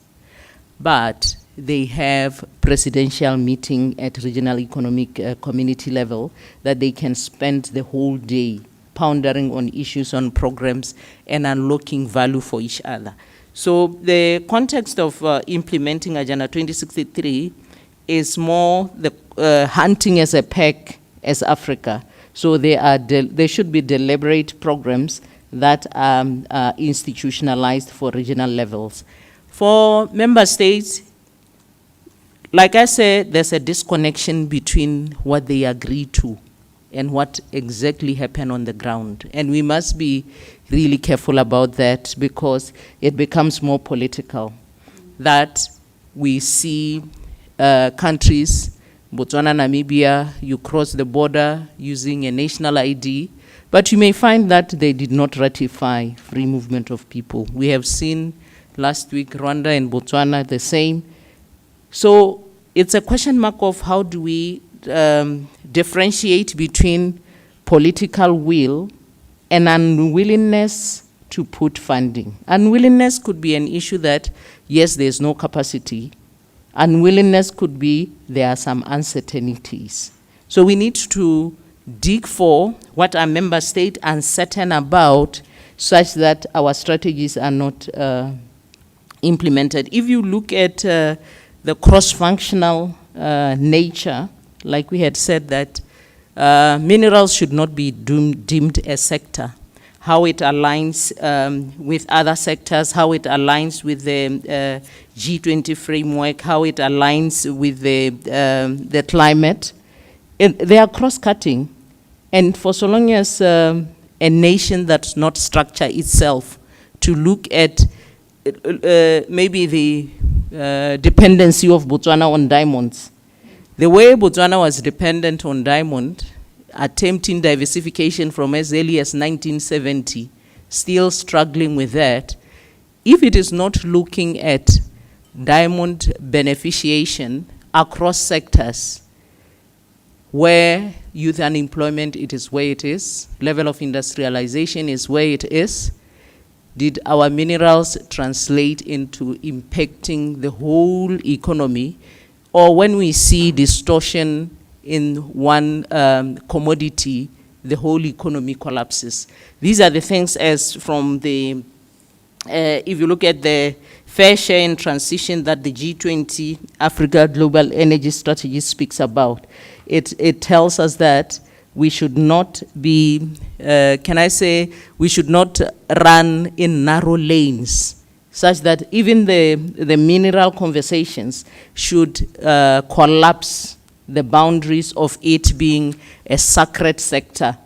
And in most countries, it's a sacred sector that not all players in the economy have access to even data, to even the realities, to the benefits associated with it, yet it is held as a messiah solution. So we need to collapse the wall in conversations, we need to collapse the wall in implementation, and from the AU point of view, implementation of what we agree on is the most critical. And as I said earlier, it is easy for them to say, the implementers at political levels we agree. The implementers are the one who are looking everything. That is why a conversation such as the one today, how do we come up with practical programs that would translate what they agree in quotes with in Addis Ababa and New York, can be translated in what they discuss in national parliaments and in their cabinet meetings. Thank you. Thank you so much for this. I have a follow-up question to you, and then I will do the same with the other two panelists, and then I will ask for Q&A. I'll do it a little bit different from the others. But you've touched a lot on this issue of political commitment and governance issues, but you also said something very interesting earlier, ma'am. You said that it's the money that leads to development, right? And not necessarily the other way around. But I'm going to turn the question a little bit the opposite side by also asking you, if financing were to improve African bargaining power and public value, how would that materialize? Rather than locking countries into, sometimes what we have seen as weak contracts, weak negotiation, and low value export structures. So you talked about money being the result, leading to development, but money can also strengthen African bargaining power in that regard. Can you shed some light? How can that happen? Thank you. As I earlier said, let's collapse the wall and know it is mandatory that we hunt as a peg. That is why AFCFTA. No individual country will bargain better on its own than when we bargain as a pack. But there must be a convincing story, which goes back to our governance ecosystem, that if we want to be trusted as Africa, then we must emit things that would attract investors, not when it is convincing that South Africa or SACU can attract an investor in a specific project line. Then they would also say, if you include so and so, we are not part of it. So we must be an Africa that care about a solid voice. And I believe that if you look into the spirit of G20 coming to us and having signed the Global Energy Transition Pact, it goes exactly to that. We are one as Africa. Let's protect our image and brand as Africa, and our voice would be emphasized. Because if we reflect on Agenda 2063, Moonshot 1, that speaks to economic development, it says every African member state should be at least middle income. And we were saying it wasn't a thumbsuck. It was saying that we are conscious that Africa is as strong as its weakest link. So there must be some deliberate, solidified, consolidated steps that Africa has to have to take for even its weakest country to come forth. Thank you. Thank you. Thank you so much, ma'am. Chris, over to you. And I wanted to have you unpack a little bit what you talked about earlier on the de-risking, where you said it's probably not the right choice of words anymore, and that we should probably be speaking the language of moving towards a more productive, I think you call it productive development lens to how we see investment. So my question is, given the experience that you have, what are some of the lessons that you think we can take, or the critical minerals financing can take, especially from impact investment?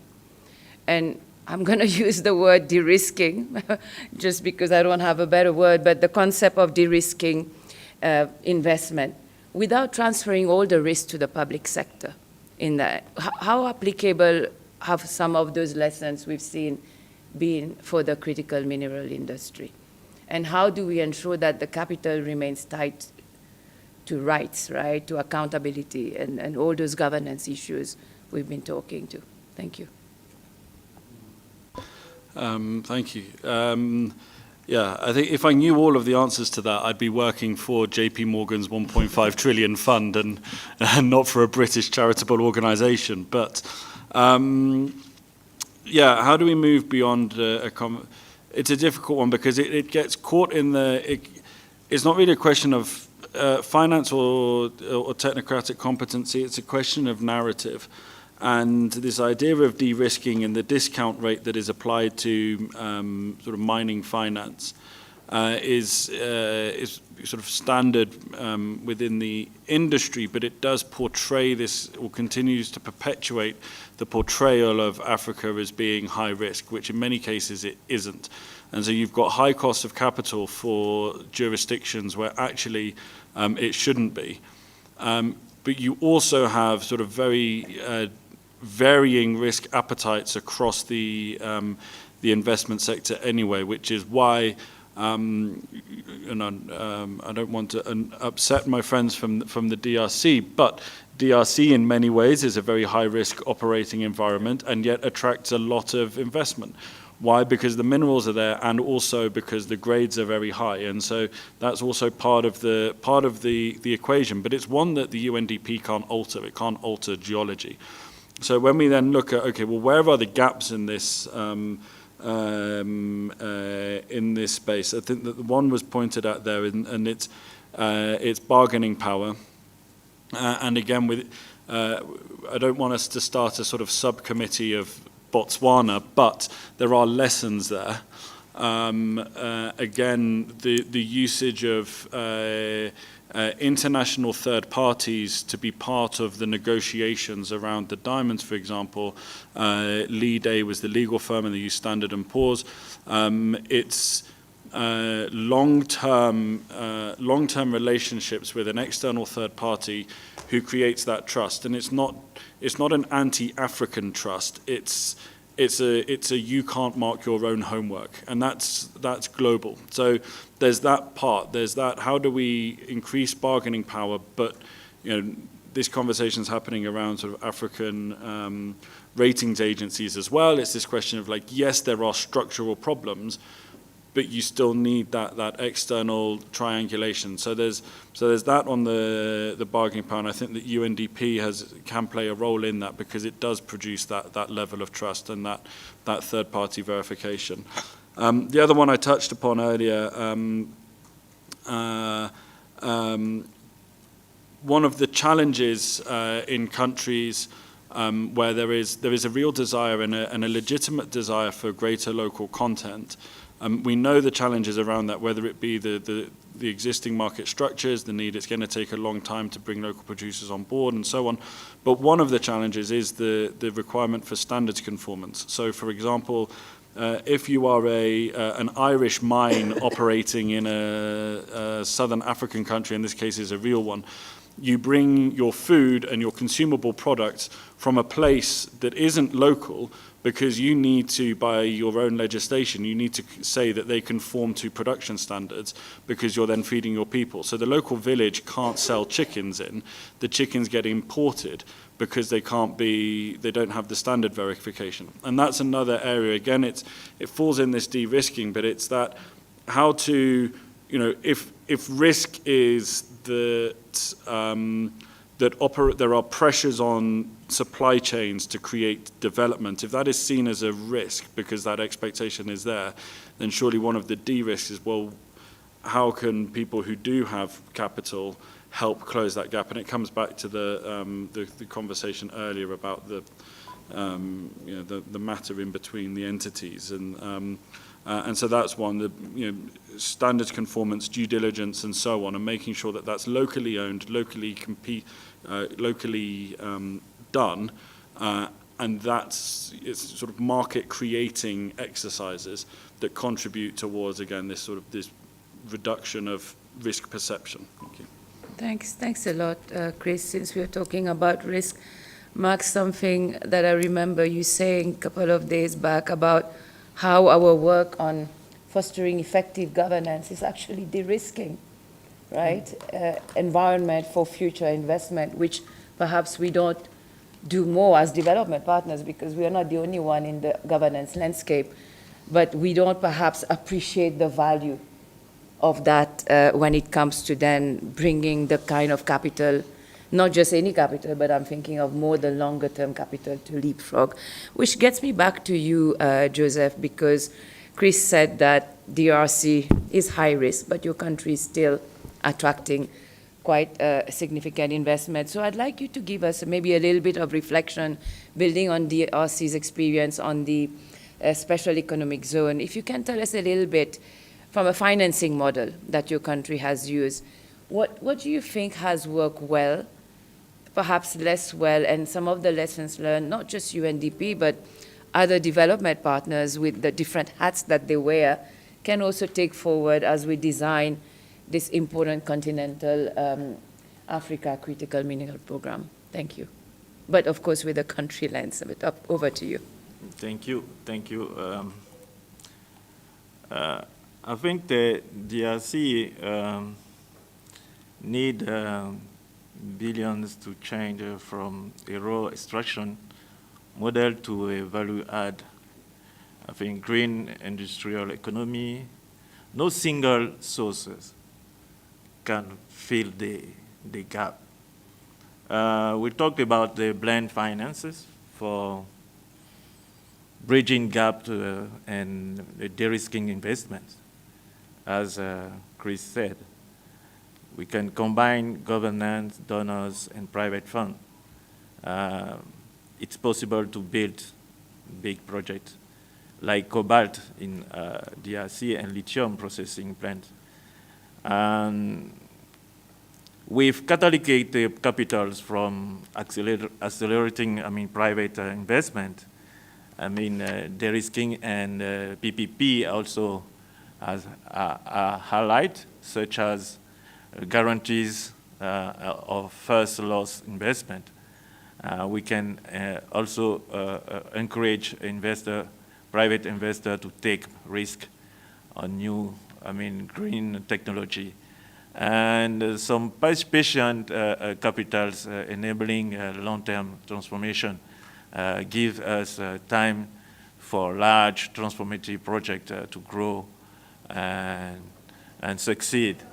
And as UNDP, we need to work with governments and partners to design these financial mechanisms and invest in de-risking environments to attract private investment.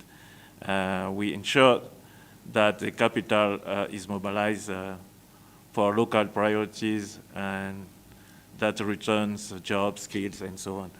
And for example, I'll give you the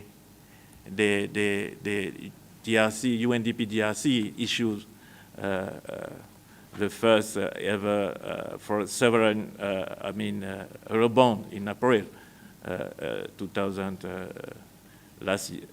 this year, raising 1.25 billion with UNDP technical support. This is a strong indicator of the country commitment to innovative financing to support roads and airport, as well as the rural infrastructure hydropower project. Let's come of the model lesson we can share.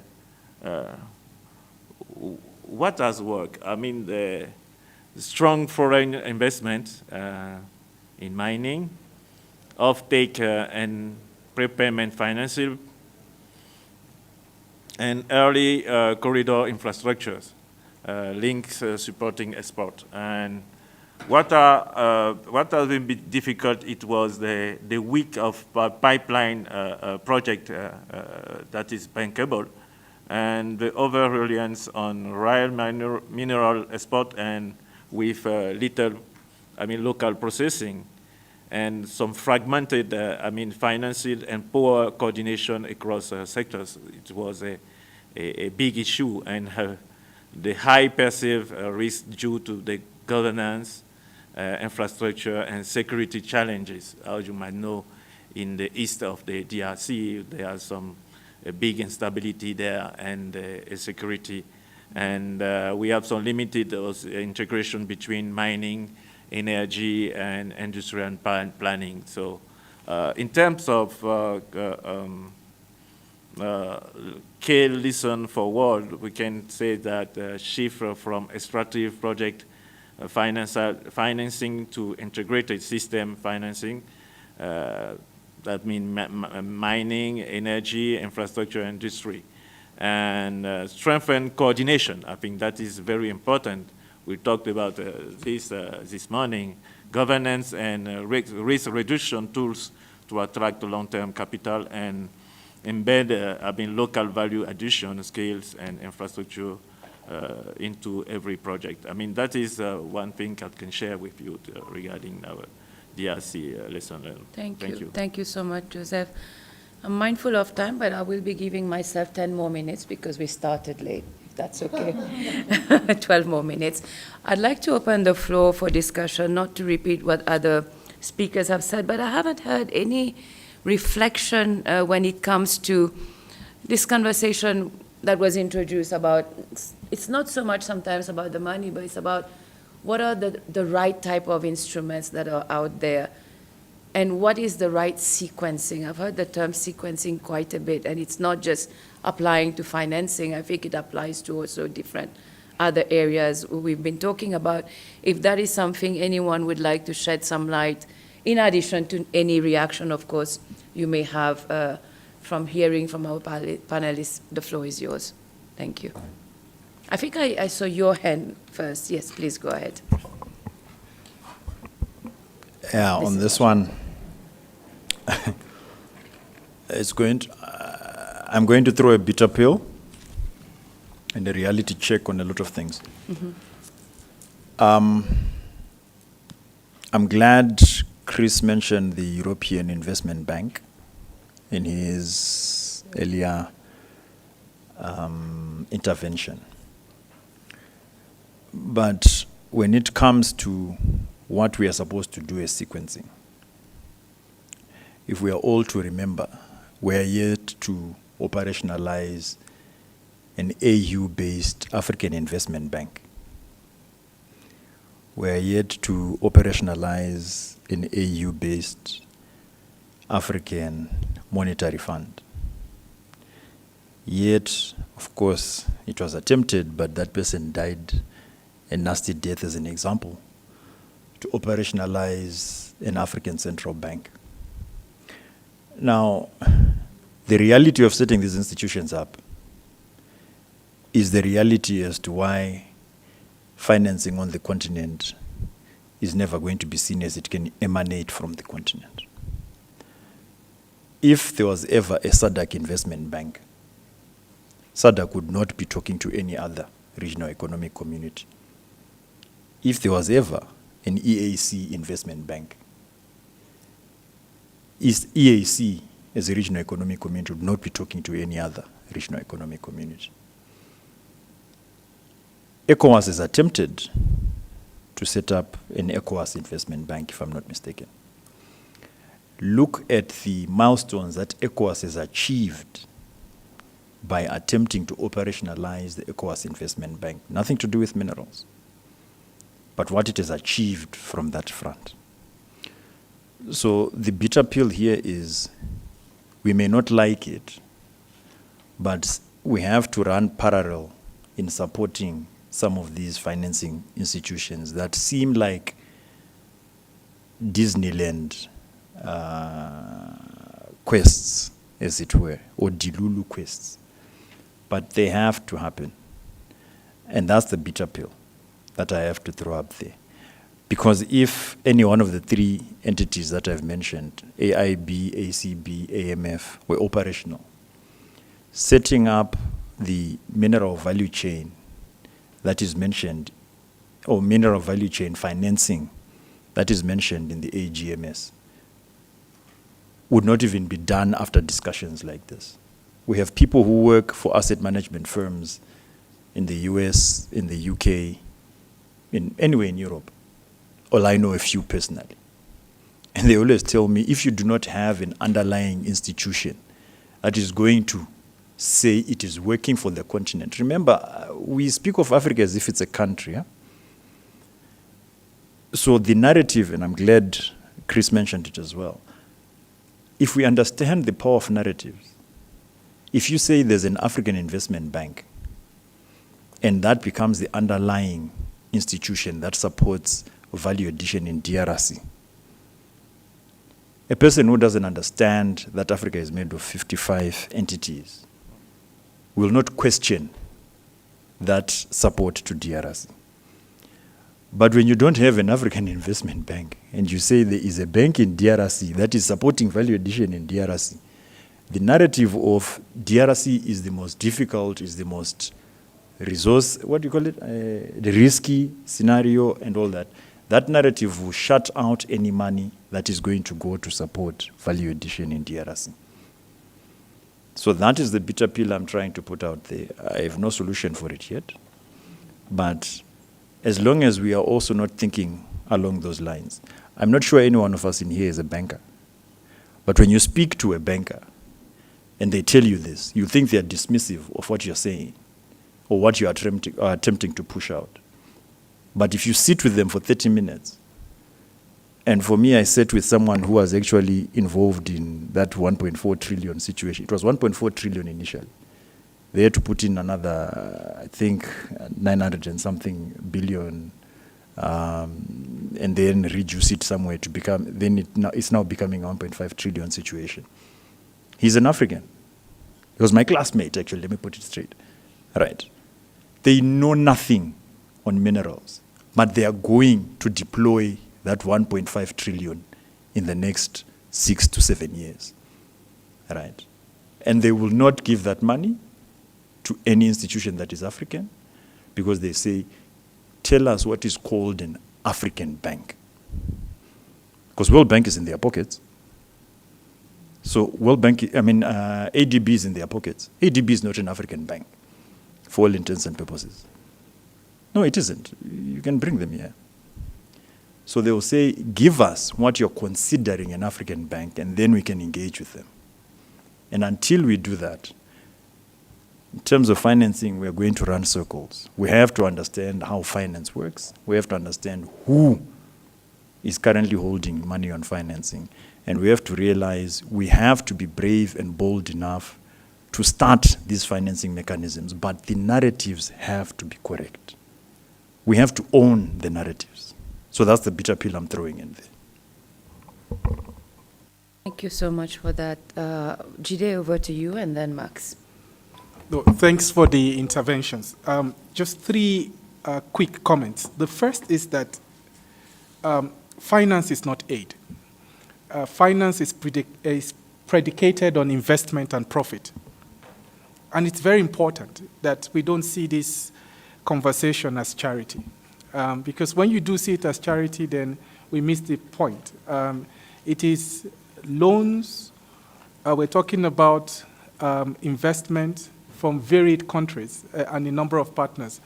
And so I think in terms of our own development intervention here is how do you support governments and local stakeholders in negotiating effectively?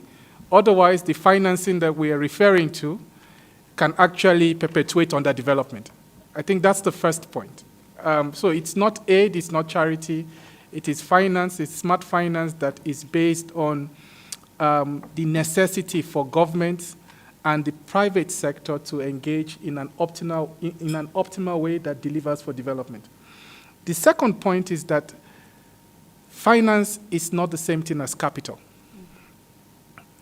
I think what we are referring here in relation to critical minerals is an understanding of capital. Where are we getting business capital from? That's what we're talking about de-risking, right? Where are we getting human capital from, right? That's about skills and talent development. Natural resource capital, it's about the value of valuing what we have so that we can use that as our bargaining power. And then we talk about finance. So there are different types of capital that we require to unlock the potential for development. I think this is really an important point to make. And once we understand that capital is not reductionist, it's not based on finance, I think the question then is, what should be our recommendation? And I see about 3 recommendations from the intervention so far. The first is what was said in the previous panel. How do we support countries when it comes to bankable proposals? It's an incredibly important aspect of work. The second point is, and I think this is to our country offices, how do you help countries in the design of their development cooperation framework in ways that helps to promote this synergy that we're referring to? So the development cooperation framework is really where you can have some of these conversations and promote integration. And lastly, governance. I think there are some, like Muku said, elephant in the room that we are not confronting. If countries are borrowing at double digits, right? They are borrowing at, the average, currently the average debt to GDP is about 46%. In certain countries, it goes up to 60%. And these guys are expected to continue to get finance for unlocking critical minerals potential. We are simply encouraging a permanent state of underdevelopment, unfortunately. So I think there has to be a way that we can break that cycle and support countries with things that matter, things that will promote structural economic transformation. It's credit ratings. How do you improve your credit ratings? How do you build a constituency of talents? Maybe Timbuktu and other similar initiatives can come in there. And lastly, how do you improve governance? Thank you so much. Thank you so much, Jide, for that Max, over to you, and then I'll take one last from our UNDP colleague here, and then I'll close the session. Okay, no, thanks. I think this is a great conversation. So let me make 3 points, like Jide here. The first one, Muku, I want to say, I agree with most of what you're saying. I'm not sure why you call it a bitter pill, actually. It's not. It's just, this is what's needed. And I would say the biggest accelerator for the kind of transformation we want to see with critical minerals and mining is probably outside of what happens in the mining compound itself. It's what happens with the financing architecture for the continent. And that financing architecture doesn't exist in a way that can support mining. So I think part of that work still has to go on, and UNDP and other institutions are giving it a big push. We are not there yet. And that links to the second point about capital. I take the point about, you know, was it BlackRock? You said who has put 1.5 trillion? JP Morgan. Yeah, I think all of that is welcome, but it speaks to a political economy question that we have been talking about in the morning, but we need to get to grips about, because financing and capital are themselves not neutral. When you finance a mining venture in the DRC, there are broadly two foundational pillars that you use. One might be equity financing. The other one might be debt financing. Yeah? There are variations of this, but more broadly in the financing world, these are the two that you have, your equity and debt. Both of them mean that the ambition of the Africa mining vision for Africa to own its assets and capital will be undermined by that. That is why we're saying, while we welcome money from elsewhere to come to the DRC, the DRC must realize that by taking money from elsewhere, they are also giving up equity in the business. And you can't then come and say, well, there's a problem with sovereignty here. You know, you have to generate your own sources of financing. And we can do that. We can do that. Just this morning I was reading something from the president of Zimbabwe who was saying, well, our gold reserves have reached so much. That's very good. Botswana has a similar challenge. You know, and in South Africa as well, almost all countries, yeah? If you look at what we are doing with our pension funds on the continent, we have increased the proportion of our pension funds that we allow pension companies to invest abroad in, I don't know, Switzerland or wherever, where they will earn 2% or something smaller. But we go and look for financing from BlackRock or JP Morgan at a premium rate. We're sending our money to develop the financial architecture of other continents. And then we borrow money at a premium to finance our own development. I've never quite understood that, and that's a conversation that we need to broker with our own political leaders here, that, look, Botswana, you have reserves, billions, that are sitting somewhere, and you need to bring them back and use it for your own development. That's part of what you want to do. Otherwise, you can't then say, oh, we're going to borrow from so and so, or we don't have money to invest in a mining. And that speaks to the problem that we currently find in the DRC, in Zimbabwe, and everywhere. You know, we complain that the Chinese are coming to invest in our mines. I have not understood why the African Union, or you guys working with the African Union, is not sitting and saying, whichever government has got excess capital, discretionary capital, you can go and invest. We will make the political environment suitable for you to go and invest in a mine in the DRC. Then mining is easy, because when they export, you can get your money back. Why do we not make those investments happen on our continent? I think this is a political dialogue that we need to have. It's nothing to do with the science, the capacity, it's nothing to do with that. It's just a political dialogue that we need to have. The third point is, You are right, Jide. A lot of capital on the continent is mispriced, it's mismatched, and it's misdirected. That comes to the continent. It's mispriced in the sense that the premium that you pay for that capital is way too high. And it goes high because of the perception of risk that everybody else has on Africa. Whether you speak of Africa as a continent or as a country, the perception of risk is quite high. Because the perception of risk is high, then your capital is mispriced.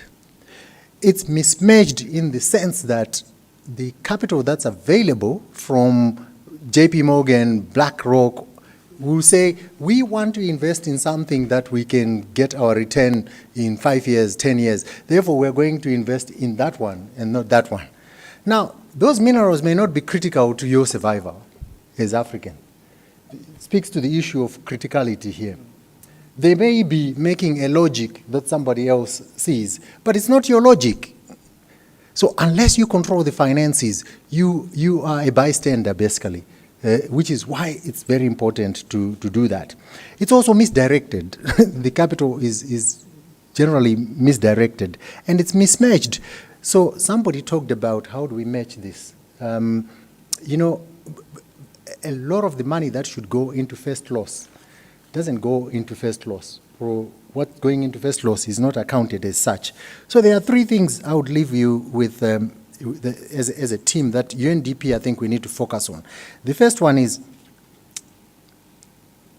we need to help governments with improving capacity, not just capacity, technical capacity, human capacity, but the capacity to extract information, exploration, data, and all those things.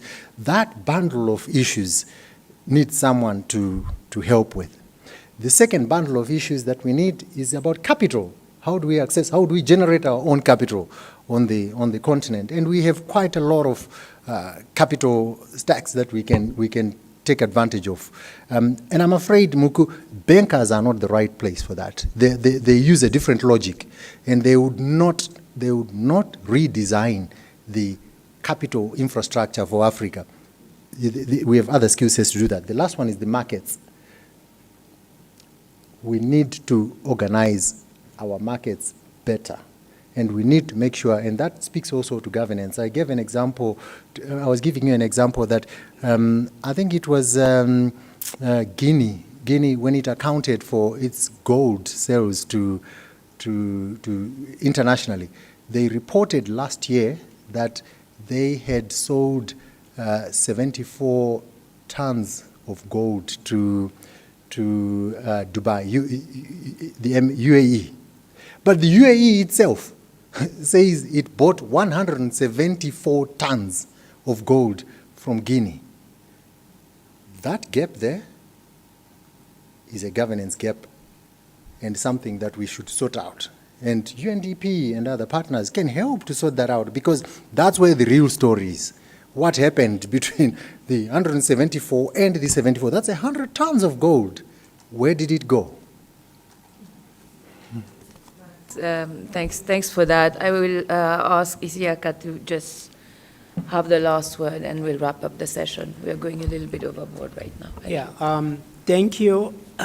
For me, we need to understand that Africa is a complex landscape. And we need to understand that everything is not bad or doom. For example, 2025 last year, South Africa made about 10 billion rand in sale. To where? 42% to Europe. Why are they able to do that? Because they have the research and development. That is very strong to CSIR and other institutions. There are examples like that in the continent that we can leverage on. My fear in this meeting is that we are going to talk about everything, try to do everything. And at the end of the day, we will not be able to achieve much. We need to focus in terms of what can we do as this gathering, and leave the rest to those who can do. So I have 2 points. The first one, with regard to this discussion, we need to review the alliance with countries like China. Why? China has unlimited resources when it comes to mineral. Europe cannot compete with China. Even the US cannot compete with China because their strategy that they have put in place. Second, no country in Africa has a security economy strategy. We don't know how to use economic tool to prevent or protect our asset. A lot of things has been going on because, God forbid, today there's a third war. We will not be able to continue simple things like a supply chain. These are critical measures that we need to put in place. For instance, the supply chain is highly weaponized and controlled by China. And that are some of the highlights that we need to look into to say, what do we need to do now? We may not be able to, in our lifetime, solve the issue of industrialization for Africa.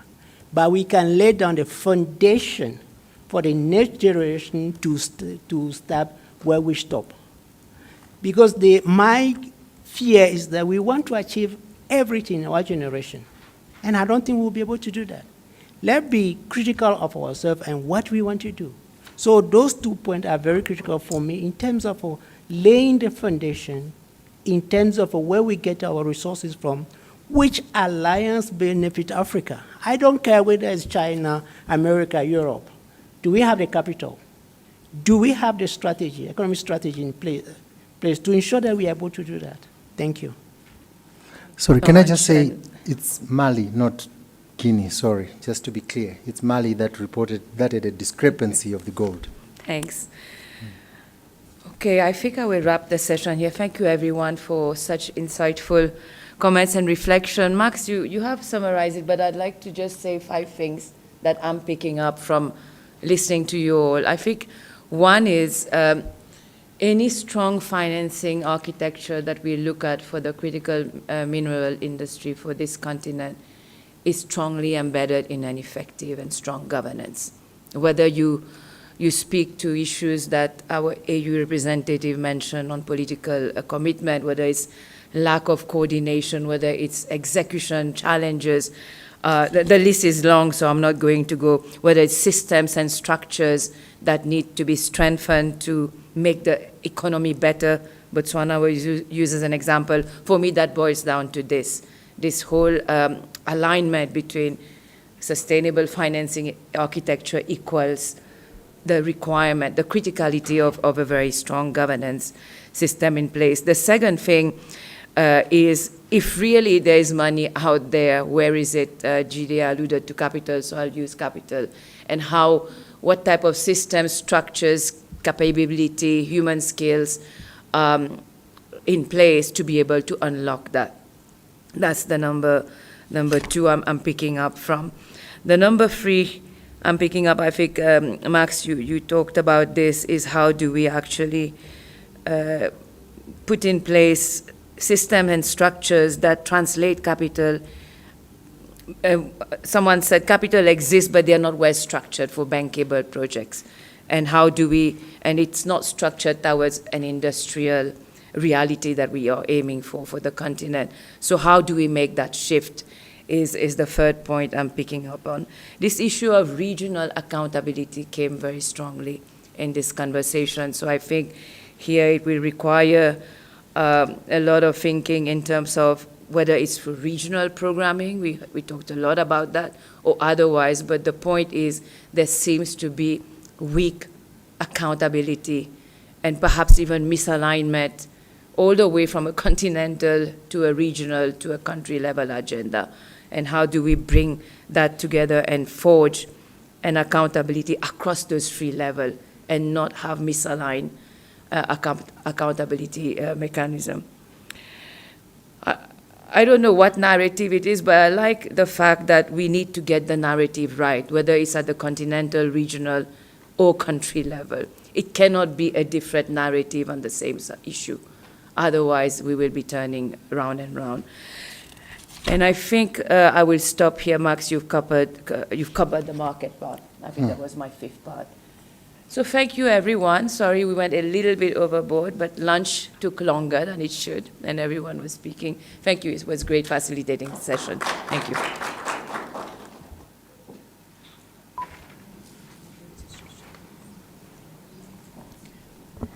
Right.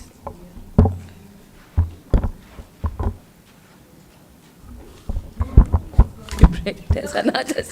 Okay, you are here. I was looking for you. Yeah, I'm here. Thank you, Lovita. Perhaps a round of applause. I see people are standing up. Do we need a comfort break? Yes, please. Okay, that was heavy and good. It was a heavy and good discussion. So let's take 5 minutes comfort break, and we. Okay. Thank you.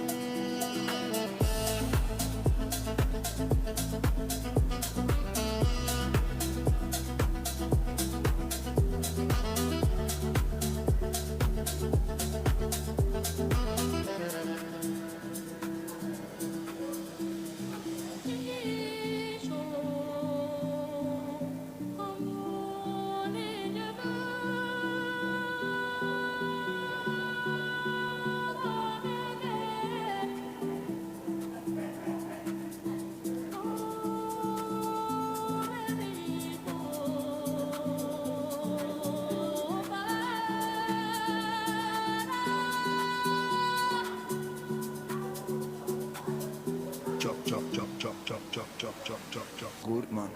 Unansi.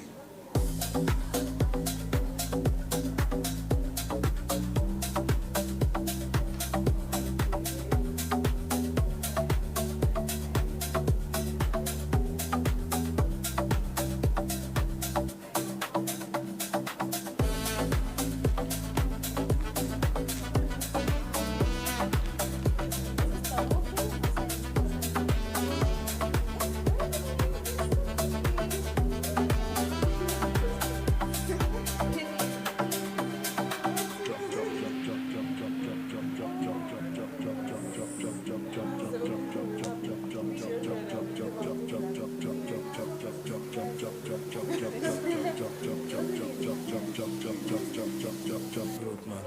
Unansi.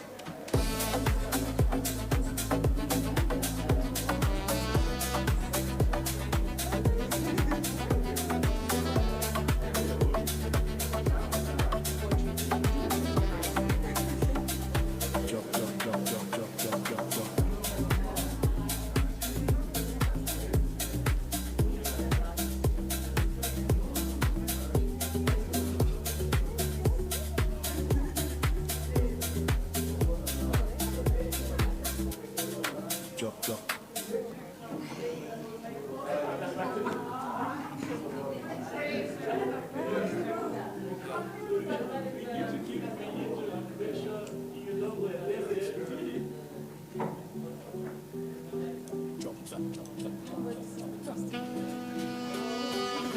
Okay, colleagues, shall we take our seats?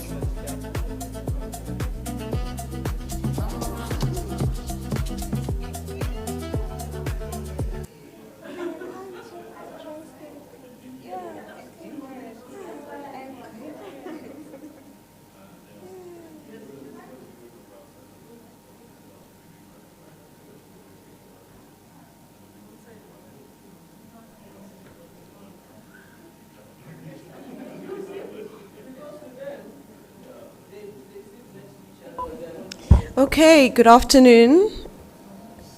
After our 5-minute break, I think we are ready to start the afternoon, the second from last session of the day.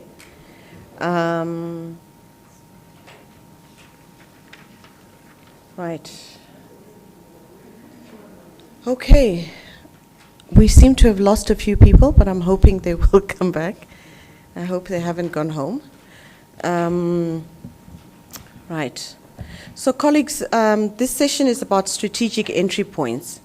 We spent the day basically reflecting on the development case for critical minerals, asking ourselves, where is the system broken? And what has come out strongly is that there is a strong discrepancy. On one end, we are seeing that mineral wealth does not translate into actual wealth or macroeconomic wealth. We're saying Africa is not mineral poor, but Africa is not even necessarily capital poor. I'll put that to you. The deeper challenge is that we have not yet built the systems that allow us to convert what lies under our feet into industrial capabilities, fiscal resilience, decent jobs, value chains, supply chains, energy security, and human development in general. So I'm just going to do a short recap, and I know our panelists today will do that much better than I do.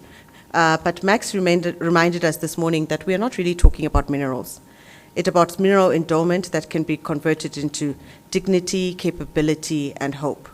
And that cobalt begins its journey in DRC and ends up in the north, using in very powerful materials, health medical materials.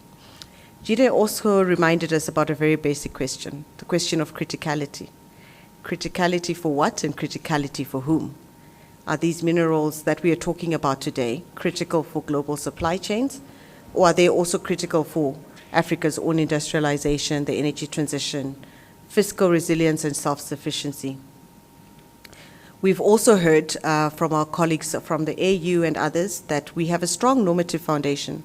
The Africa Mining Vision, the Africa Green Mineral Strategy, AFCTA, and other continental frameworks do exist. The issue is not that we need another vision or we need another policy, but it's about how do we move from policy to implementation.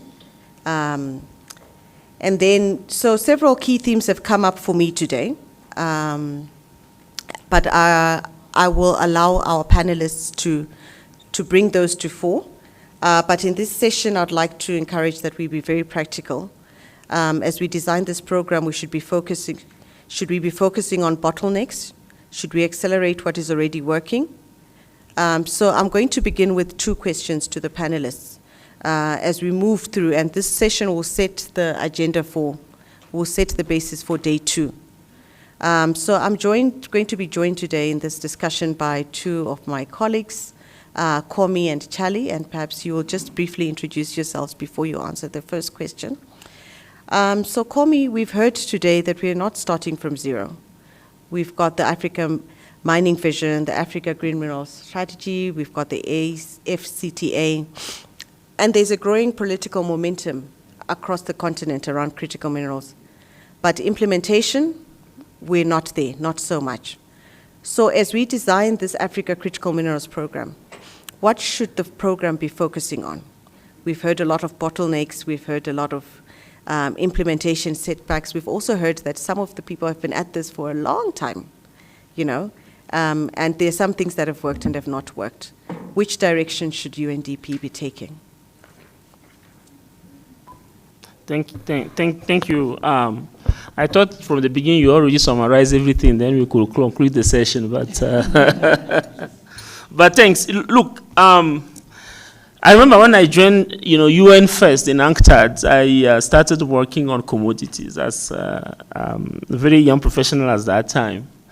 And, throughout the discussions, and I feel like today I'm back to those first days, because whether it's critical or non-critical, I feel like the issues are still there to address. But I think at least we also see that some things are moving to the right direction.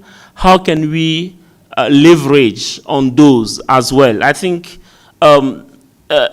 we should just see this new momentum of critical minerals to also address issues related to non-critical minerals, depending on how we define critical minerals. That's one point. So again, definition will be good under this program, not only because it's important, but it's also because I think it will help the program to also redefine some of the priorities we need to work on. Second point, again, we throughout the sessions, we have those normative framework, AMV, CMV, which is country mining vision here and there. We have the new green mineral strategy. We have AFCFTA. A lot of countries are implementing the AFCFTA. One important point, I think, where we may need to focus is through the program, how do we support coordination at the all level? I will say coordination, I think, Director of Automation at the AU institution, among AU institutions, coordination among also UN institutions, I think is quite important. I will also put coordination between AU institutions and UN institutions. Of course, I also integrate REX in that coordination mechanism at the African Union level, and coordination also at the country level through the country national or development framework or national strategies. I think that could be one of the areas the program could focus on. And also bridge the gap between what's happening at the continental level, at the regional level, and at the country level. I will go further and propose maybe that if the program can support also development of regional strategies for whether industrialization or inclusive development by integrating mineral or critical mineral issues. Otherwise, can also be simply critical minerals regional strategy. I think that could also help. Then country office can take it and other partners may be on the ground. Another aspect which came, I think, strongly we need to maybe look at is how do we leverage partnership? And I would have loved Shari to come in before me to speak briefly about the supply development program, because I think supply development program, which I think Zambia, Zimbabwe, Zambia, Botswana, and a few countries are currently implementing, is a perfect program to create that value also we need, linking local economy, local players, small players with large corporate. So I'm sure Charlie will speak a bit more about that. But I think it's something that is working. The program can leverage on and see how we can scale some of those programs as a way to retain value locally while we are thinking of industrialization, because that's also is maybe a long-term strategy. I know also we hear some proposal on, not focusing much for now on industrialization, but I think we can set the path toward industrialization because we can't get rid of that. And the issue around governance, I think Jide and a few colleagues also alluded to that. The whole mirror for me development issue is governance issue, whether looking in social, economic, and political governance. But then when we look into the several issues we discussed today and issues that have been discussed elsewhere, maybe we should reflect on some of the key elements of governance. No matter what, countries will continue to produce, and some of them export raw commodities or with a certain level of value addition. Then the first question on governance will be, how do we support optimization of revenue collection? I think that's still important. The issue around those illicit financial flows and so and so. How do we support countries to maximize? Now, what is the role of UNDP in that? Maybe I will leave it to Charlie to reflect a bit on specifically, since there are a lot of players supporting countries to optimize revenue collection. So that's first element of governance. Second element of governance will be management of revenues, because I think once we are able to collect, are we managing, are we investing in the right sectors and so and so. A lot of countries also, I think we didn't discuss much that part, are also investing part of their revenue in sovereign wealth funds. And sometimes there are discussions of, are these funds actually investing in the productive capacity of the continent or the country itself? So how do we also help country balance long-term investment priority vis-a-vis short to medium social investment priority? Then the third element of governance will be then the resource-based industrialization, which I think should take regional value chain approach, considering that we have a lot of countries in the place. So let me just stop there for now, and I'm sure colleagues Charlie will also add some other elements. Thank you. Okay, no, thank you. I think colleagues, the inputs are being tracked on the screen, so that it's easy to follow and we can have a discussion. So you've mentioned quite a bit. I just want to move to Charlie, especially from a national perspective. You come from one of the most mineral-rich countries in Africa. If UNDP was to be selective and strategic, what 4 areas do you think can add the most value in supporting the country, the AU, and the RICS? If you were just to pick four areas from, and also leaning on the discussion that we've had today, just to pick from that. Okay, all right. Thank you very much, Noktula, and thank you so much, Kwame, for, I think, setting the good grounding and the discussions that we've had today. I think for me, I would start with governance and really how does UNDP, starting from the AU at the regional level, but also at country level, how do we establish strong institutions that are then able to navigate some of the geopolitical aspects that keep on arising, especially in the critical mineral space. But also, for me, coming from Zambia, where we have a 5-year election cycle, I see how we have the highs and lows that go with the electoral cycle. For instance, we're going into elections in a few months' time in August, and we see a slowdown, I guess, on some of the positive elements around critical minerals that ordinarily I think the government would have pushed through. But because we have those aspects of elections and whether it's the correct timing, but thinking if we had strong governance, strong technical institutions that are then devoid of some of the political pressures that come, then we would have perhaps policies that are able to be implemented on a long term. I think in the morning we heard about having, is it 10-year, 20-year, 30-year planning and implementation cycle, with China being given as an example.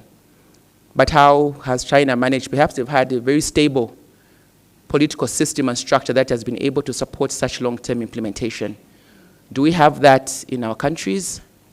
Probably that is something that we need to take a good look at and introspect and see how that would work. So that is something I would propose. Secondly, we also heard about capital and how, in as much as we want, foreign direct investment, how do we then also raise domestic capital that's also linked to our risk profile as a continent, but also as countries.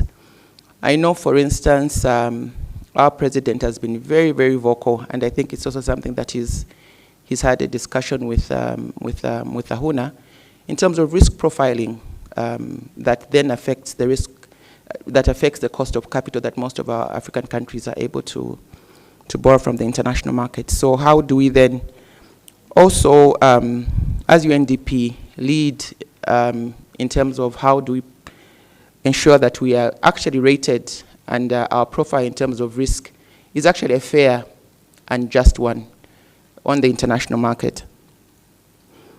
So how do we de-risk, and also how do we ensure that the mining taxation laws and the regime around the mining taxes and also the contracting is also fair? Because I think sometimes as even at country level, do we have teams that are able to negotiate from a fair and informed position? Because I think some of these are really complex. And you find that at country level, we don't even sure our governments have the capacity and technical expertise to be able to read through some of those mining agreements. So that is an area where UNDP can support, I think, with technical assistance around critical minerals and contracting that a number of our countries are getting into. I think policy harmonization, I wouldn't belabor on that. I think Komi has looked at that and also looking at coordination. Thirdly, I would look at, I think, infrastructure integration. I think I don't quite recall when the Southern Africa Power Pool was established, but I think it's around 1995. And based on that, I was thinking that is an area perhaps where we should move ahead and maybe look at investment side in some of these really heavy infrastructure that our region needs. For instance, Zambia coming off a drought, and I know we really suffered with power deficits. I know at the moment we are looking at tapping power, I think, from Tanzania, but thinking long term, could the REX then look at, for instance, investments in some of these regional heavy infrastructure projects instead of letting countries go solo? So perhaps infrastructure integration around energy, road and rail. I know we have the Lobito corridor as an example, but those kinds of investments in infrastructure at a regional level would be something that I think UNDP would be able to lead. And finally, Kwame did mention around local economic development, value addition, and really ensuring that countries are able to benefit from the mineral endowment, but also from the regional markets that are available from the AFCTA. So we have the supply development program that UNDP and Botswana has been leading, with the entry point being the mining sector. And really the premise is, how do we ensure that local companies that are along the mining value chain are able to at least get significant contracts from the big players who are in the mining sector. For instance, in Zambia, we have the First Quantum Minerals, we have Barrick Lumwana, we have Konkola copper mines, who are really big international mining companies with a lot of foreign investment. But we find that a lot of contracts, even for basic goods and services, still go to international companies. And now we have a local content legislation, which is really sort of compelling the mining companies to allocate a portion of their local procurement to local mining companies. But then that comes with ensuring that we capacitate the local businesses to be able to, lead in terms of import substitution, able to lead in terms of the quality and the standards and the quantum that is expected from the mining companies. Because as we've heard, mining is a business, it's not really charity. So if they're going to expect a supplier to meet a certain quantum, they should be able to do that. So through the supply development program, we're really working at hand-holding the MSMEs to be able to be contracted by the supplier, by the big anchor companies. So with this, then we're really looking at how can these also move beyond, if it's just in Botswana, just in Zambia, how do we then move ahead and ensure that they're able to cross the borders and benefit from the regional market that's there. I think I've done my 4. But I think on governance, I think one of the aspects that I think UNDP can also lead on is really around environmental governance. I think we are seeing a number of emerging issues around where mining is happening. How are the local communities being included in the mining operations and oversight, and really at ensuring that the social license to trade continues being upheld in terms of the intersection between business and human rights, child labor, sexual exploitation. All those are aspects around the extractives and human rights that UNDP can lead, really ensuring that environmental sustainability is also high on the agenda. Thank you so much. Right, no, thank you so much. So I think from Komi and Charlie, we're hearing a couple of key themes, governance being a key one, finance being another one, value chain development or supplier development being a third one. I would like to just open it up a little bit broader into the room. In the morning, we did hear other issues, for example, issues of data. And I'd like to just hear from people whether that is a feasible entry point. Is it just an issue that we are discussing and maybe there's no space for the program to look at that? Another issue that perhaps we have not heard enough of, I know Max touched on it a little bit around capacity, but specifically capacity from the member states' perspective. But if we're looking to say we want to industrialize and we want to build, for example, what DRC has done around the battery center, what do those skills for the future look like? And is that an area as well that we could be looking at? So just throwing it out there from what we have heard, and then also in terms of implementation, we've heard a lot that we've got visions, we've got strategies, countries are also putting in place strategies. I'm yet to hear whether we've got implementation plans that actually then enable those strategies to actually start happening and being costed and etc. So just opening it up to the room, we've got key themes there, governance, finance, local supply development. Is there any other entry points? Komi and then Hope. Yeah, thanks. I just wanted to add that, we need, in the local, maybe, I don't know where, but we need to also specifically add the small-scale artisanal mining. I think that's where also I see UNDP piece value on the ground vis-a-vis industrialization, which might be along maybe artisanal or small scale mining in the sector. To cut also for the inclusive development, women.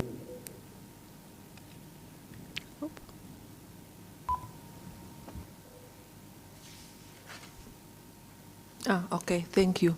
I wanted us to expand the data question to beyond geological information. We know that a lot of the losses and lack of local participation, also issues of information asymmetry in terms of who knows what opportunities are coming into the country and how are people prepared to participate in the critical minerals value chain. So the data could be expanded to that. I think one unspoken role of UNDP that I've not heard being emphasized is also on the knowledge brokering. UNDP and AU and the counterparts in this room have a lot of good information, data, analysis, but most importantly, experiences. But those are not necessarily trickling down to countries in a structured manner. So that could be really a stream of work in how we can actually impart this kind of information, because it will really be transformational. My last aspect is on the question of financing. I think we are forgetting that the development context on the ground has changed a bit in terms of countries looking inward, increasingly, including governments. So we need to really put a laser eye on the domestic avenues for financing. Governments are looking into local pension funds. They are Uganda is going to test grounds on a commodities exchange for sure. So how can UNDP lend its expertise, or the AU or other entities, to really help countries also mobilize domestic financing beyond the usual financing structure? Thank you. Okay, I also wanted to make an addition to what has already been mentioned. So there's an aspect of data that has been communicated even earlier in the meeting. And then when we're looking at this topic, it's really in relation to knowing the type of minerals that we have. And then for us to know the type of minerals we have, there is a context that we actually need to look at, which is technology. So if, as Africans, we want to know the amount of minerals that we have, we need to be able to deploy certain technologies for us to know. But for how long are we going to be a continent that has to be able to import the technologies as well for us to be able to know what is required? So I feel that technology is also an entry point for us, that we should be able to make our own technology that we can be able to use. Then the other aspect is also with the ASMs. So when it comes to the production line in mining, there's always obviously going to be machinery that is going to be required. So I feel that that is also an entry point for engineers across the continent to be able to become original equipment manufacturers as well. Because once we're able to identify certain pilot areas where we have to do mining, there's machinery that has to be there. So why don't we actually use the finances we have to actually give jobs to engineers in our own continent? That is now going to be able to ensure that we are going to have more jobs, and the economy can probably even grow even far much more better. Thank you.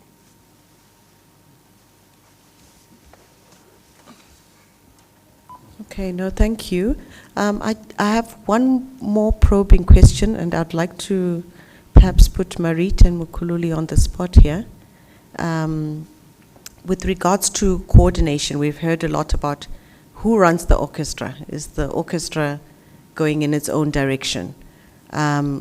Is there space for UNDP in the running of the orchestra, or in, putting in place strategies on how the orchestra is run? Is this a space for UNDP? Is there the orchestra coordinator who needs to be supported? How would this work, if there is space? The good news is that the orchestra has no, like, who said that? Has no, I mean, it's Africa. It's Africa. So everyone who's working on African issues could potentially, but it does need some coordination. That's where the point that was made. Ideally, it would have been AMDC, it's the Center Africa Minerals, but it has issues of ratification. I don't want to even believe, but I say that should have been ideally.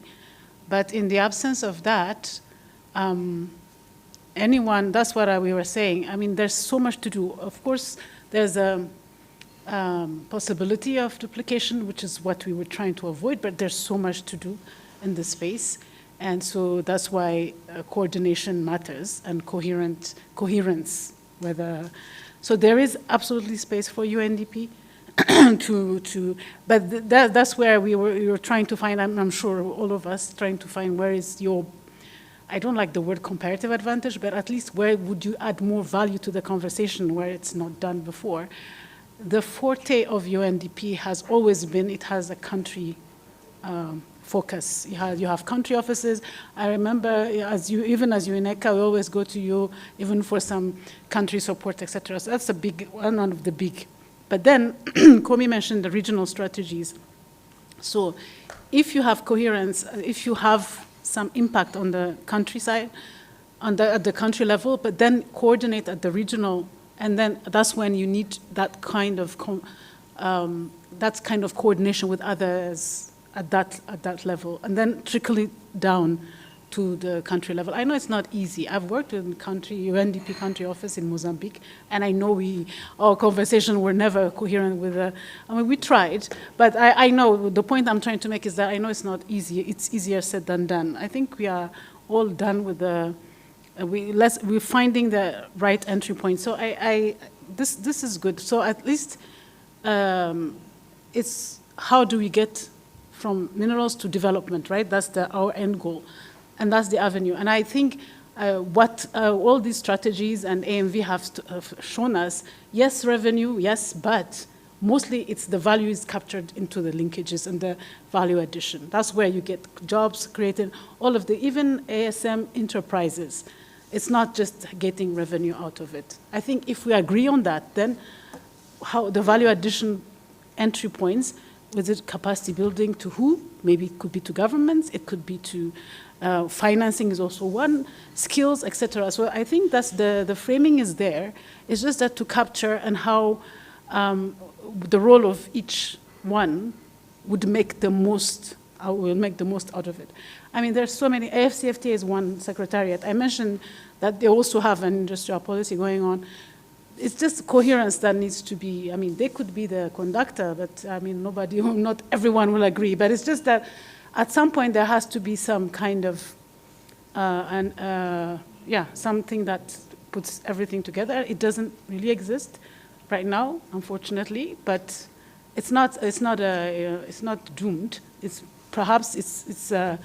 We need to find a way to strategize and have kind of strategy to unify the coordination.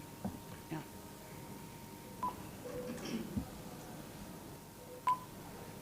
Yeah, I'll come from the thought process of UNDP in particular, and I may actually be accused of ignorance here. So I will ask a question that doesn't necessarily need to be answered now.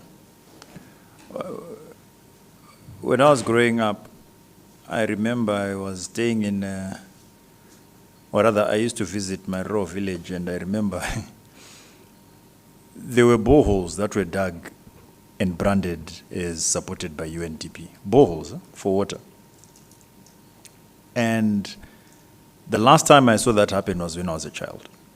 So I've always wanted to understand where that level of movement from actual on-the-ground implementation of things like boreholes shifted to entirely nearly helicopter-level policy discussions and implementation.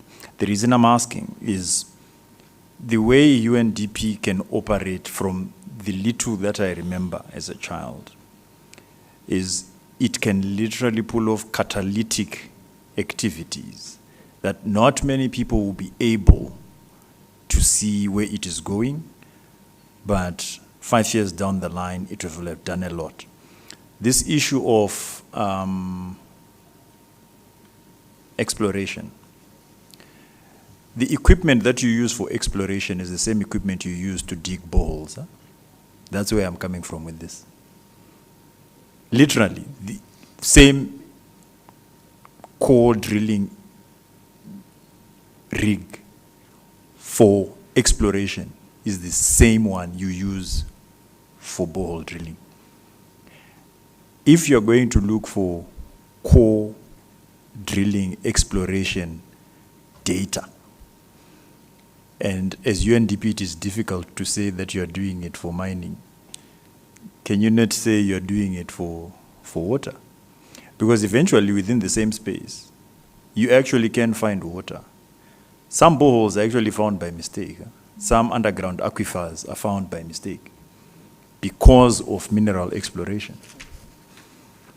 There are communities in Africa that are built around underground aquifers, and those were discovered through exploration in the 60s, right? People need to understand this. So that's just a question as to whether or not this is something that is possible. We have to think outside the box, right? If that is a difficult thing to do, is there still a way for us to have taking advantage of the existing levels of implementation on the ground that UNDP could pull off as part, of course, of the collective of all institutions that are AUDA, NEPAD, AMDC, and all that. Because the orchestra is difficult to find a single conductor at this point in time. But if we ensure that we take advantage of the cello player who can not only play in the orchestra, but can also play and make money in the subway, knowing that that subway amount is going to be supporting the growth of the orchestra players and etc. Is there something of that nature that we can do? Bottom line, the answer is yes. AMV is too big for one institution to be a conductor. So is the AGMS. But if we do it in such a manner that we all understand how we are all going to work together, then it would actually make, as Kosi would say, leave a legacy for the next implementers to do something. I remind you, there are communities in Africa that are built around underground aquifers that were discovered during mineral exploration. It had nothing to do with actually building that community, but people were searching for gold. And now those communities are actually built around those underground aquifers. Yeah, no, thanks, Mkhululi and Merit. And I think that's a direct challenge to say, you know, should we then just be operating at a policy level as we look at this program? Or should we actually be looking at, you know, the boreholes or the exploration on the ground? Yes, Madam Boda. Thank you very much. I think the conversation was getting to my little low level of discomfort by saying that for me it is about the program and then the role clarity to say that in the holistic cross-cutting execution for our ultimate who does what, but first what.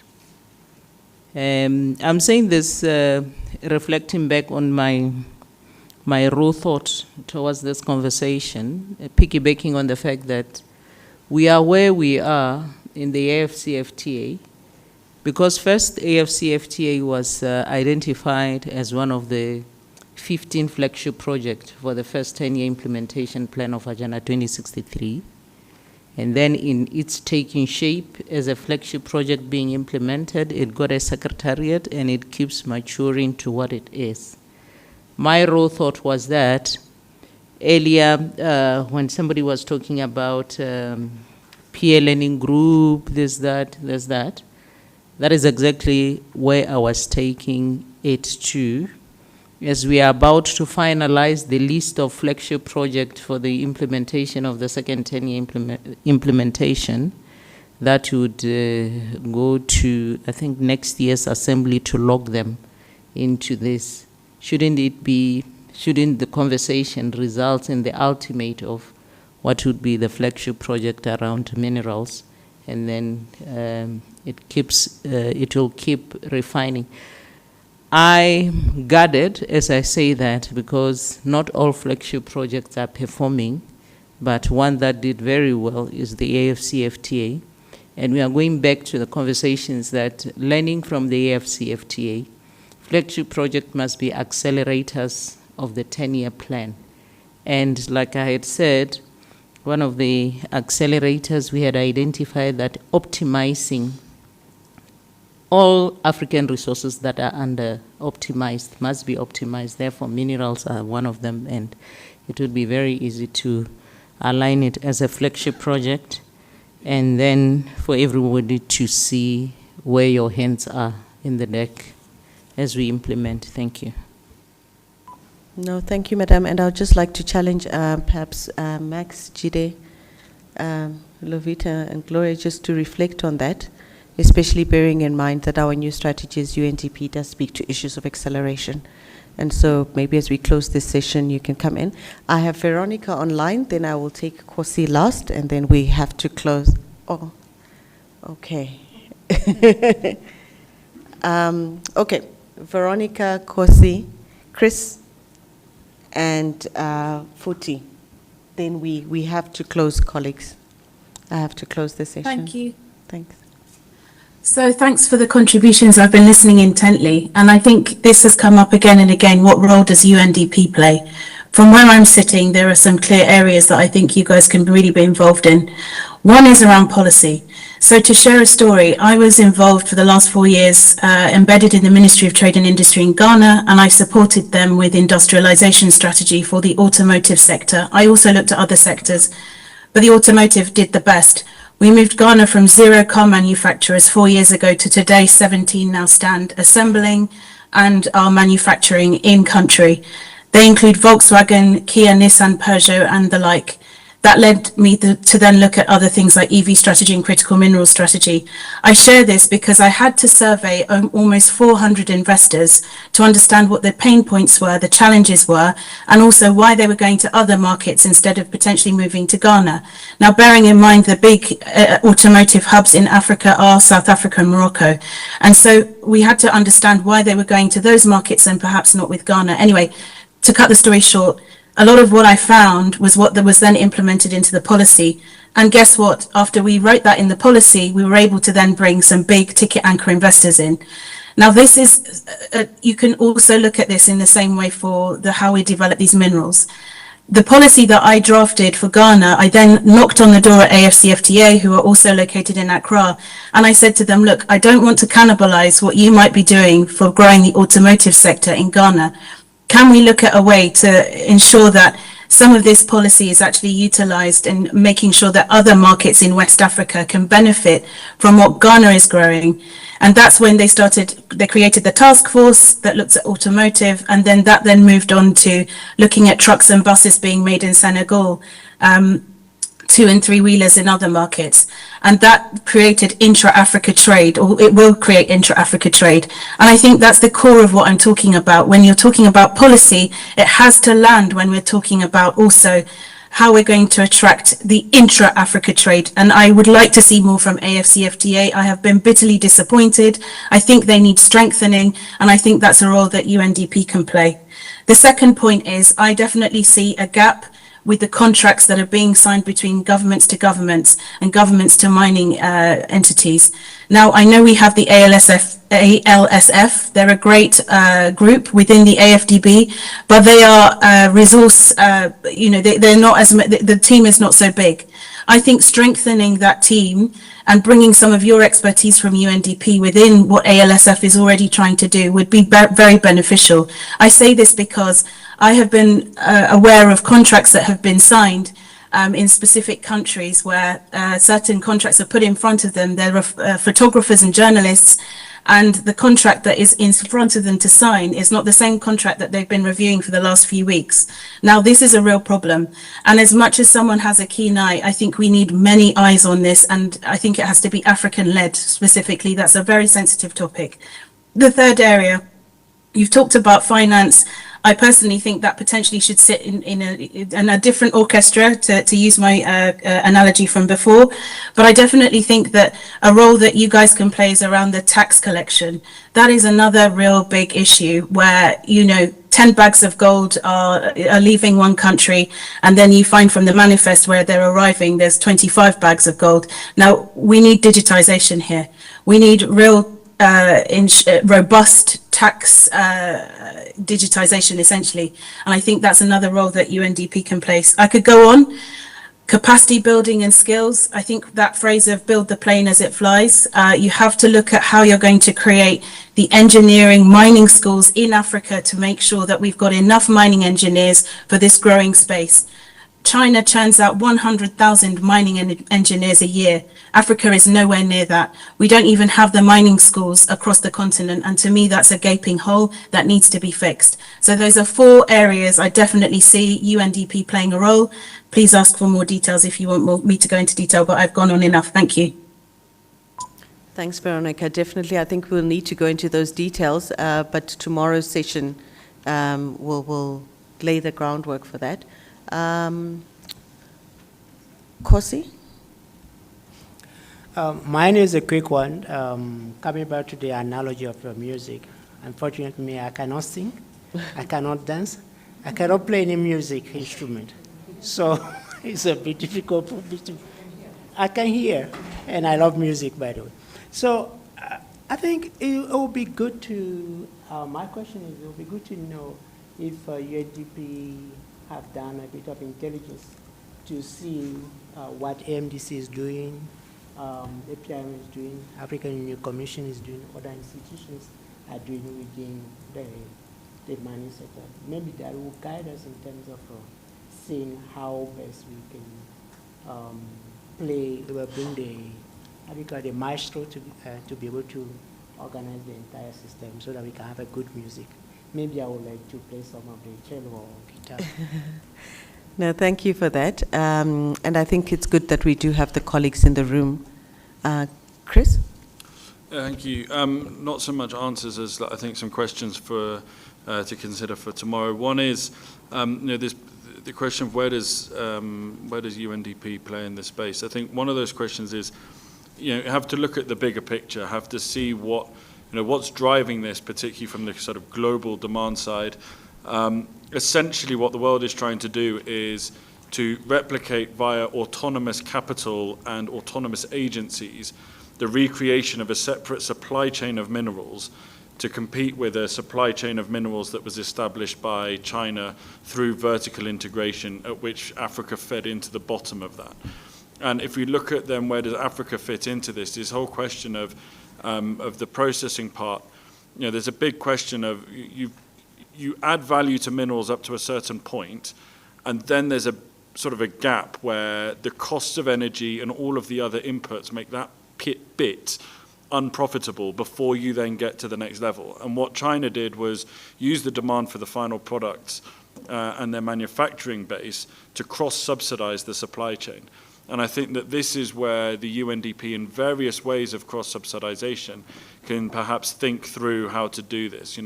What's the role of the UNDP in cross-subsidizing vertical supply chains to try and encourage that that piece, but also cross-subsidization in the sense of within ore bodies. Again, you have these polymetallic deposits where some things are making money and some things not. So again, the lesson from Zambia is that a lot of the copper mining paid for the cobalt and other things that are coming out, but when they really wanted to expand copper, it's the gold that's paying for that. So there's lessons from that of, okay, how can we use one thing to pay for something else? UNDP can play a role in that, including linking the industrial through to the artisanal. How do you get one thing to pay for the other in this cross-subsidization idea? And then in terms of the broader questions around, where does the UNDP sit? My sort of the high-level narrative I would place on all of this is that it has to be citizen-centric. The UNDP can't and probably shouldn't be the conductor for the whole orchestra in Africa, partly because the money that's at stake and the scale of the industry is so vast. It's something that nation states have to, it's their responsibility, but there's a huge amount within this citizen-centric space. It covers the artisanal, it covers the, how do we get more people involved in the industry via extraction companies that aren't the mining company but do the excavation, the haulage, and so on. It covers that side of things. And it also gives an entry point into some of the standards and so on, although we do have to be incredibly careful when talking about performance standards, transparency standards, and so on, that not only are we not replicating what EITI and others are doing, but also not adding standards and principles and guidelines into an ecosystem where all of these things have permeated over the last 20 years, proliferated, and we're now going through a period of consolidation on the industry side. So we don't want to run counter to that. But yeah, more questions than answers, but thank you. Yes. Yeah, but good questions. Okay. Futi and Marit, and then I'm going to ask Max and Jide to just help us to close the session. Okay, thank you. On local economic development, I really agree that it's a critical aspect in terms of having local participation in the agenda of mining and critical minerals. However, I think for that to happen, you need a intentional legislation and policy that will encourage mining companies to actually take up local economic development for the benefit of the countries. And in South Africa's context, we've seen that it works only when it's legislated and there's policy that actually attach that to compliance of mining companies. Because if it's not attached to a mining right, then it becomes difficult to be taken up by mining companies. So we have policies such as the Mining Charter and the BBBEE, which actually, if we had not had those policies, then it would be difficult to actually encourage local participation in inclusivity in the mining sector. Thank you. Yeah, I just wanted to add, because I heard Director Boto mention about a mandate. So there's a declaration from the G20 that went to the AU, and it has specifically says, I'm going to read it, welcomes the G20 Critical Minerals Framework, and then blah, blah, blah, requests the African Union Commission, working with REX and the AFCFTA Secretariat, to develop a continental critical minerals value addition framework focused on regional value chains, local beneficiation, skills development, environmental, social, and governance standards, and fair benefit sharing. I mean, the mandate is there. I mean, the orchestra, whatever, it's there. It's still the AU. So it's the how. And UNDP, just to remind, it's good to have institutional memory, because UNDP was part of the first AMDC when it was at ECA, at the first 4 institutions, ADB, AUC, ECA, and UNDP. At some point it dropped, but it was initially there. And it was as part of that program that I went to UNDP Mozambique to have an extractive program on minerals, but it was country focused. It's just saying that you're not starting from zero.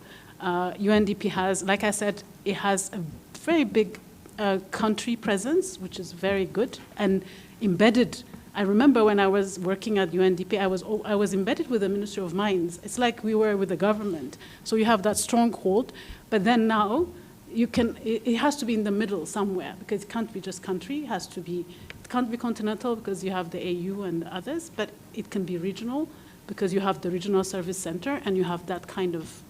So I think it can play, and then you can also play a coordination role.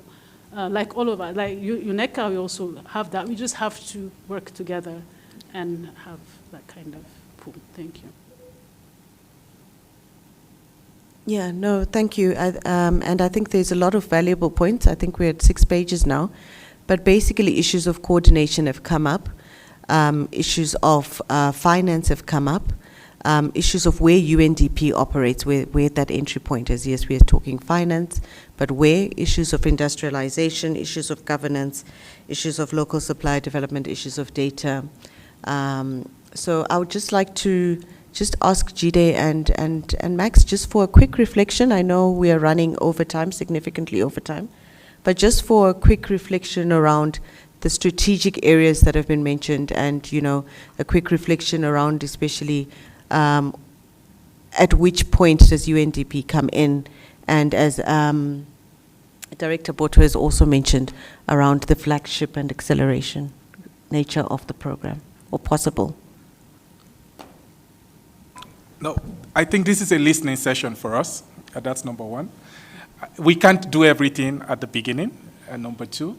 So at some point, we would need to narrow down our priorities to what we can realistically deliver immediately. And hopefully, over a period of time, we can expand our level of responsibilities. I think those are some of the things I would say.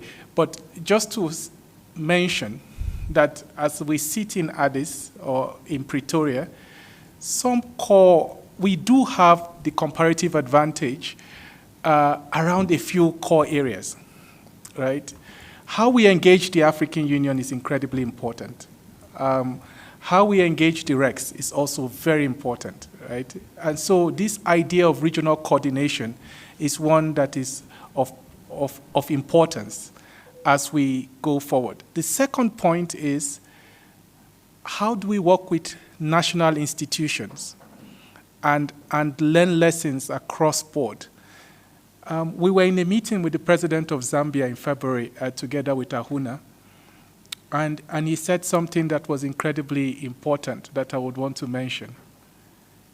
He said, when certain countries divested away from Zambia, Zambia had the leadership to pursue its critical minerals agenda based on its national sovereignty, not necessarily based on external dictates. That is fundamental. So we are as good as the leadership at the national level. That's the point I want to really make. Where we have governments that are committed, that are able to stick to a particular vision, UNDP and other partners can support effectively. Where we have government, and I wouldn't mention countries in this room, that are basically becoming a center for political competition, then there's very little we can do. I think that is really what is coming out of our conversations today, because when I look at certain countries that are getting it right and those that are not getting it right, one common denominator there is leadership. I end with one fundamental question. We've been talking about external forces that are shaping the outcomes of our critical minerals dividends. But what about the internal forces? I say this because the country today benefiting from critical minerals in DRC is largely Zambia. And DRC currently produces the largest and best quality copper potentially in the world. I think Latin America will be an exception. Yeah, Chile, yeah? But most of the royalties are paid in Zambia and shipped to China through Durban. Now, that value chain benefits Zambia primarily, and to some extent South Africa. So as we also think about this idea of benefits and profits, what are the so-called physical spaces in countries that can be supported? Again, I leave with this fundamental question. UNDP and other external partners are going to always be as good as the government that we serve. Thank you so much.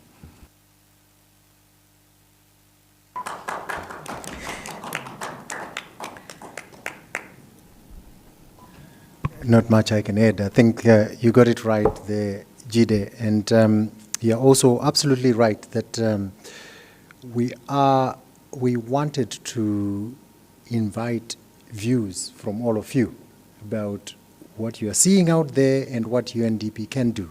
So we were doing literally what the industry we are discussing today does. We're being very extractive. of your ideas, and we're very grateful for that. I think we spent part of the day doing 2 of the 3 things that we need to get to understand better if we're going to to develop a program that's robust. The first is having a shared understanding of where are we right now with regards to the issues that matter. Yeah, where are we right now? And with differences in emphasis and detail, we had some feedback on where we are. Noktula and colleagues, I would suggest tomorrow, think of tonight, pulling together an understanding of what have you heard from people about what is the state of play at the moment.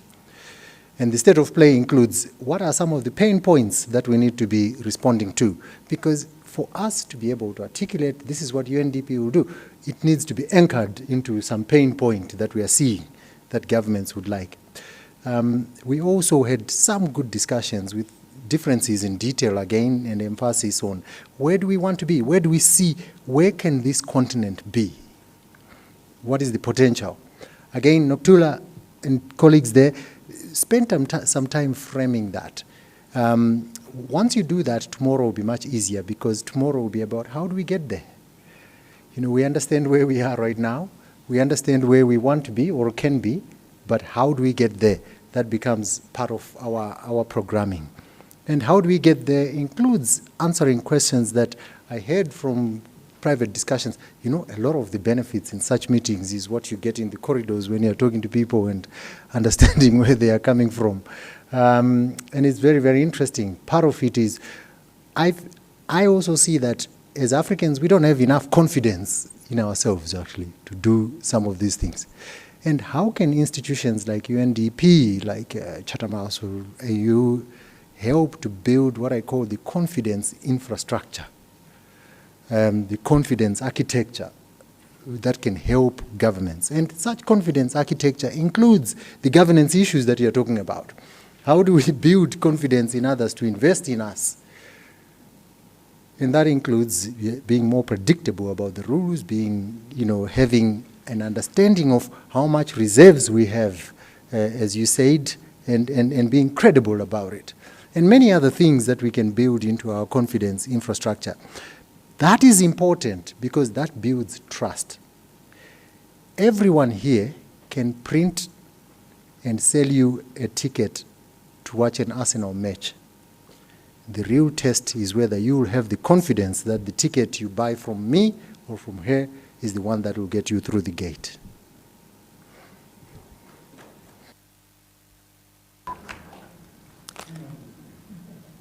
Thank you very much, Max. Thank you, Jide. Thank you, colleagues. I now have the privilege of offering a brief synthesis of our discussions today. I will try and be brief, as I said, and I'll try and do it justice. So very quickly, this morning we focused on 2 core questions. We looked at what is the development case for critical minerals in Africa, and what are the gaps that offer programmatic opportunities for development actors. And really our discussions this morning ended up as a comprehensive stock take. We took stock of what Africa has, we took stock of what Africa does not have, and we also looked at what must now be built if critical minerals are to become a driver of Africa's development. So firstly, when we looked at what Africa has, it was extremely clear that strong continental direction is not something we're lacking. The AMV, the AGMS, the AFCFTA, across this soup of acronyms, we have a powerful normative and strategic foundation for African ownership, for transparent governance, for value addition, regional integration, industrialization, as well as inclusive growth. Second, it is almost self-evident to say that we clearly have no shortage of stakeholders in this space. And collectively, this needs to be harnessed to shift the needle. There's an abundance of activity across countries, across corridors, and indeed across institutions and partners. And third, Africa does have the minerals. That's why we're here. We know the continent holds the lion's share of minerals needed for low-carbon transition and digital technologies. But most importantly, really, Africa has the people. We have a massive and growing youth dividend, we have an emerging skills base, and we have a population for whom and by whom, we need to ensure that our continent's immense underground wealth translates into prosperity for all who call it home. We then move to taking stock of what we do not have. For each of these strengths that we mentioned, the morning also surfaced a friction. We have the strategies, but the implementation is not keeping pace. Nearly 2 decades after the AMV, global trends and challenges are moving faster than frameworks are being operationalized. We have the many stakeholders, but we realize they are not always connected. And this is true across ministries, across countries, across partners, even across organizations like UNDP. Actors do not always know what the others are doing. We have the activity, but without the sufficient coherence. There's duplication, there's fragmentation, and there's uneven sequencing. We have the minerals, but not yet the systems to fully optimize them. And we have the leverage, we do, but too much of it remains unrealized. Central to all of this was the theme of data. Without credible, sovereign, and accessible geological data, countries cannot fully know what they have. They cannot fully negotiate from strength, classify reserves to international standards, attract the right capital, or build African value chains with confidence. It also became evident across our discussions that the timing matters profoundly. The timing is key, and so too is the sequencing. This came up time and again. The sequencing is really where the what and the why now meet the how, where, and when. Timing is also key because the world's demand for critical minerals, as we know, is rising in an unprecedented manner. Supply chains are being redrawn, industrial resilience, clean energy, digital technologies, and geopolitical competition are fundamentally reshaping the meaning of critical. And of course, the central question was critical for whom? We agreed that what is critical for global markets may not automatically be critical for African development. Our urgency is also shaped by history. The AMV emerged from the last commodity boom, when Africa realized that it had not sufficiently captured the value it deserved from its own resources. We cannot allow this moment to pass by in the same manner. Africa holds immense leverage, but that leverage, as we mentioned, has to be located, it has to be organized, and it has to be optimized. In the afternoon today, we touched on more key points around financing as well as political will. On the financing, the discussion offered an important reframe for us. It's often not the starting point, but it follows from governance. Botswana's experience reminded us that capital becomes productive when the right institutions, rules, capabilities, and importantly, safeguards are in place. Governance first, then financing is therefore also a design principle. That session also challenged the language around de-risking Africa. The real question is maybe not how to compensate for a presumed African risk, but how to create the conditions for the right capital to come in on better terms. And here we are talking about security of tenure, credible regulation, local content standards, infrastructure, and of course, investable projects. Africa is at the frontier of production, but the question, of course, is whether it captures this moment on its own terms. On coordination, the message was equally clear. Fragmentation is not only technical, at times it is also political. Coordination gaps exist within institutions, across ministries, across the AU and UN systems, and between continental agreements and national implementation. And perhaps more profoundly, we spoke about how these coordination gaps come at a deep cost. They weaken trust among investors, among citizens, among partners, and among institutions. The afternoon therefore added a clear point to what the morning stock take delivered. Capital exists, frameworks exist, analysis exists, and opportunities exist. What remains missing is the connective architecture, the governance, the accountability, the coordination, and the collective discipline to turn these assets into development-oriented action. I'll briefly recap for us the cross-cutting priorities that came up time and again. Development, the case for the development frame was truly clear. But again, people-centered development, development that delivers sustainably and inclusively. Women, youth, communities, and vulnerable groups must sit at the center of our program so that these critical minerals translate into livelihoods, into capabilities, into jobs, and shared prosperity. Governance was a recurring theme. Stronger institutions, credible regulation, macroeconomic discipline, negotiating capability, and the ability of states to manage public value over time. Knowledge and data were key themes that also came up in a recurring way. Here we were speaking about geodata sovereignty, shared intelligence, stronger evidence, and a better understanding of where Africa's true leverage really lies. We also spoke about peer learning, learning from champions and successes, but also learning from failures. We spoke about integration, a unified voice across countries, across ministries, across partners and institutions, with less duplication and more coherence. Partnerships were central, partnerships built on equity, inclusion, complementarity, and African priorities, not fragmentation. And finally, financing. We touched a bit on the patient, catalytic, and blended finance, but truly the conversation is about moving away from extraction to value addition, beneficiation, infrastructure skills, and industrial ecosystems. What this means for UNDP still remains to be shaped definitively, but several clear areas of focus came up. And the first was still around definition. Again, what is critical for Africa is not the same as what is critical for the rest of the world. And settling that question will take a bit longer, but we must create a space to take up that question in a serious manner. The second is scope. This cannot be a sectoral or narrowly conceived program. If minerals are to accelerate development, the values they generate must connect directly to jobs, energy access, industrialization, climate goals, skills, governance, and regional integration. The third was around data, not as a prescriptive technical precondition, but as a pillar of sovereignty, of bargaining power, and of value addition. Knowing what we have, holding it credibly, and making it operationally useful is foundational to everything else the program would seek to do. The fourth is governance, what Jide referred to as the cross-cutting variable. It is both natural and a necessary entry point for UNDP, strengthening institutions, supporting policy coherence, building state capability, collecting and investing revenues, and helping governments negotiate and manage mineral development in the public interest. This is, after all, where UNDP has a mandate. Finally, UNDP can facilitate learning, negotiations, partnerships at scale, and particularly to contribute to collaboration, a unified voice, and regional integration.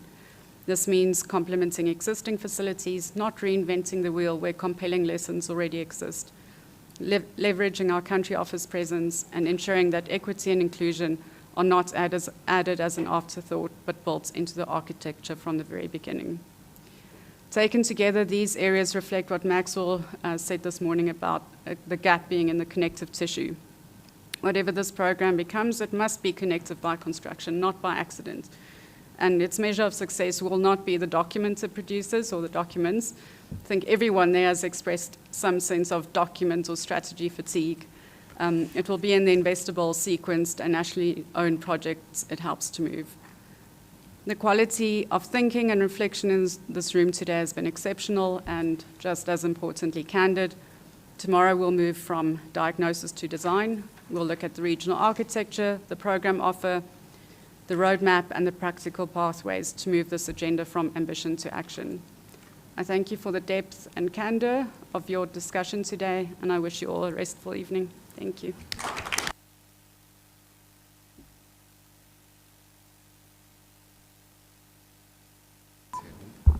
Okay, see you tomorrow. It's